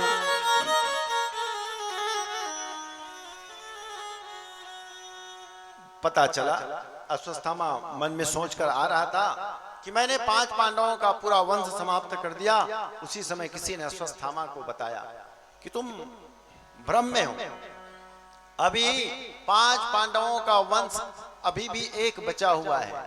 बोले कौन? वीर अभिमन्यु की पत्नी उत्तरा। उत्तरा के गर्भ में पांडवों का वंश एक पल रहा है। और जैसे अश्वत्थामा ने सुना, आज उसने आग का गोला बोले उत्तरा के गर्भ में छोड़ दिया। अभी अभी उत्तरा बड़ी प्रसन्न थी, अचानक गर्भ में पीड़ा उठ गई। ऐसा लगा जैसे गर्भ के बच्चे को कोई जला रहा है। और तब दौड़ी दौड़ी दौड़ी उत्तरा पहुंचती है। कहां? बोले जहां पर उन्होंने अपने भगवान को बिठा करके रखा है वहां पर, और दोनों हाथ उठा करके कहते हैं कि पाहि पाहि महायोगिन देव देव जगतपते, नान्यम तद्भयं पश्ये यत्र मृत्यु परस्परम। उत्तरा कहती है, हे द्वारकाधीश, मैं मरने से नहीं डरती। उत्तरा कह रही है, मैं मरने से नहीं डरती, लेकिन जानते हैं मेरे गर्भ में ना आपका भक्त पल रहा है। यदि उसको नुकसान पहुंचेगा ना तो सब आपको दोषी मानेंगे। भगवान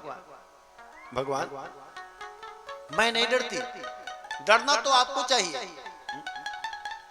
आज मेरे गर्भ में तुमने आग का गोला छोड़ा है अश्वत्थामा ने, तो हे द्वारकाधीश, मुझे जरा भी डर नहीं है कि मैं मर जाऊंगी। मेरा कुछ बिगड़ने वाला नहीं है। हाँ, लेकिन गर्भ के भीतर एक बच्चा पल रहा है, वो यदि कुछ हो जाएगा तो सब आपको दोषी देंगे।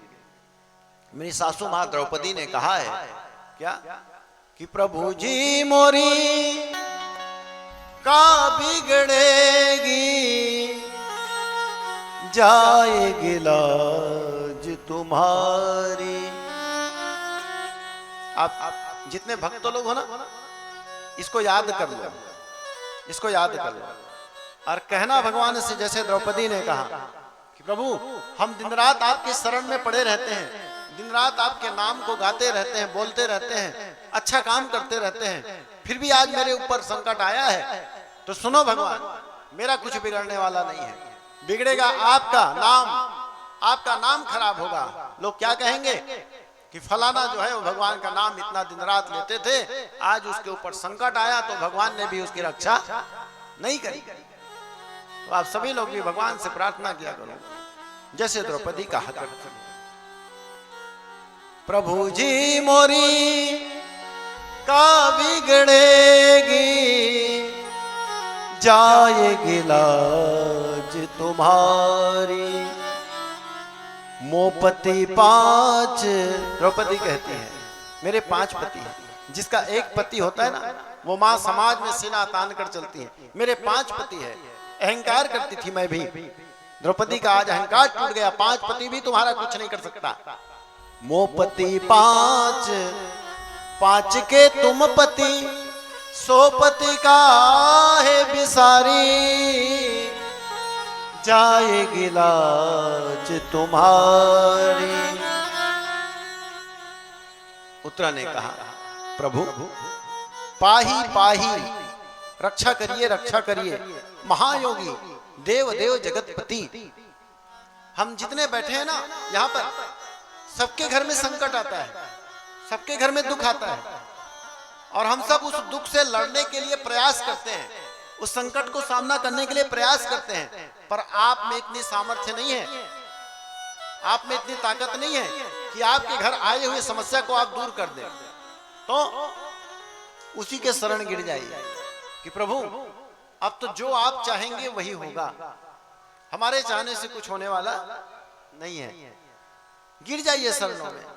भक्त और भगवान इसी भाव से समाज में रहते हैं कि प्रभु यदि मेरे घर कुछ अच्छा हुआ तो आपकी कृपा, और मेरे घर यदि कुछ बुरा हुआ तो आपकी इच्छा।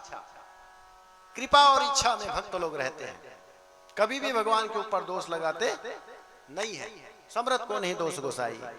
आज उसी उत्तरा के गर्भ से आज एक बालक का जन्म हुआ जिसको देवता आकाश से फूलों की वर्षा कर जय जयकार किए हैं। बोले परीक्षित जी महाराज की जय। परीक्षा में जो दीक्षित हो गया है उसी का नाम परीक्षित है। परीक्षार्थी किसको बोलते हैं? जो परीक्षा देता है। परीक्षक जो परीक्षा लेता है। परीक्षित जो परीक्षा में दीक्षित मेरिट लिस्ट पास हो गया है बिना परीक्षा दिलाए। प्रेम से बोलिए श्री राधे। गर्भ में ही भगवान का दर्शन कर लिया। क्यों? भगवान आज उत्तरा के गर्भ में जाकर के गर्भ की रक्षा करी है। तो परीक्षित ने गर्भ के भीतर ही भगवान का दर्शन कर लिया। वही बच्चा बाहर आया तो रोता है बच्चा, और यदि कोई बच्चा बाहर नहीं रोता है आकर के तो डॉक्टरनी लोग जबरदस्ती रुलाते हैं। रुलाते हो नहीं है? बच्चा नहीं रो रहा है उसको चिमटी लगा लगा के रुलाते हैं। नहीं रोएंगे तो गूंगा हो जाएगा, कंठ जो है वो नहीं निकलेगा, खुलेगा नहीं, तो जबरदस्ती रुलाते हैं। क्यों रुलाते हो पता है? इसलिए कि ये संसार है दुखालय। इस संसार का नाम है दुखालय। यहाँ इसको सुखालय नहीं कहते। जन्म से मृत्यु तक दुख ही दुख मिलेंगे। यहाँ सुख तो क्षणिक रहता है और दुख जीवन पर्यंत मिलेगा हमको और आपको। गर्भ के भीतर ही दुख चालू हो जाता है। गर्भवास नरकवास, शंकराचार्य जी महाराज कहते हैं गर्भवास नरकवास। गर्भ के भीतर में जब जीव रहता है ना, कैसा रहता है? उल्टा, सिर उल्टा और पैर ऊपर रहता है गर्भ के भीतर। और उसमें भी यदि उसको कहीं पर यदि खुजली भी होती होगी तो खुजला नहीं सकता। एक झिल्ली में ऐसा पेक है और सिर नीचे, पैर उल्टा, झिल्ली में लटका हुआ। और हमारी माताएं, गर्भवती माताएं क्या करती है? हाँ, आज चाट खाने का मन कर रहा है, चाट गुपचुप खाने जा रही है। अब आदमी उसको बढ़िया गाड़ी में ले जाके चाट खिला रहा है गरम गरम। अब वो खा रही है बढ़िया तीखा तीखा गरम गरम, और भीतर का बच्चा उससे जल रहा है। दिमाग खराब हो जाते हो। एक लात मारते हो, एक लात पेट से ऐसे मारता है बच्चा, तो माँ कहती है खेला थी खेला थी। खेल नहीं रहा है, वो अपनी पीड़ा बता रहा है। माँ तू तीखा तीखा खा रही है, गरम गरम खा रही है, मुझे जल रहा है, समझो। अब वो जीव कितना नरक में है सोच लो। मल मूत्र में पड़ा हुआ है। हम जो खा रहे हैं वो मल मूत्र बन रहा है, उस मल मूत्र में उल्टा लटका हुआ, और हम जो खा रहे हैं गरम गरम वो उसको जला रहा है, पर वो अपनी पीड़ा किसी को बता नहीं सकता। इतना नरक पीड़ा में वो है, और उसके बावजूद भगवान कहते हैं अरे जीव भगवान का नाम जाप कर पाएगा? उल्टा लटका है, मल मूत्र में भरा पड़ा है। अब उससे कह रहा है भगवान का नाम ले, तो वो कहता है अभी नहीं ले पाऊंगा। कहकर आगे जपी हो राम, राम बोल राम बोल, तो कहता है अभी नहीं बोल पाऊंगा, तो आगे जपूंगा। जब मेरा जन्म हो जाएगा ना, बाहर आऊंगा तो मैं जपूंगा। कह कर आगे जपी हो राम। अभी क्यों नहीं जपोगे? वाह, अभी कैसे जप लूं?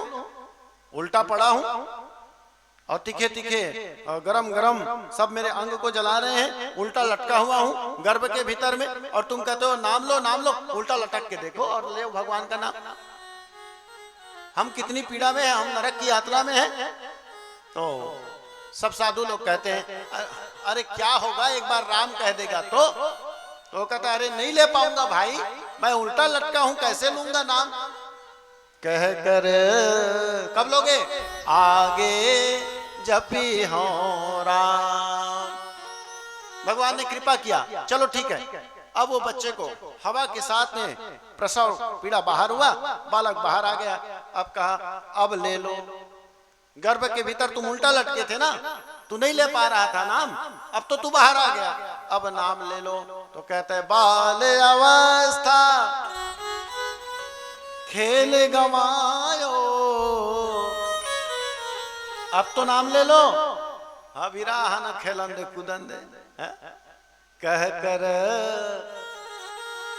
आगे जपी हो राम। बाल अवस्था खेल गवायो, ठीक है जवानी में ले लो। जौवन जो रत दाम कह कर आगे जपी हो राम। अब तो नाम जप ले। बचपन को खेल में बिता दिया, जवानी को पैसा पैसा हाय हाय हाय लगा दिया। यौवन जोरत दाम, तो गर्भ के भीतर भी नाम नहीं ले पाया, बचपन में भी नाम नहीं ले पाया, जवानी में भी नाम नहीं ले पाया। अब आया बुढ़ापा, अब तो ले ले। अब बूढ़ा आदमी कहता है राम तो निकलता है लाम। तो बोले जब तुम्हारे पास समय था, जब तुम्हारे पास शक्तियां थी, तब तुमने कभी भगवान का आश्रय ग्रहण नहीं किया। अब आया बुढ़ापा तो भगवान कहते सुन रे,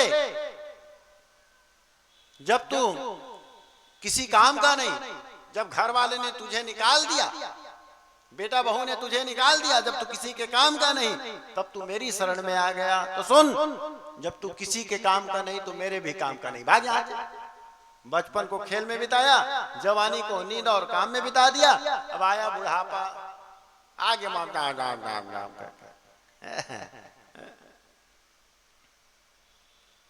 तो उसी जीव का नाम हुआ परीक्षित, जो परीक्षा में दीक्षित है। और उत्तरा के गर्भ में भगवान ने अयन किया, इसलिए भगवान का एक नाम हो गया उत्तरायण। बोले उत्तरायण भगवान की। अभी क्या चल रहा है? अभी भी उत्तरायण चल रहा है। 14 जनवरी मकर संक्रांति, उसके बाद से उत्तरायण चला। माघ महीना शुक्ल पक्ष अष्टमी तिथि जैसी आएगी, अभी आई नहीं है, जैसी आएगी उस दिन को हम पूरा भारतवर्ष एक तिलांजलि देते हैं, एक वीर को, एक महापुरुष को, जिसका नाम है पितामह भीष्म। अभी माघ शुक्ल अष्टमी, इसी दिन पितामह भीष्म ने अपने प्राणों को सृजन किया था। कितने दिन बाणों की सैया में थे पितामह भीष्म? कितने दिन? पूष महीने में बाण लगा पितामह भीष्म को। पूष माह कृष्ण पक्ष चतुर्थी तिथि, इस दिन बाण लगा है। और माघ शुक्ल अष्टमी को उन्होंने अपना प्राण त्यागा है। अब गिनती लगाओ, जब बाण लगा पूष कृष्ण चतुर्थी के दिन पितामह भीष्म को, इतने बाण इतने बाण इतने बाण कि एक उंगली भीतर नहीं जा सकता, इतने बाण लगे हुए हैं। रक्त बह रहा है, बाणों की सैया में सोया हुआ है। पितामह भीष्म ने द्वारकाधीश से प्रश्न कर दिया, द्वारकाधीश, जहां तक मैं जानता हूं, मैंने अपने अनेक जन्मों को देखा है, मैंने कोई पाप नहीं किया, एक भी पाप, तो आज मुझे ये दंड क्यों मिल रहा है, ये बाणों की सैया क्यों मिल रही है? द्वारकाधीश ने कहा, आप कितने जन्मों को देखे पितामह भीष्म, बताओ तो। पितामह भीष्म ने कहा, 99 जन्म को मैंने देखा है, 99, कहीं भी मैंने पाप नहीं किया। द्वारकाधीश ने कहा, 100वां जन्म मैं जानता हूं तुम्हारा, 100वें जन्म में तुमने एक पाप किया था पितामह भीष्म। बोले क्या?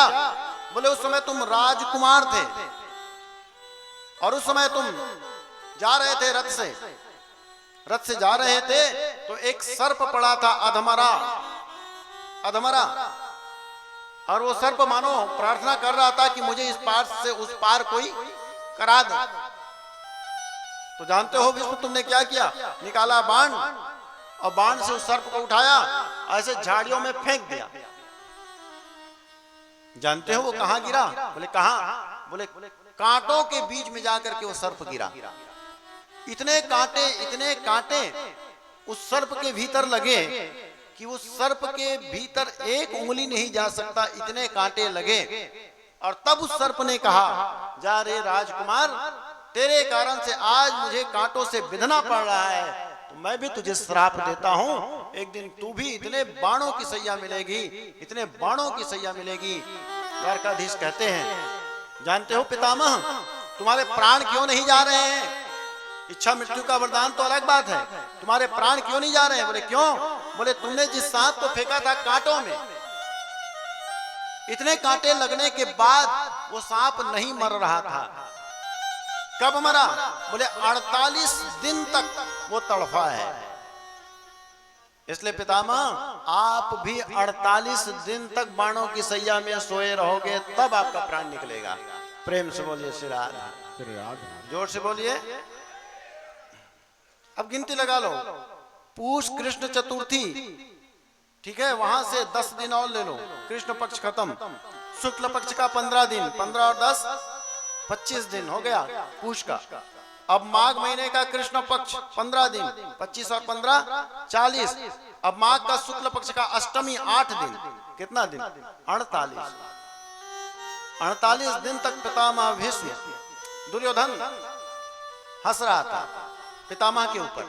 जब बाण लगे ना, तो दुर्योधन ने कहा, पितामह अपने आप को बहुत धर्मात्मा कहते थे, लग गया ना बाण, अब मरो। दक्षिणायन चल रहा था पूष महीने में, और दक्षिणायन में मरोगे पितामह तो नरक जाओगे, दक्षिण यात्रा से जाओगे। तो पितामह को इच्छा मृत्यु का वरदान था। पितामह ने कहा, ठीक है दुर्योधन, मैं दक्षिणायन में मरूंगा ही नहीं, रोक दूंगा। और रोक दिए, मृत्यु को रोक दिया पितामह भीष्म ने।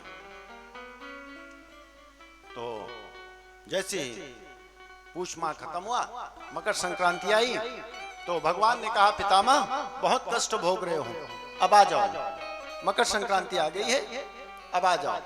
भले ही मकर संक्रांति आई है, पर अभी माघ का महीना नहीं आया। माघ आएगा तब मैं अपने प्राणों को त्यागूंगा। इतनी पीड़ा के बाद, हाँ प्रभु, माघ महीना आ गया, कृष्ण पक्ष लग गया। भगवान द्वारकाधीश ने कहा, पितामह अब आ जाओ, बाणों की सैया में सोए हुए, रक्त बह रहा है, इतनी पीड़ा है। अब माघ चाहते थे, माघ आ गया, अब आ जाओ। बोले नहीं, अभी तो कृष्ण पक्ष है, कृष्ण पक्ष में मरना नहीं चाहिए। तो बोले शुक्ल पक्ष आएगा तब मरूंगा। 15 दिन और रुक गए बाणों की सैया में, शुक्ल पक्ष लगा। भगवान द्वारकाधीश ने कहा, अब तो आ जाओ पितामह, अब तो शुक्ल पक्ष आ गया। पितामह ने कहा, अभी भी नहीं मरूंगा, तो अष्टमी तिथि को आने दो, क्योंकि मेरे द्वारकाधीश भी कब आए हैं? अष्टमी। आप भी तो अष्टमी को आए ना द्वारकाधीश, तो मैं भी अष्टमी तक प्रतीक्षा कर लेता हूं। और माघ शुक्ल अष्टमी आया, और उस दिन हमारे देश का एक महान वीर चला जा रहा है कुरुक्षेत्र के उस मैदान से। पांडव कौरव सब दर्शन के लिए, ये ऐसे महावीर है, ऐसे परम योद्धा, ऐसे बलशाली, जिसके अंतिम समय के दर्शन के लिए देवता तक आकाश से नीचे उतर करके आ गए। ये वो महारथी, ये वो महान हमारे आर्य ऋषि कह सकते हो भारतवर्ष का। आज भारतवर्ष का परम बलवान महान वीर चला जा रहा है, और उसके अंतिम विदाई में आज बड़े बड़े ऋषि मुनि तपस्वी साधु सब आकर के आज उसको तिलांजलि प्रदान कर रहे हैं। प्रेम से बोलिए श्री राधा, जोर से बोलिए। माघ का महीना सबसे श्रेष्ठ महीना कहा जाता है कथा श्रवण के लिए, और माघ के महीने में दान की बड़ी महिमा है। दान, उसमें भी तिल के दान की। माघ के महीना में यदि कोई तिल का दान करता है, तो जितने तिल के दाने उसमें डाले जाते हैं, उतने जन्मों तक वो भगवान के भक्त बनते हैं। प्रेम से बोलिए श्री राधा, जोर से बोलिए। तो इसलिए माघ के महीना में 2-3 काम जरूर करते हैं। एक, नदी में स्नान।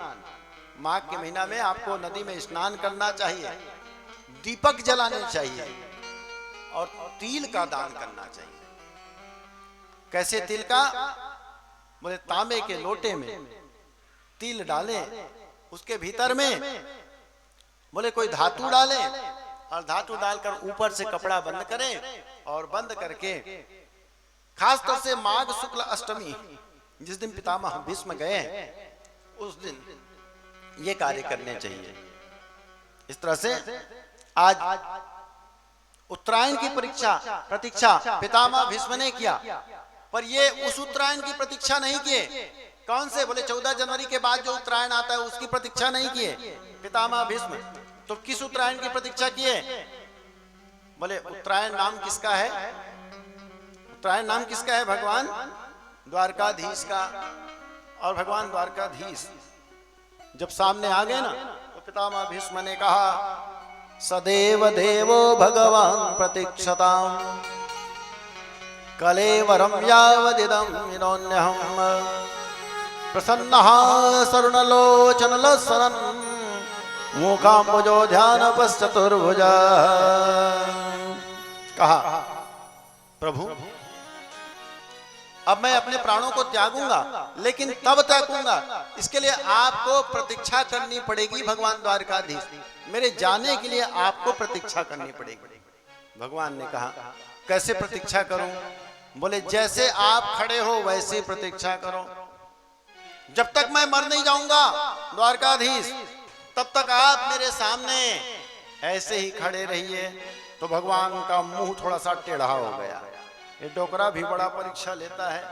बोले क्यों? कहता है जब तक मैं ना मर जाऊं तब तक तुम ऐसे खड़े रहो। अब खड़े रहूंगा, ये कब मरेगा? एक तो इसको इच्छा मृत्यु का वरदान मिला है और मैं कब तक खड़ा रहूंगा, कोई टाइम फिक्स नहीं है। तो भगवान का मुंह थोड़ा बिगड़ गया। तो पितामह भीष्म ने कहा, हे द्वारकाधीश, मैं जब तक मरूंगा नहीं तब तक आप सामने खड़े रहना, और ऐसे मत खड़े रहना जैसे खड़े हो तो मुस्कुराते हुए खड़े रहना। भगवान ने कहा, हो गए, मुस्कुराते हुए खड़ा रहूंगा। अच्छा क्या चाहते हो पितामह? इतिमति रूपकल पिता वितृष्णा भगवती शाश्वत पुंगवे विभुम्ने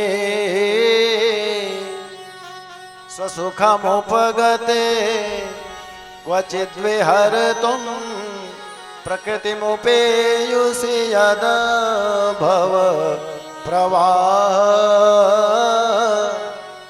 इतिमति रूपकल पिता वितृष्णा। क्या चाहते हो? पितामह भीष्म ने कहा, एक ही चाहता हूं बात। बोले क्या? भगवान आप मेरी बेटी से विवाह कर लीजिए। पितामह भीष्म ने कहा, आप मेरी बेटी से विवाह कर लीजिए। पांडव खड़े हैं। भगवान द्वारकाधीश अचंभित हो गए। पांडव अचंभित हो गए, दादाजी आपने तो शादी नहीं किया, आप तो ब्रह्मचारी हो और आप कहते हो मेरी बेटी से विवाह कर लो। आपका बेटी कब हुआ? हमको तो पता नहीं। तो पितामह भीष्म ने कहा, द्वारकाधीश को पता है। जानते हो द्वारकाधीश मेरी बेटी कौन है? बोले मेरी बुद्धि मेरी बेटी है। मेरी बुद्धि, मेरी मति। हे प्रभु, आज मैं अपने इस मति को आपके चरणों में अर्पण करता हूं। अब मेरी मति को आप श्रीमती बना लीजिए। इतिमति रूपकल पिता वितृष्णा। कहते हैं प्रभु आप मुस्कुराते रहिए। कैसे? त्रिभुवन कमल तमाल वर्णम रविकर गौरवराम्बरम दधाने बपुरलक कुला वृतानाब्ज विजय सखेरतिरस्तु मेन वद्या।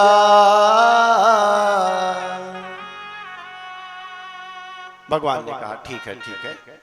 आज भगवान पितामह भीष्म को वचन देते हैं कि हम तुम्हारे अंतिम समय में आएंगे और जैसा तुम चाहते हो वैसे ही आएंगे। खड़े रहेंगे तब तक जब तक तुम्हारा प्राण इस शरीर को छोड़कर ना निकल जाए, और ऐसे नहीं मुस्कुराते हुए खड़े रहेंगे। प्रेम से बोलिए श्री राधे। श्री राधे। श्री गंगा जी का तट हो,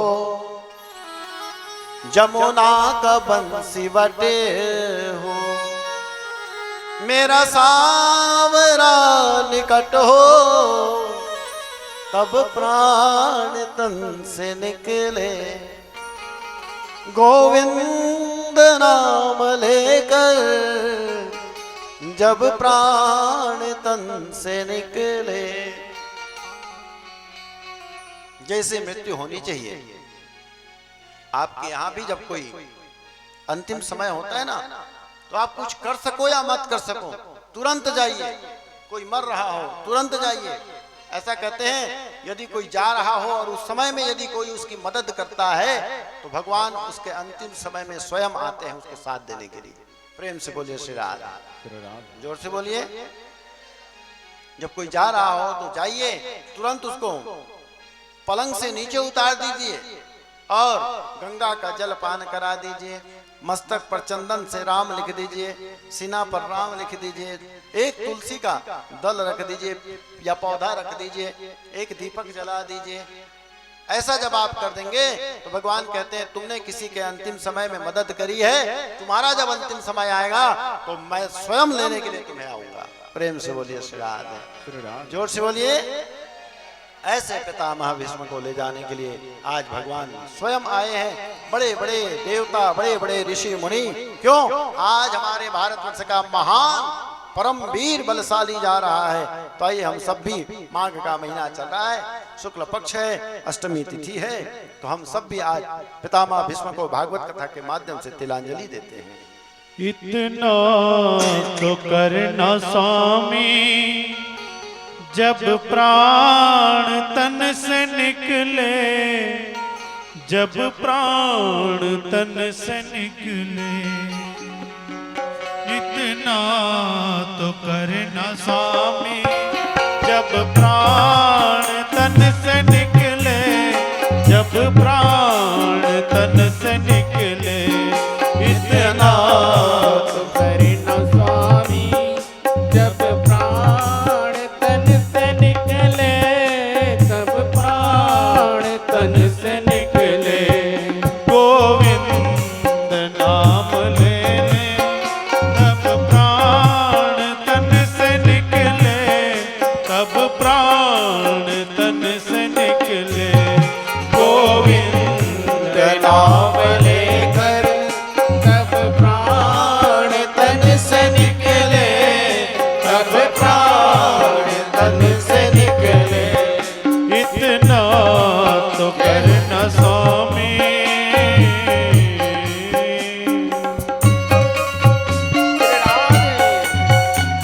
तालियों की सेवा।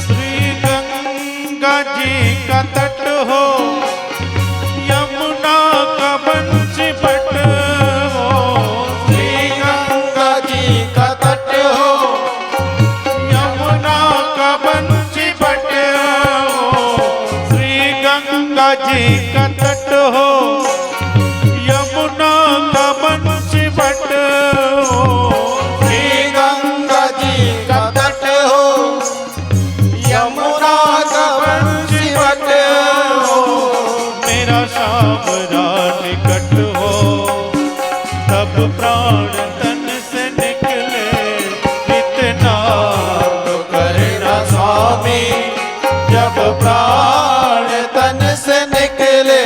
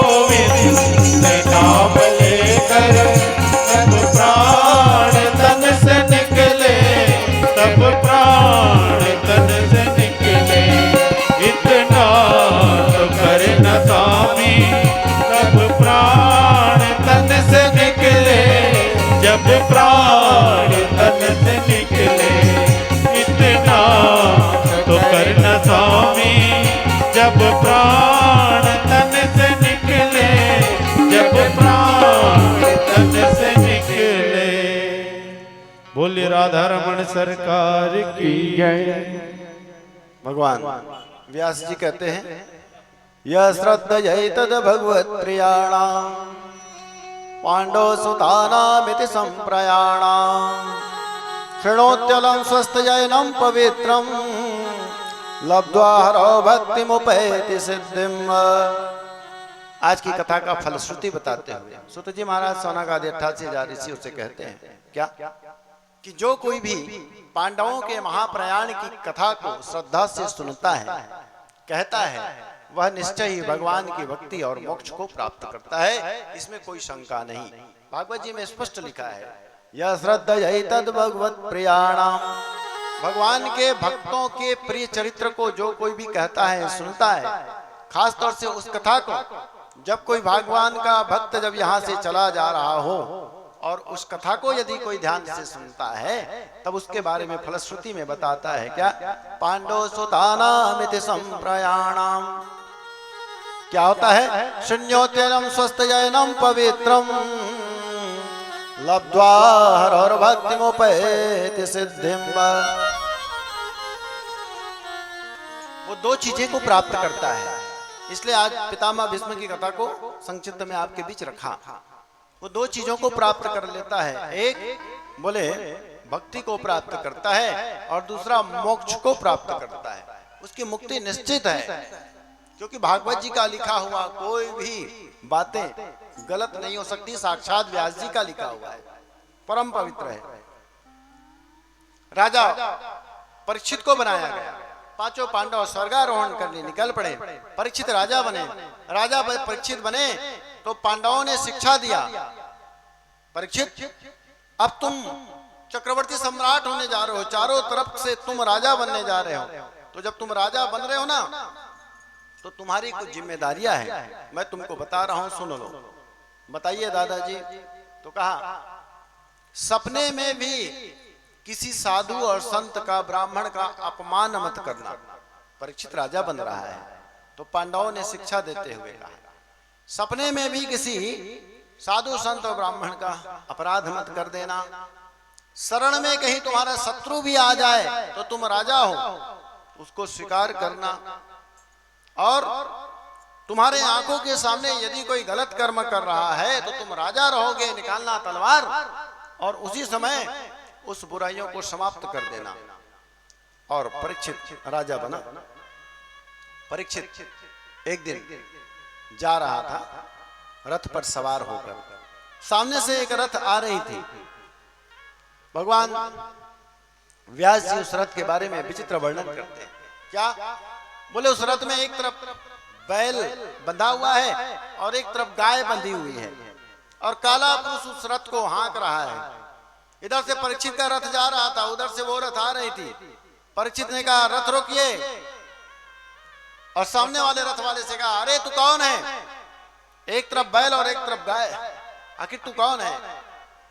तो बैल ने कहा महाराज परीक्षित मैं धर्म हूं, और गाय ने कहा महाराज परीक्षित मैं पृथ्वी हूं।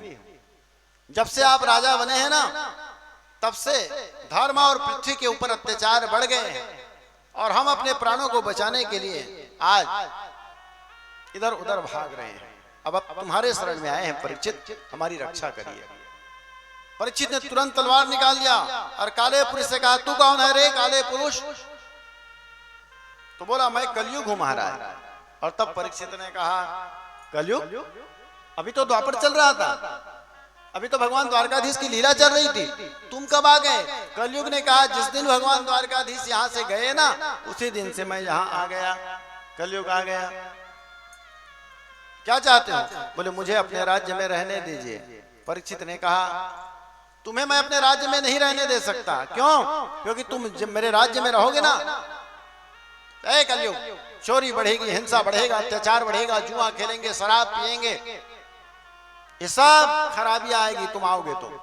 कलयुग ने कहा वाह वाह वाह राजा परीक्षित, मेरे अंदर इतनी बुराइयां गिना दी कलयुग के अंदर, अरे कुछ तो अच्छाइयां मेरे अंदर होगी। महाराज परीक्षित ने कहा अरे कलयुग तुम्हारे अंदर अच्छाइयां? हाँ हाँ महाराज, मेरे अंदर अच्छाइयां है। बोले क्या? कृते यद ध्यायतो विष्णु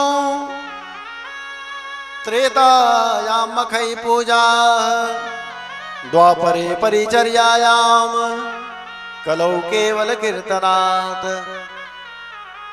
कलयुग ने कहा, परीक्षित, मेरे आने से लोगों को बड़ा सरल हो जाएगा भगवान तक पहुंचने में। कैसे पहुंच जाएंगे तुम्हारे आने से? बोले सतयुग आता है ना, सतयुग में लोग क्या करते थे? बोले ध्यान करते थे भगवान तक जाने के लिए। फिर त्रेता आया, त्रेता में यज्ञ हवन करते थे। द्वापर आया, बड़ों का आदर करते थे। लेकिन कलयुग आ गया, अब बोले ना ध्यान करने की जरूरत है, ना यज्ञ पूजा करने की जरूरत है।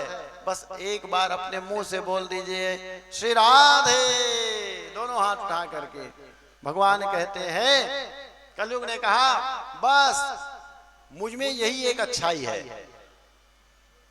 ध्यान ना करे, जप ना करे, तप ना करे, मंदिर ना जाए, यहां ना जाए, वहां ना जाए, बस जहां पर है वहीं से बस एक बार दोनों हाथ उठा करके भगवान का नाम ले ले तो कलौ केवल कीर्तनात्। कलयुग में केवल कीर्तन सार है, कीर्तन। और कीर्तन नहीं करोगे तो क्या होगा? कीर्तन को उल्टा कर दो, नर्तकी। कीर्तन को उल्टा करो तो नर्तकी, नाचने वाले, है ना। भगवान के आगे नाचो तो भी समझ आता है, नहीं संसार के आगे नाचने वाले बनोगे। और संसार के आगे नाचोगे तो लोग हंसेंगे, पर भगवान के आगे नाचोगे तो आपका नाम भक्तों की सूची में आ जाएगा। मीराबाई, पर घुंघरू बांध मीरा नाची रे, लोग कहे मीरा भये बावरी, सास कहे कुल नासी रे। पग घुंघरू बांध मीरा नाची रे, कीर्तन करिए। माया को देखिए, भगवान को पाना है ना तो कीर्तन आवश्यक है, कीर्तन करिए। चलिए, आज का समय हो चुका है। जितने लोग भी आज कथा श्रवण के लिए उपस्थित हुए हैं, आप सभी से प्रार्थना, पुनः आप ज्यादा से ज्यादा संख्या में इस कथा को सुनने के लिए आए। कल से कथा पुनः 1 बजे, समय का ध्यान रखिए। कोई आए मत आए, संगीत वाले नहीं आए कोई बात नहीं, हम यहाँ पर 7 दिनों के लिए रुके हुए हैं। आप लोग हमें लेने के लिए आइए। 1 बजे कथा प्रारंभ करेंगे, 5:30 तक की कथा होगी। तो इस समय तक के आप यहाँ पर 7 दिनों तक के लिए कथा सुनने के लिए अवश्य आए। वृंदावन आ रहे हैं ऐसा विचार करके आइए। वृंदावन में जाओ तो चप्पल नहीं पहनते हैं, तो यहाँ भी आओ तो कम से कम अपने चप्पल को त्याग करके आओ, नहीं तो चप्पल पहन के आओगे तो ध्यान उधर रहता है। चप्पल यहाँ पर ये आ तो व्यवस्था बना दो, 1 आध जने को सेवक लगाओ वहां पर, नहीं तो सुनने वालों का ध्यान चप्पल की तरफ जाता है नहीं? कहते हो नहीं, त्वमेव माता, चप्पल डाला जब पिता त्वमेव, है ना। तो वृंदावन जा रहे हैं, वृंदावन जा रहे हैं तो बोले 4 चीजों का त्याग करिए, है ना। जब तक कथा में हो बोले आप अपने केस मत कटवाइए, जब तक कथा में हो चप्पल जूता मत पहनिए, जब तक कथा में हो किसी से लड़ाई मत करिए, हिंसा मत करिए, है ना। ऐसे कुछ चीजें हैं, इन सब को त्याग करके आप कथा में आइए। और आए तो वृंदा वृंदा भक्तमकरंदा यथृषा वृंदा। आप अकेले आते हो ना, 4 को लेके आओ, 4 को लेके आओगे तो आपके पुण्य में वृद्धि होगी। जितने लोग आएंगे उतने लोगों का पुण्य आपको मिलेगा।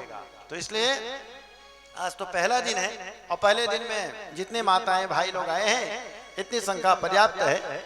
कथा के लिए तो हमारी ये 4 जजमान पर्याप्त है, पर जितने ज्यादा लोग आएंगे उतना ज्यादा आनंद बरसेगा। तो आप सभी ज्यादा से ज्यादा कथा श्रवण के लिए आए। आइए 2 बार हरिनाम संकीर्तन करें, पश्चात आरती। बोले बाके बिहारी लाल की जय।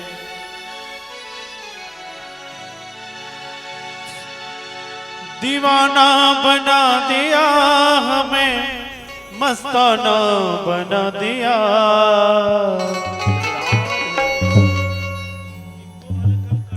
खड़े हो जाइए और आप लोग आरती के पहले कम कर दे आवाज थोड़ा, और भजनों में थोड़ा झूमिए। Hello hello hello.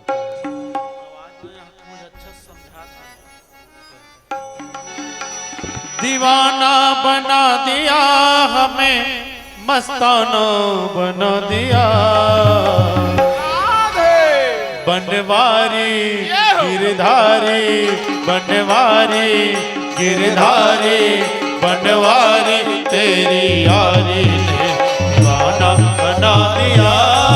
बनवारी तेरी यारी ने दीवाना बना दिया। बनवारी तेरी यारी ने दीवाना बना दिया। बनवारी तेरी यारी ने दीवाना बना दिया। दीवाना बना दिया हमें, मस्ताना बना दिया। दीवाना बना दिया हमें, मस्ताना बना दिया। दीवाना बना दिया हमें, मस्ताना बना दिया। दीवाना बना दिया हमें, मस्ताना बना दिया। बनवारी गिरधारी, बनवारी गिरधारी, बनवारी तेरी यारी ने दीवाना बना दिया।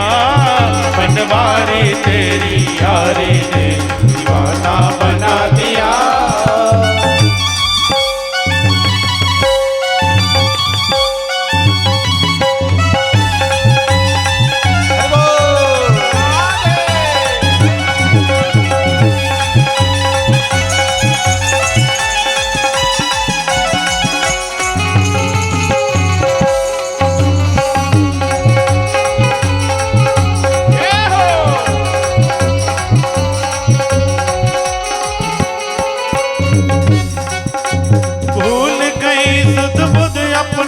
बेसुध सी हो गई, भूल गई सुध बुध अपनी बेसुध सी हो गई।